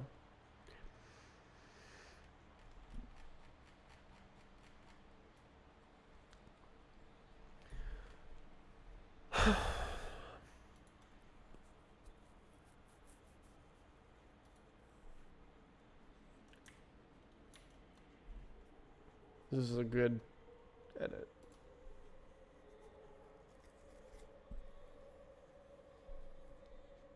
This is a cool test. Maybe I should I test it after it's running. And like, I guess I would need a freaking state, but like, that's okay. I can make that. And test the real time.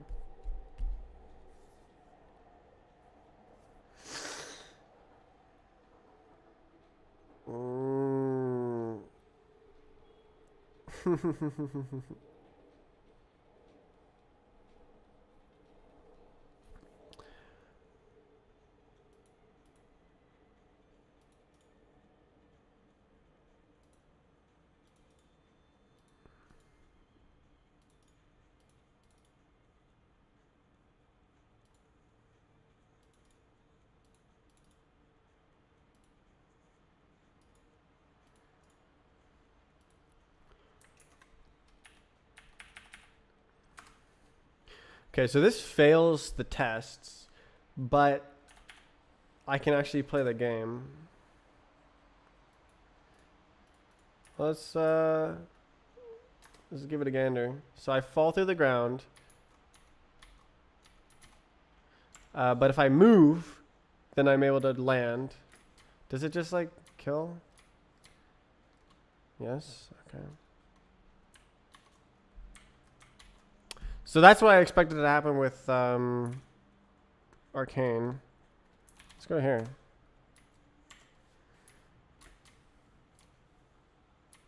That looked like a degenerate-ish case.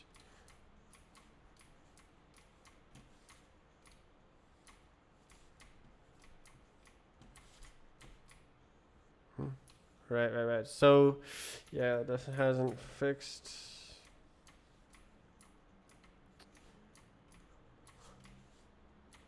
Okay, so that's wrong. So you can see whenever I try to hit the back edge of my hitbox here, it don't work. But if I hit the front edge, it do work. But then I hit the other edge case that doesn't work, and now I hit this. Oh, yes, I understand. Yes.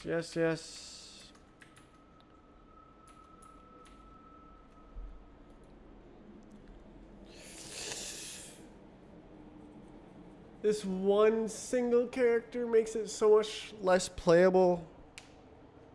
It feels so bad when it's not playable.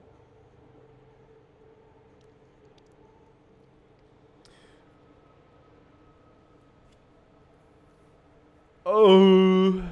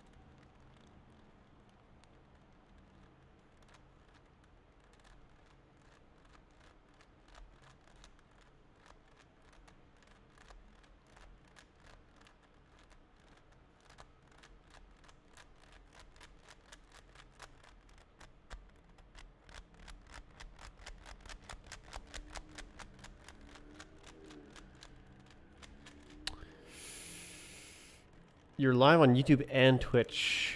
This is true.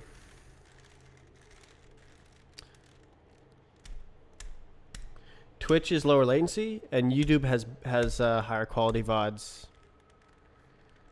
and like more permanent VODs and better VOD. So YouTube is for VODs, Twitch is for live.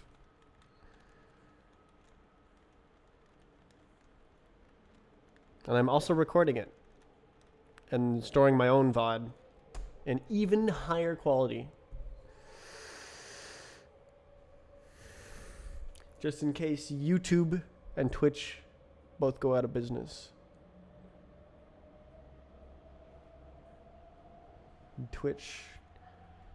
Yes. Twitch is where most of the action happens. Because like it's lower latency and it's better interaction. I don't know how to like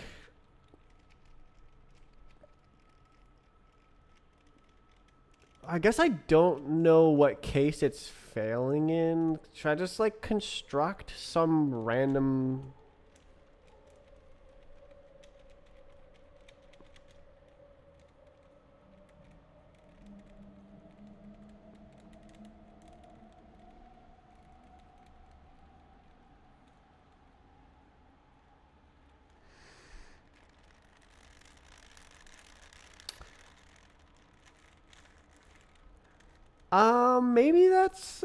maybe that's something to do. Maybe I just make a bunch of test cases and hope for the best.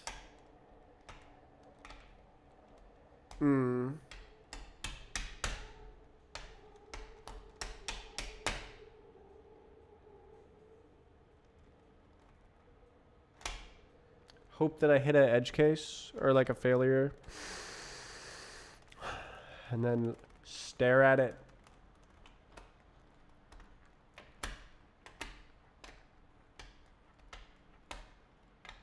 I don't want to do that. I don't want to do it.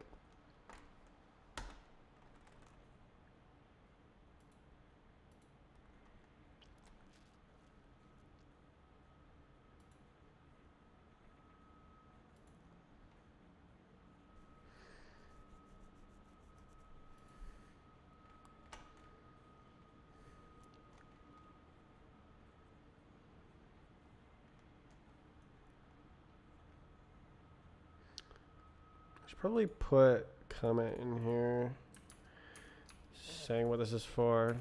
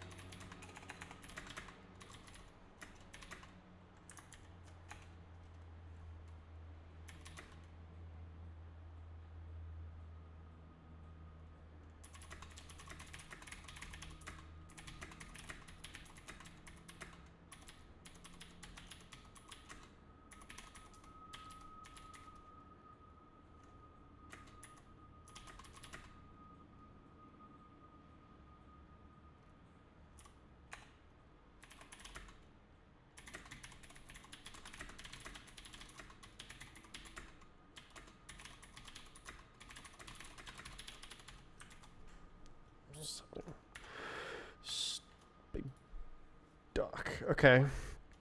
I changed my profile picture. No way.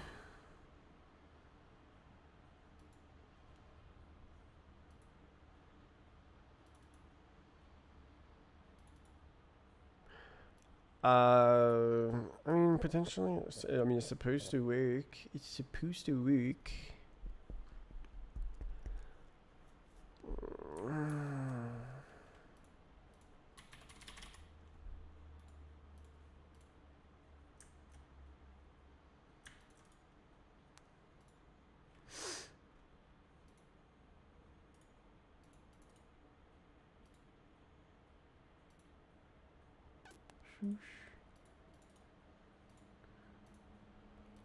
I'm so happy I found that little skip trick.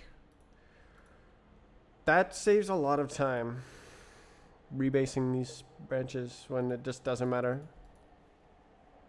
Previous goobers are. I'm gonna push this. Well, I mean, I'm still like looking at it. Whatever, just go. I can just force push if I need to.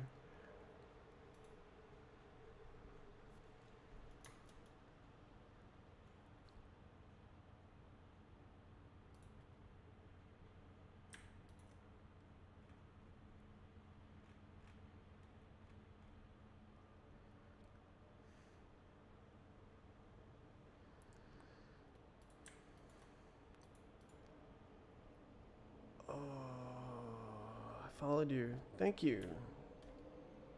Now you can get notifications for the streams if you want to watch. I guess you also, if you open Twitch, you'll be able to see that I'm live. I'm live. Oh.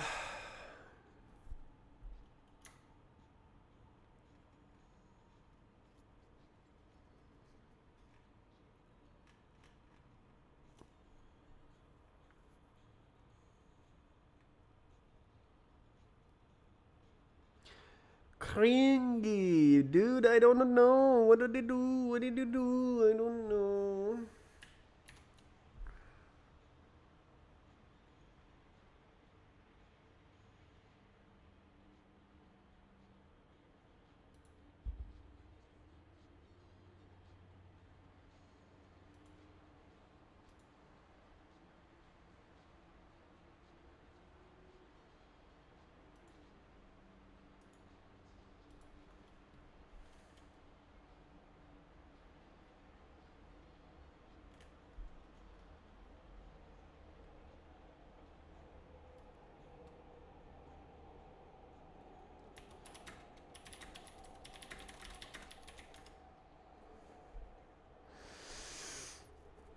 Saw you in Roblox Surf. Everyone was freaking out.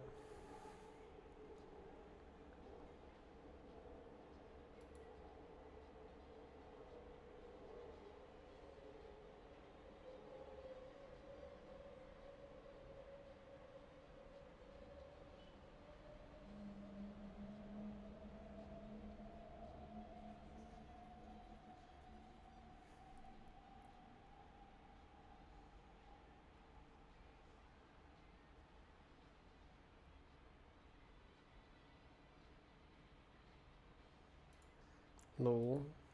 Oh, you can hear this, can't you?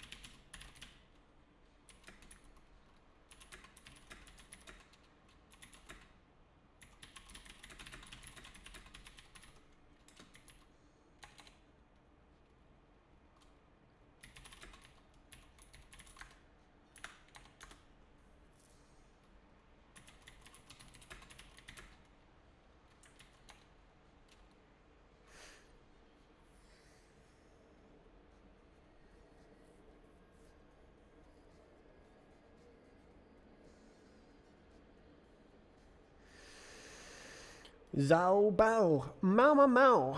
Oh wow. Ha ha ha.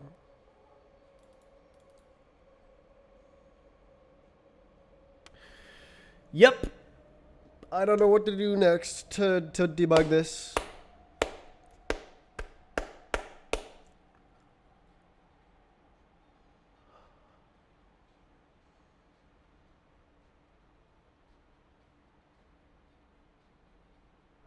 Okay, what if I just like go, it's just like this, and then it just like does that, and see what happened. See what happened. Maybe it'll do an infinite loop.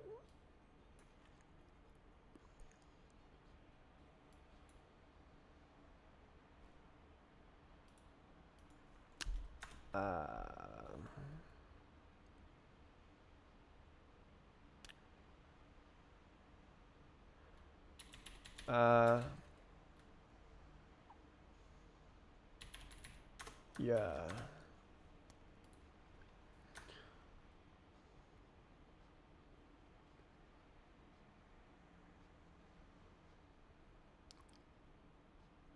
Not to be rude. So this is we're gonna do collision.map.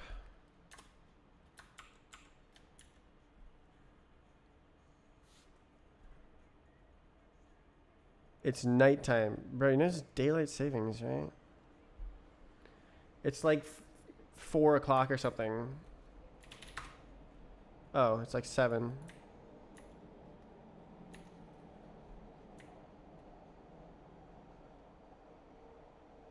Where's my code? There it is. Okay, so we're changing Mingowski.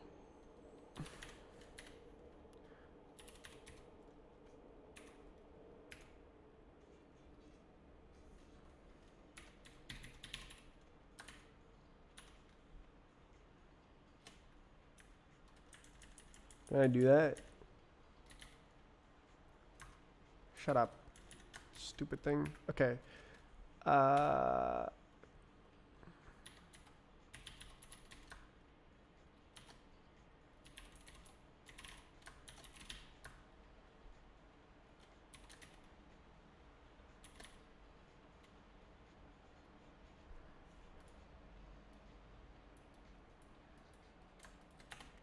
Alright, potentially that'll do something.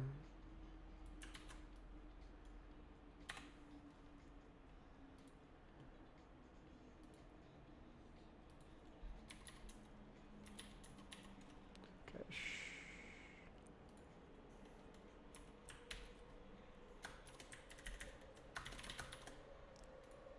Come on.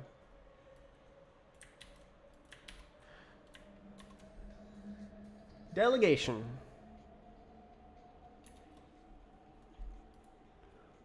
All right.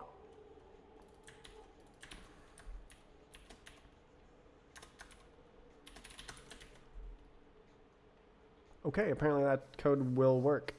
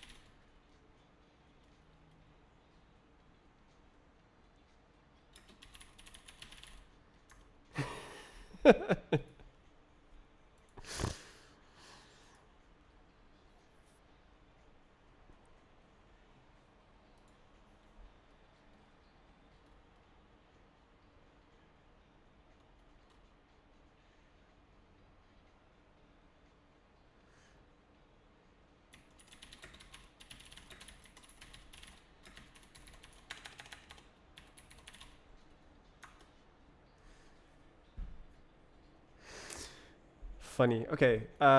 So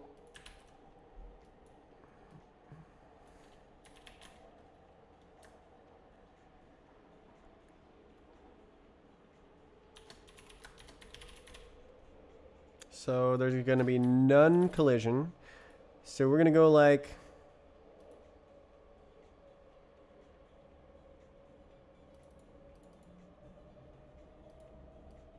that way. I guess it just doesn't matter. None collision.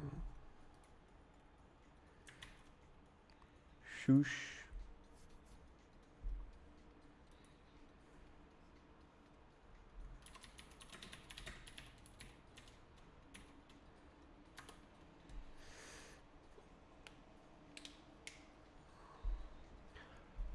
Oh, okay, so now let's try test that. Do that. Yeah. Yeah. Oh, zoomy. It hit nothing. Okay, good. Good, good, good. Very good. Very good one. Yes. But it didn't go like, okay, so how do I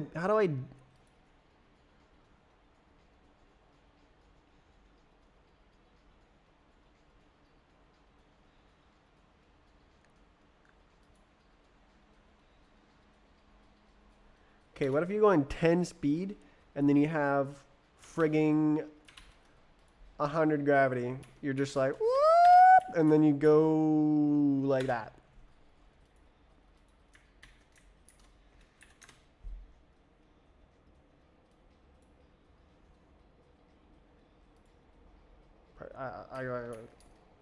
I guess it does that.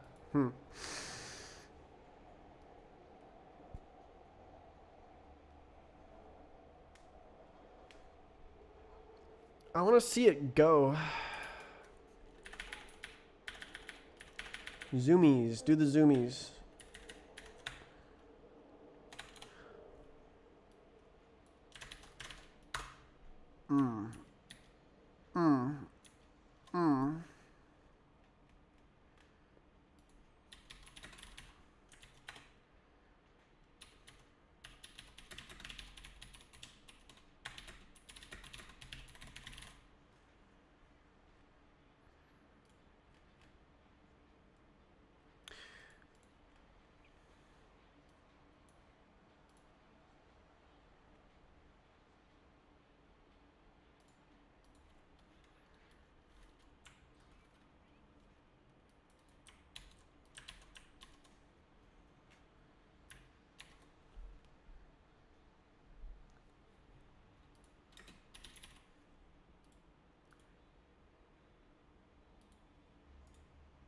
She's so neat. So how do I? So let's. Okay, it's gonna go like, and there's 9.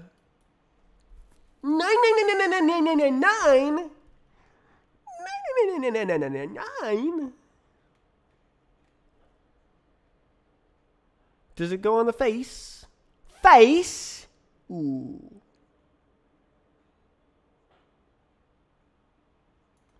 Vert. Edge vert. Face vert.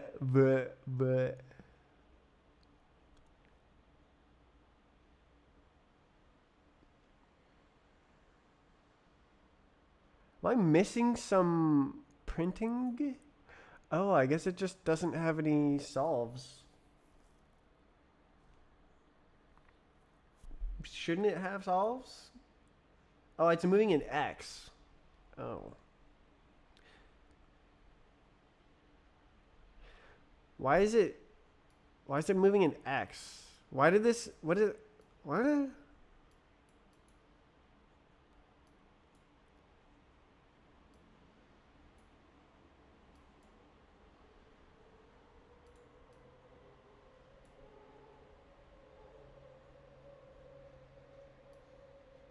Okay, I think that's okay. That's a negative X edge.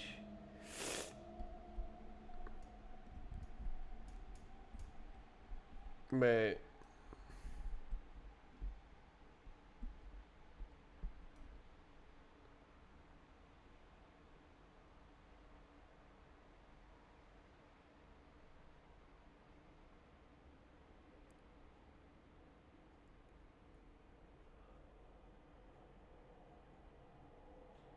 Oh.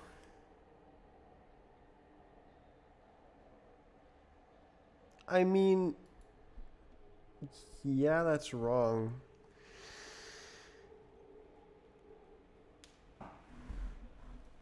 Oh. Oh. Well.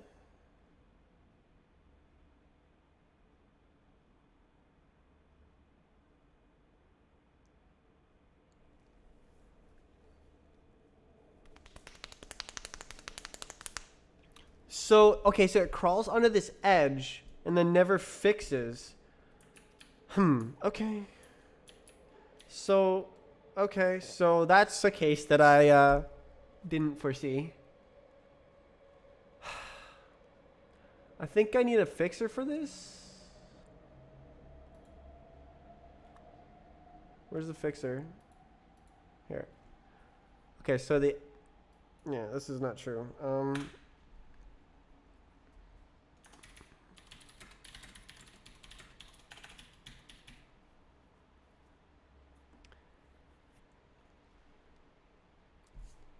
Uh,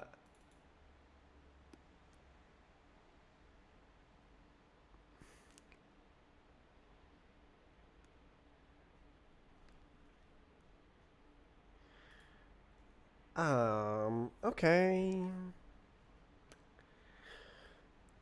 Okay.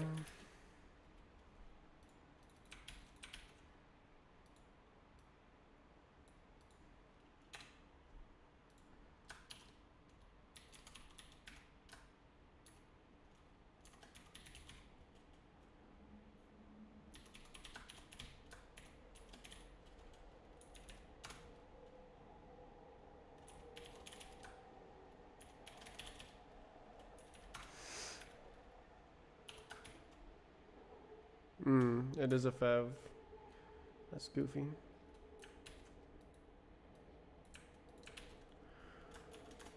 Okay, so, yeah, this is straight up edge handling. .r.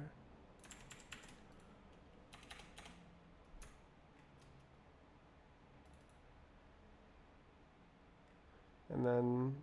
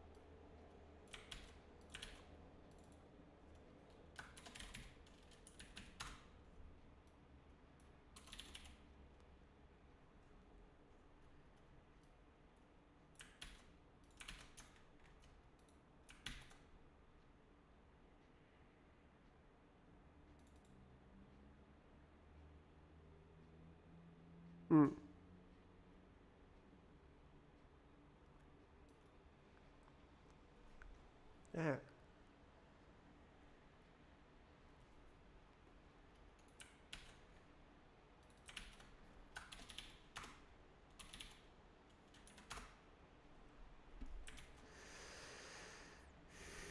All right, so now this can look simpler.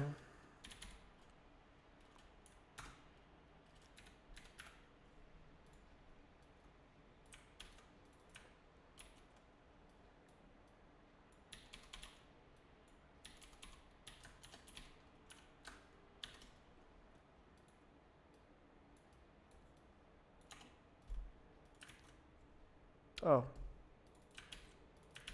true. Big burrito. Very big burrito. Awesome.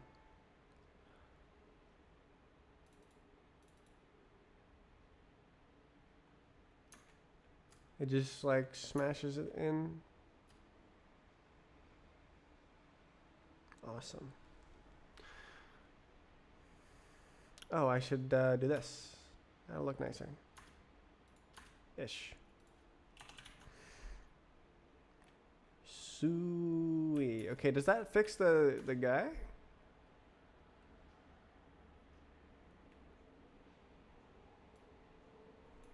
So. We do start on a face now.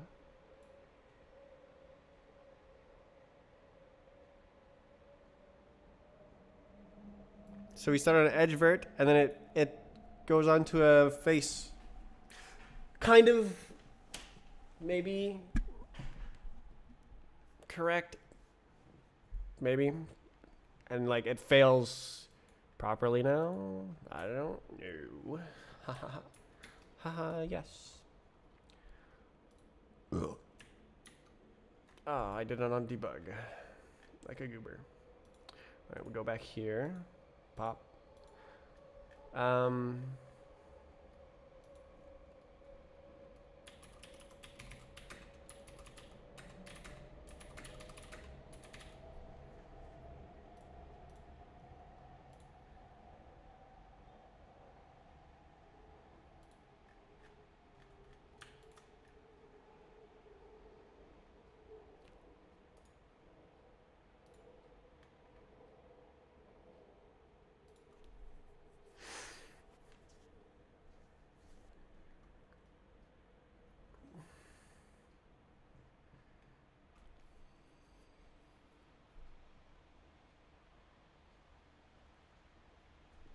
Hell yeah. Big beans. Very big beans. Okay, what if I just test them all? Does it still work? Nice. Cool. Okay.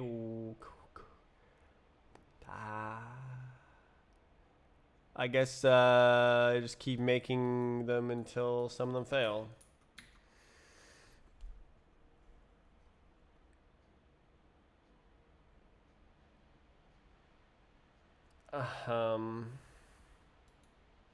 Just like shoot a bunch of parabolas.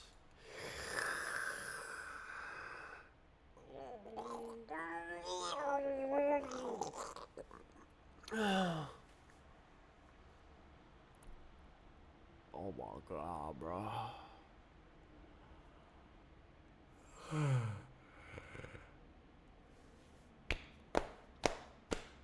Okay. But I don't really know. I mean, that would... so I was thinking, like, what if I just capture the failure and then make that into a test case?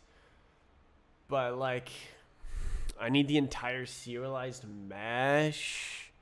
And then I need to, like, make a mesh based on the serialized mesh and deserialize.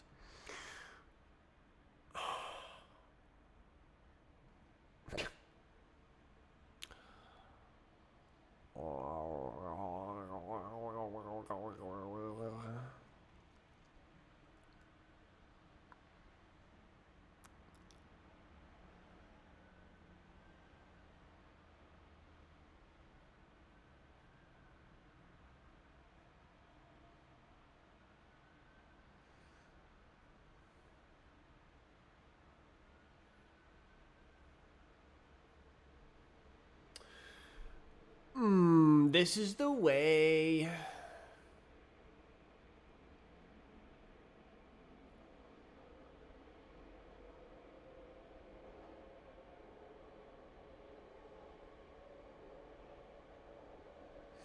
Right, I was thinking that the Minkowski mesh should probably own the transformed meshes.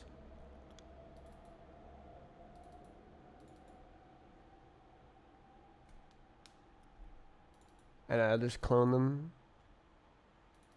Because otherwise it's a reference to a reference to a reference to a reference kind of deal.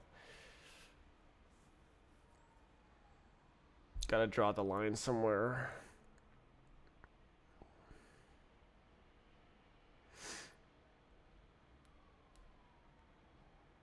How do I upload a map into Roblox Surf? You cannot. There's a review process. what you can do is you can make a map. You can test it on the map test place, and you can then submit it for review. And then the map admin will review the maps at some point, and then the map admin submits the maps to me, and then I review the maps, and then I add the maps. That's how it works. I do it all in one big clump of like 20 maps.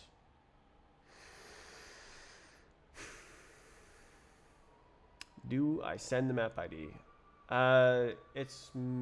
There's not really a official system. It's managed by a Discord bot right now, so you have to be in the Rolex Beehoppers Discord, and then you use the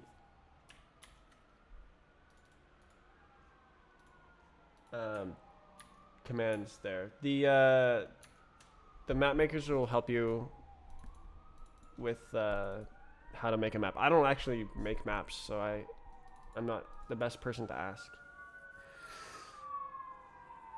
map making questions.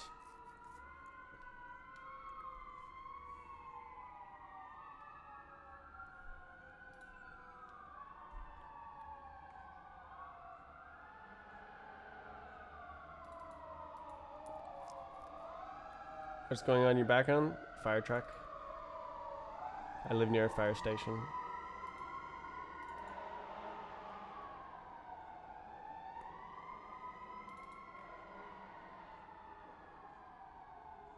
Is this owned? I guess it is. And then it goes in, and then it comes out.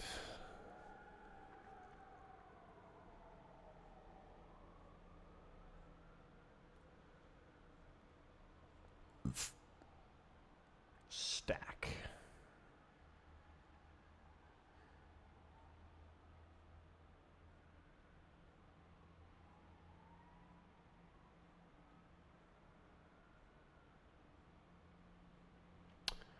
Did I do anything? No. I was just looking at how good the code is. I was going, that's good code. Skip.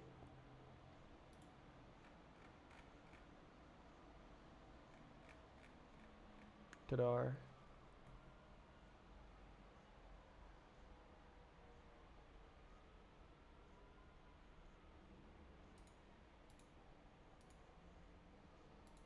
Skip.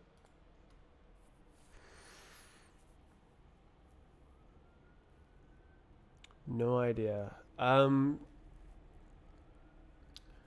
Yeah, you have to join the Discord. Then you have to get the bot to take the map so that you can test it in the map testing place. And then you load the map by ID, test it, and then you submit it with the bot.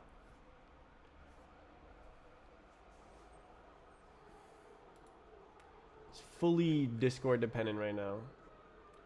And it probably will be for a long time because no one is working on making it better.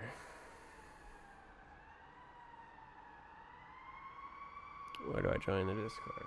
Do I have a thing?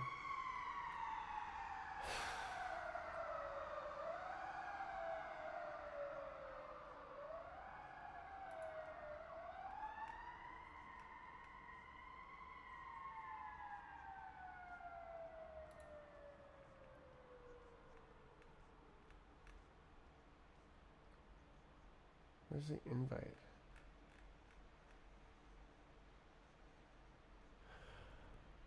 Oh, why is it so hard to find? Right, it's because I don't want it to be official, because then you have to follow Roblox rules.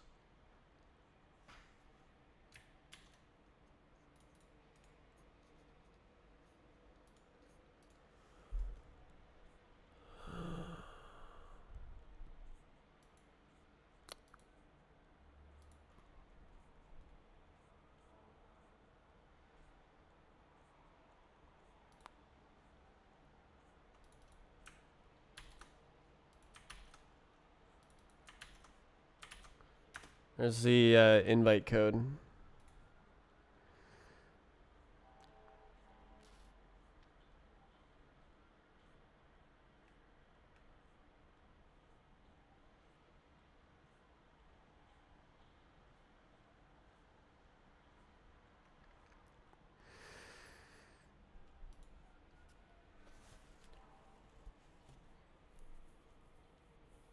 Oh.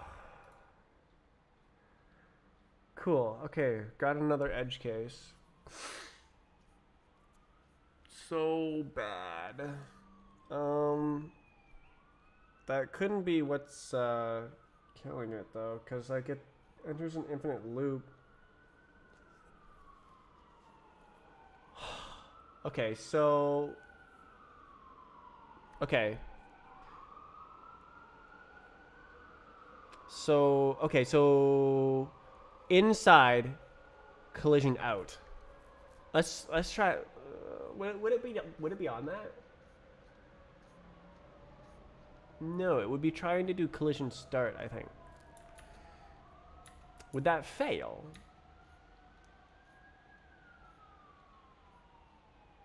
I don't know. It should fail.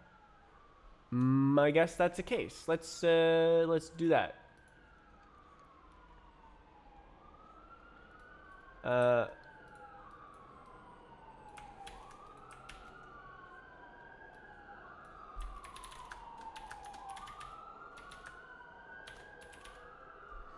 Okay, so we are 10, 5, 10, and then we're moving in whatever direction.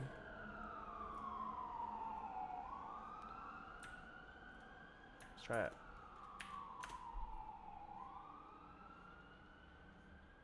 Apparently it worked.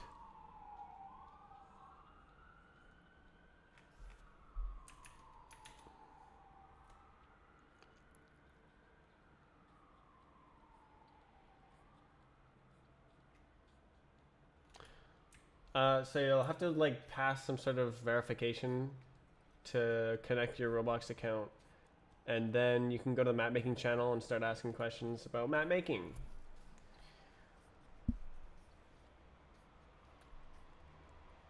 Map test bot. So if you take a look at the map test bot channel, you can see how people are making maps. You can ask questions.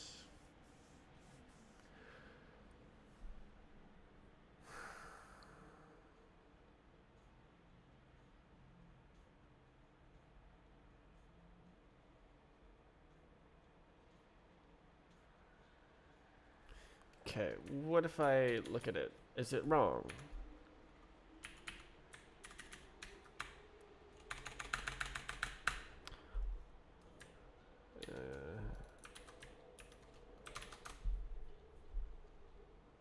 Okay, so what does it do?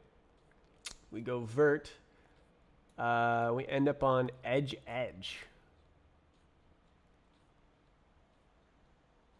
Probably not the greatest, but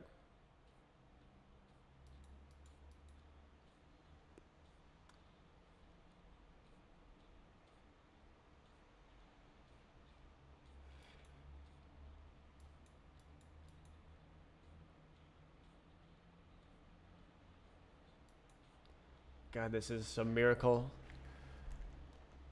Bedtime passed, bruh.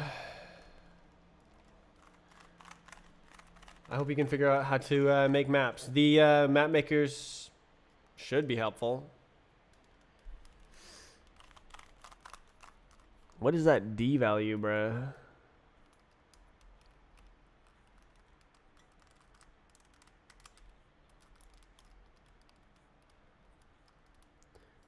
.6. I do not know.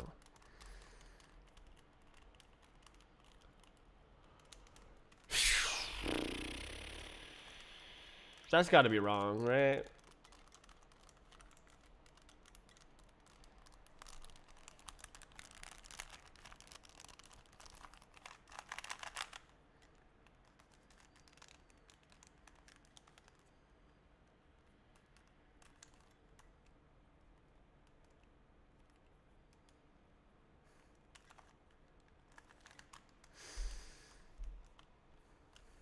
Where music? There's a big silence.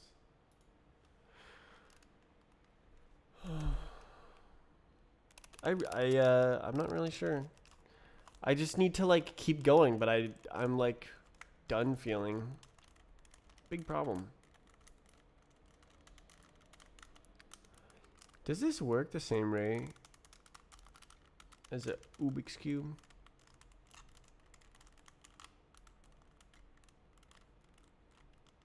Ooblik. Oobly oobly.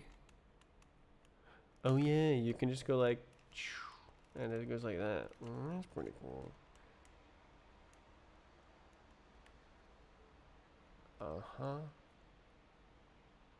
Oobly oobly oobly.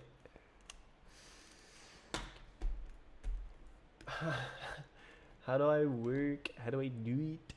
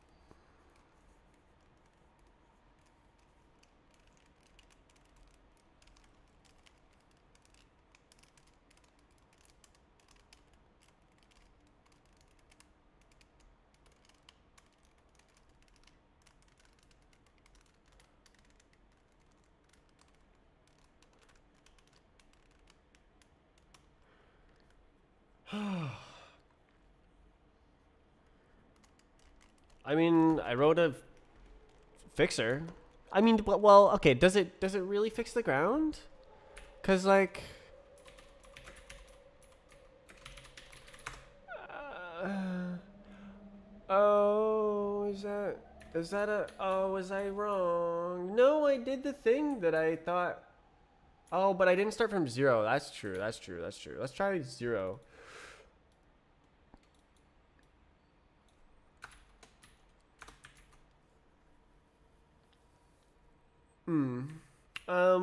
It should just kill, right? Yep. Okay. Seems fine.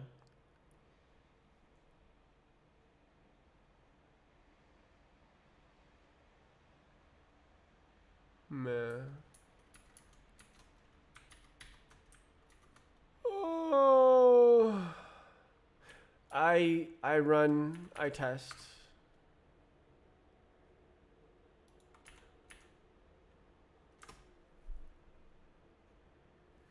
Why is that different? Why is that different?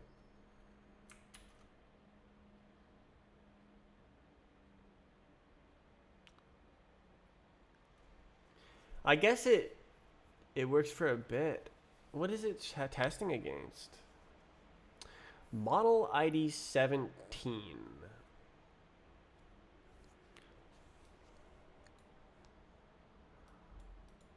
I don't know what that is, but it's touching it over and over and over and over and over and over again.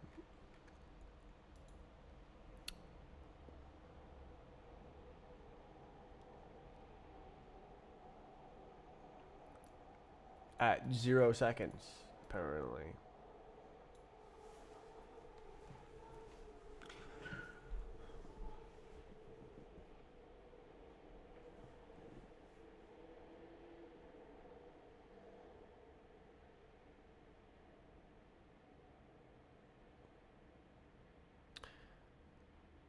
Why would it do that? Can we go to a different map? Oh yeah. Seg fault. Oh, it's too many iterations.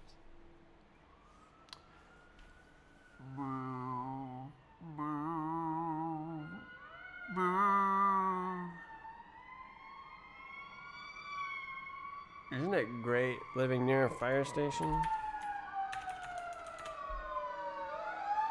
That is one fire truck.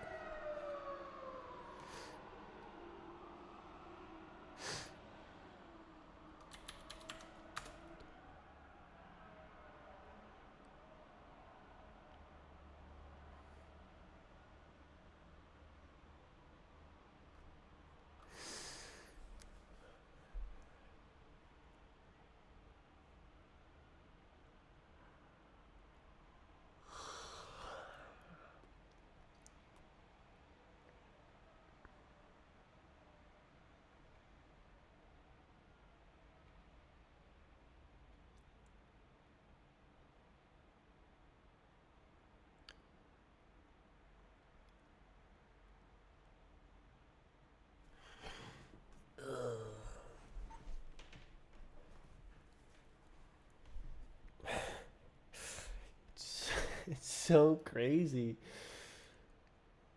Ah, yes. We have now begun to crawl on this edge, now that 5,580 nanoseconds have passed. But of course, 700 years in the past, there was this event. Well, this is 250 years in the past. This is like a few minutes ago. Minutes?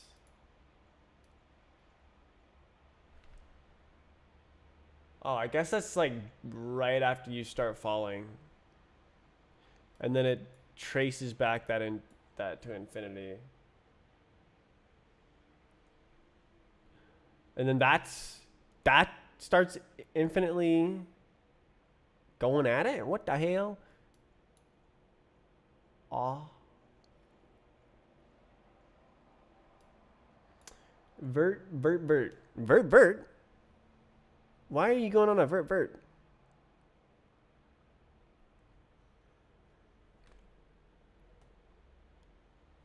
Huh? Why would it be on a vert? That's like going around something like this. This is falling straight through.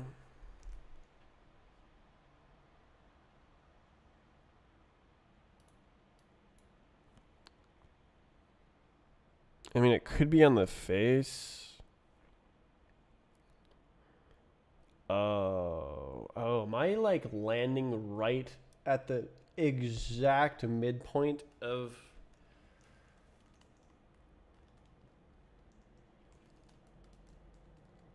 No.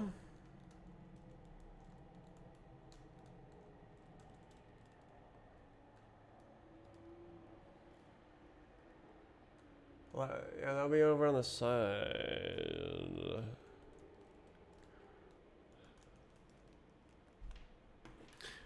Oh, yes. True. Wait, what? This is the real crawl. We're at 0 seconds. What do you mean true? What are you smoking? This is false.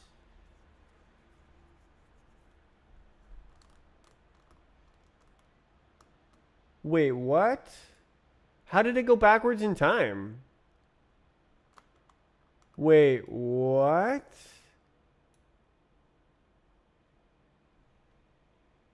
That is neither of these solutions.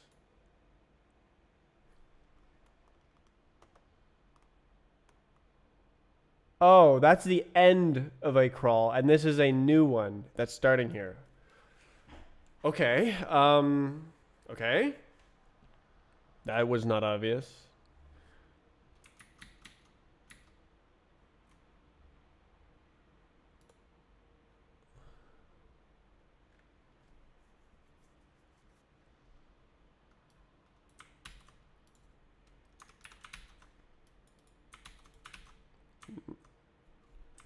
Why?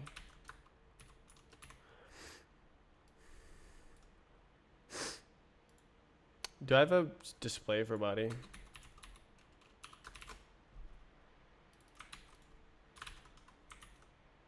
I do, okay.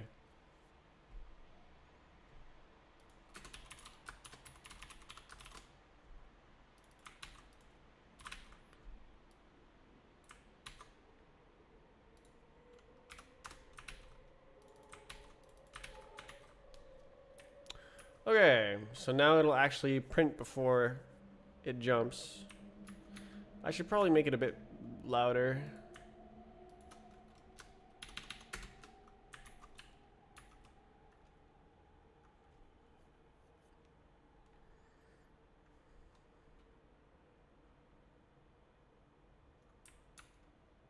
Cool. Why are we on Debugging branch?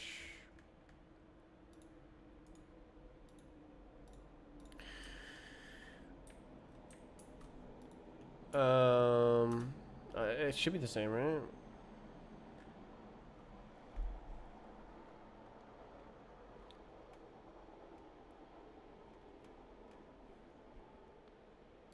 Why didn't it print the thing?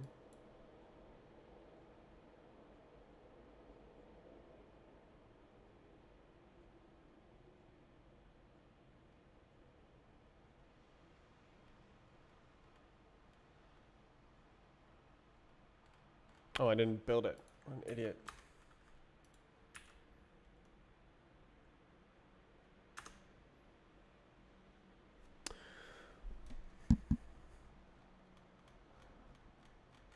Okay, there we go. 0 seconds. Nice. Predict collision. What?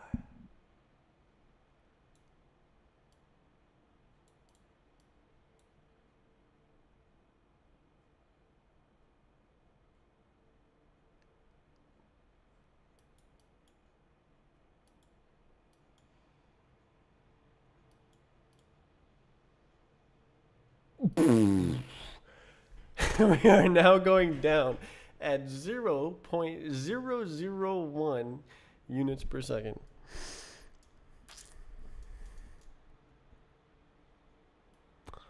Okay, so it starts in the infinite past. Fantastique. Does some stuff. Reaches. Ooh, where's the real collision? Oh no, is that? Oh no. What's up?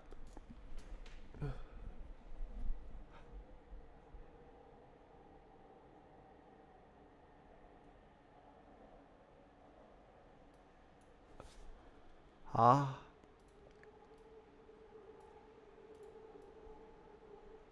Don't tell me this is overflowing. Oh boy.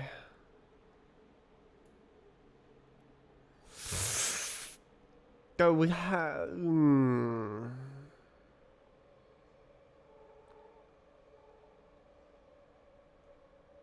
Why is this D value 80,000?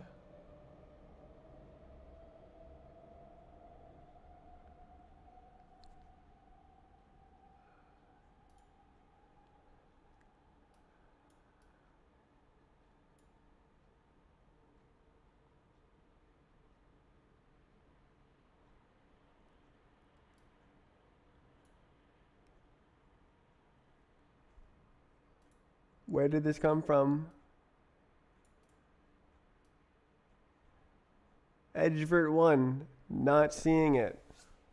Oh, is it this one? 0. Oh, okay, so it's this one. Okay, it's undirected.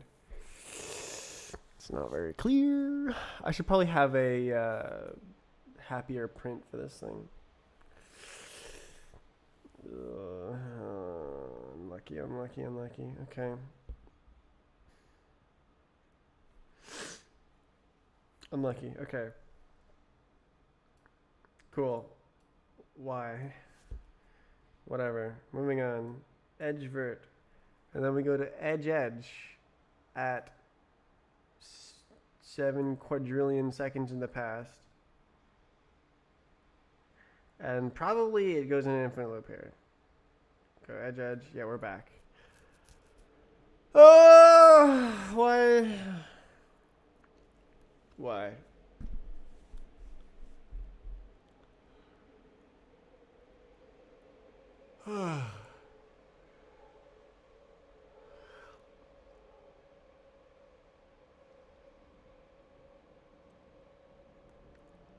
Well, what else would it be?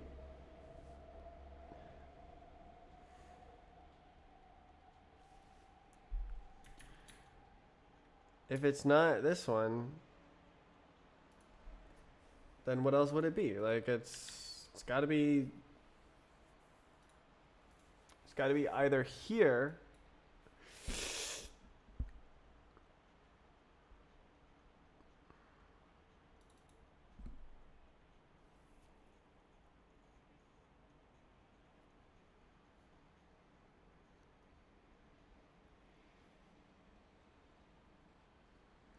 Does it just not depend on that?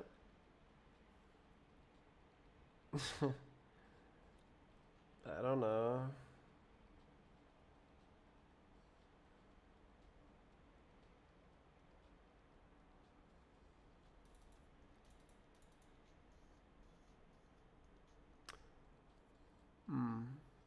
Maybe not. Maybe it's maybe not.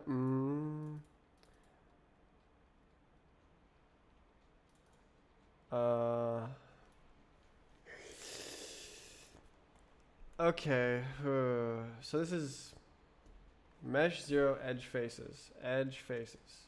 So we got some kind of edge faces. So we got face 0, face 1. Great. And then E0 is that edge. And then we are finding the Minkowski face with a mesh with an edge on this mesh.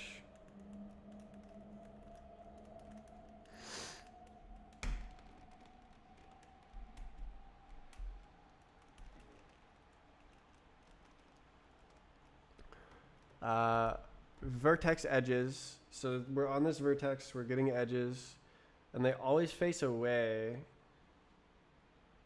Huh.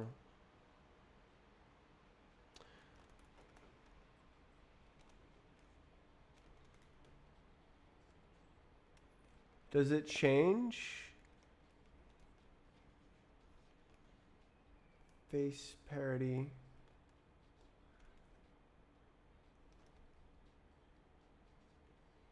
What changes with the edge 1 normal? D? D? Is that true?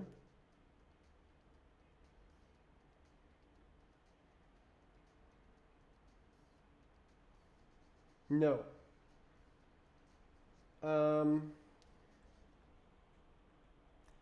Edge 1. Yeah, no, that is D. Edge 1n dot. Okay, so according to this, it's always less than 0.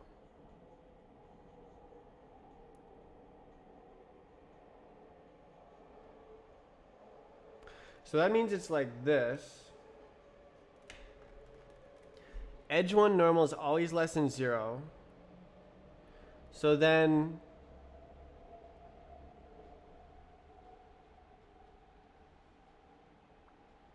what does that mean? That means the cross product that and that is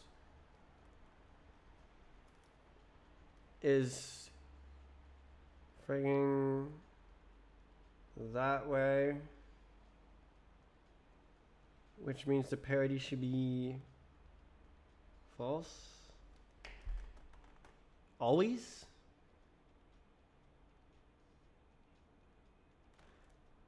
What so this doesn't happen? Because this is edge faces. So it's not an edge face if it's like this. Is that true? Isn't that not true? Well, not according to this.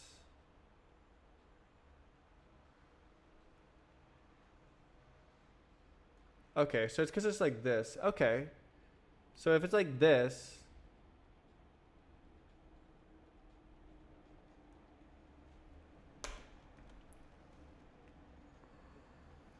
isn't that still an edge face? It's just on the other side.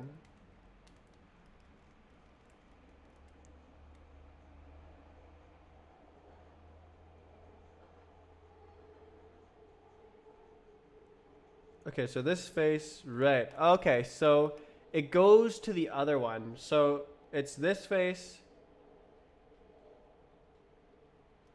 So it goes to this one. And then that is transformed to the edge.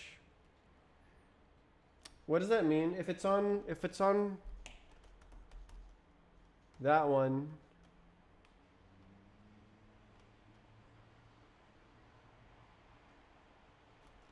so on face 1, then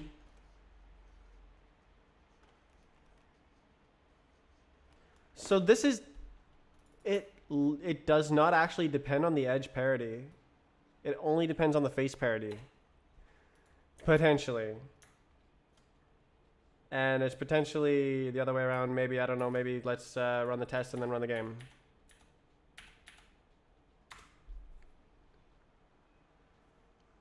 Oh,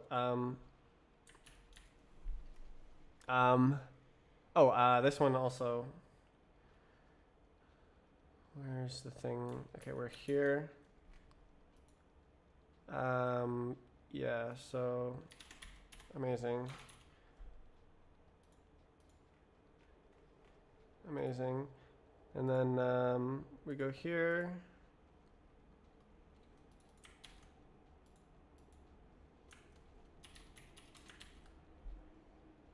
Wait, what? Oh, that's the thing. Wait, what about this? Doesn't this have that? Oh, I see. Okay.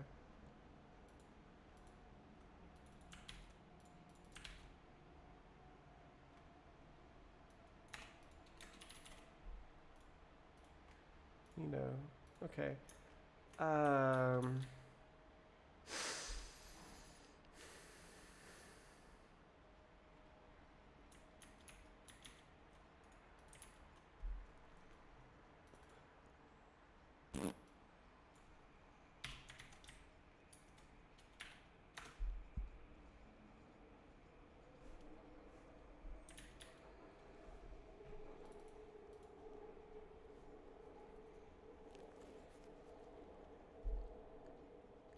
And then this one would have to do the same, but we don't test this one.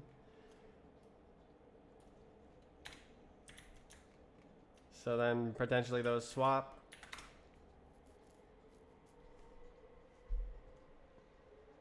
All right, let's build it and run it. Oh, that was I got in it. I got into it.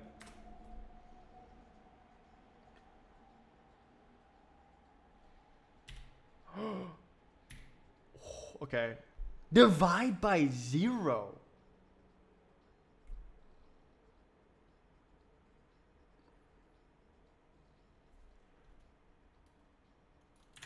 Holy.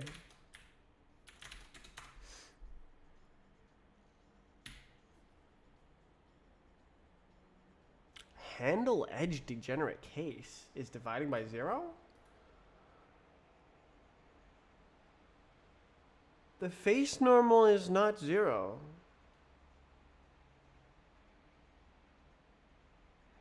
Can the Minkowski face normal be 0?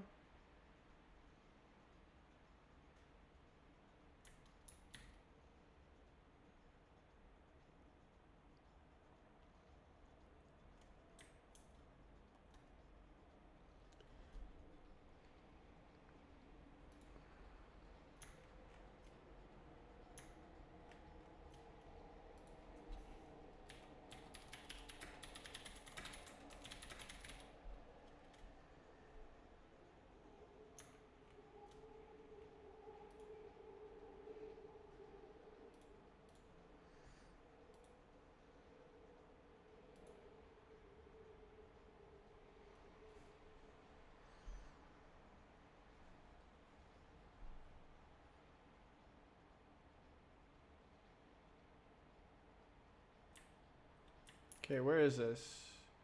Handle edge degenerate case. This guy's right here. So this is the division right here. This is straight up just a face ND.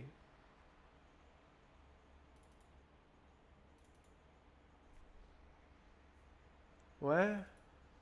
Literally.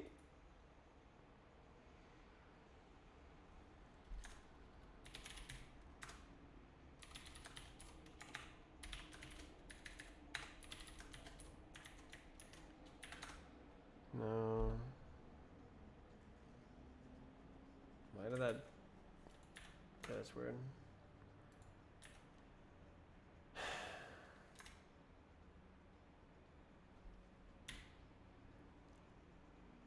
It is 0. So that's got to be an edge face.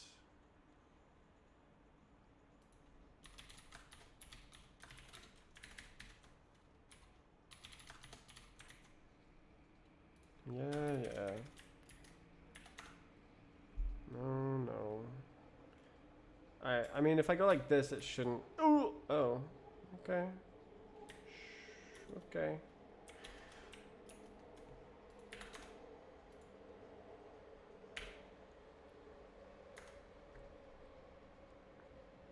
Why? It was fine before.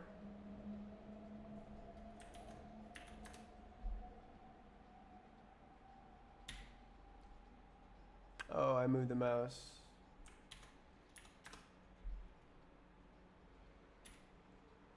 Come on. Do the thing. Yeah, it's an edge. So it's probably subtracting things that should be added or something ridiculous.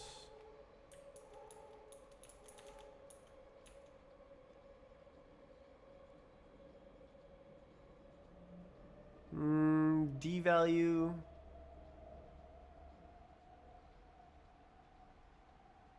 I got no idea.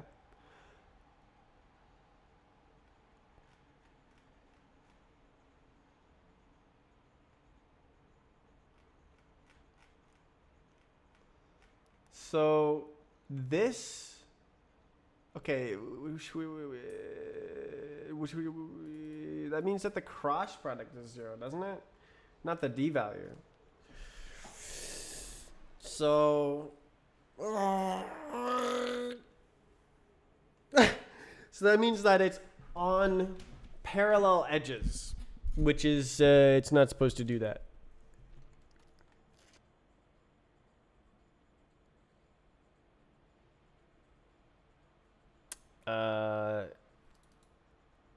Less than 0.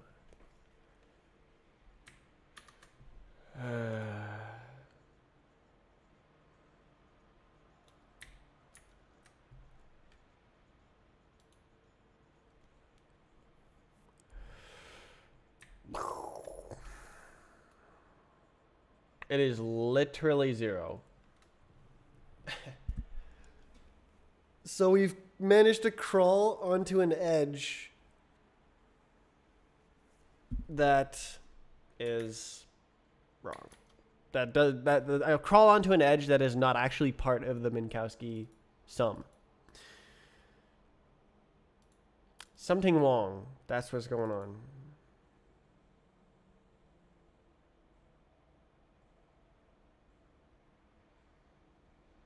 That was very mentally taxing. Every time I go into these Minkowski functions, my brain explodes.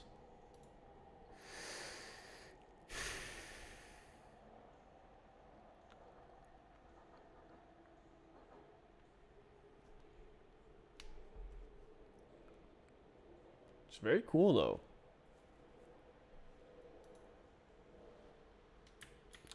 The debug did it. Oh, let's shut this thing up, and then run it a couple times, cause like, yeah,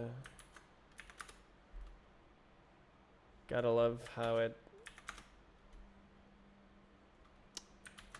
Is it because it's like printing before?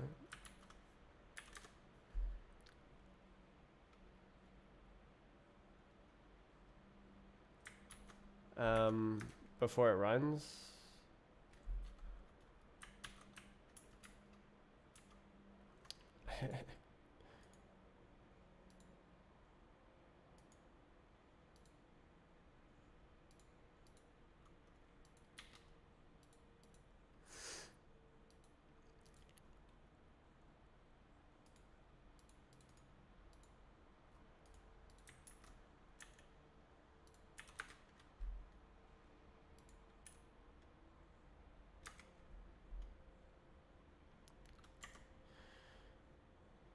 Oh.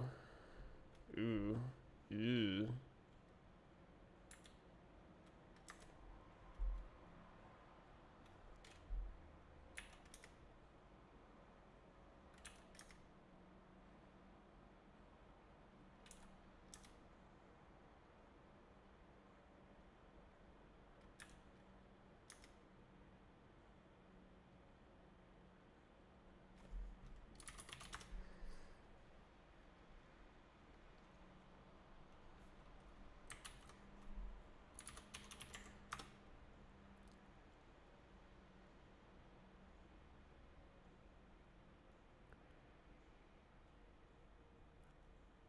I want to end it today.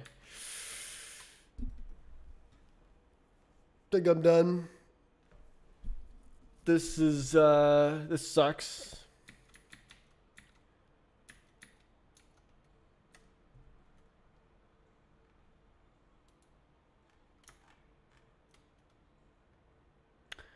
What? Okay, what if I just like change the parity? What if I just do that?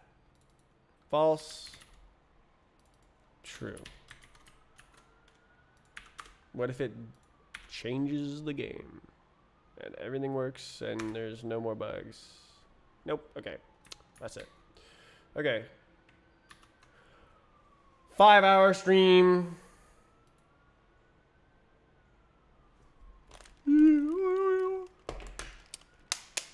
That's all I got. This is pretty grueling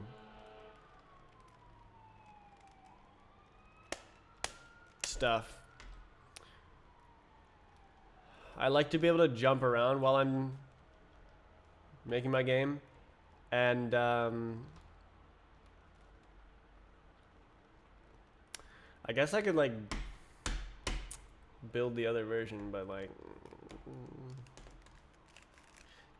like this one has all the new stuff, like you can climb ladders. Oh.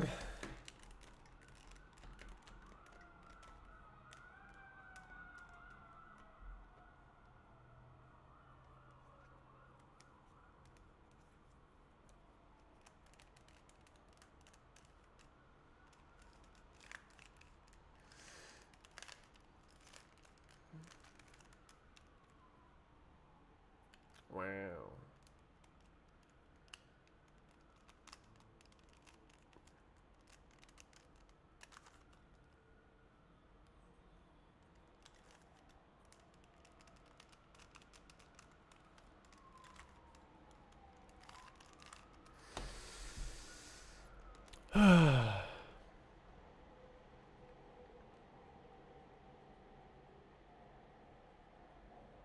Crazy stuff.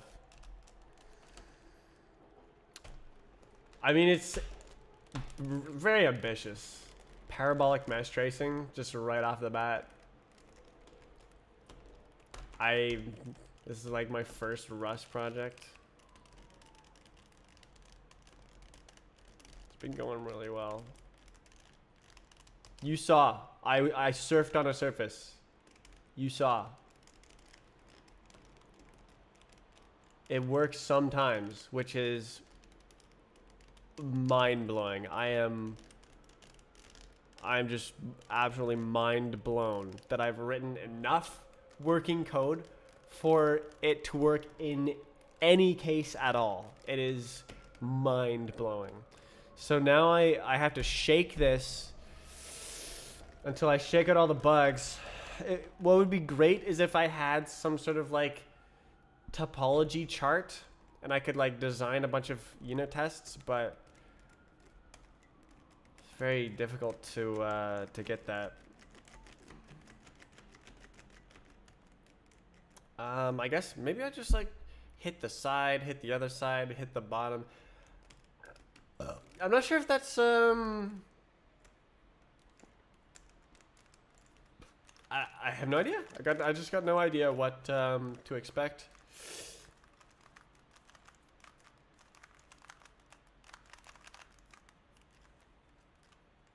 That is not convex. That is not convex. That is convex. Not convex.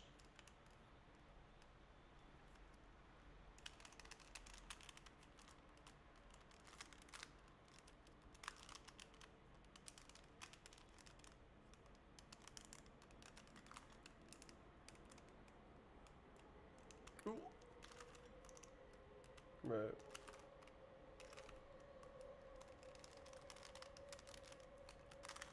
Oh, so smooth.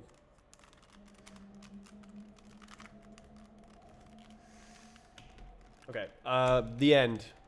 Goodbye. I stopped the stream. Duck. Stop.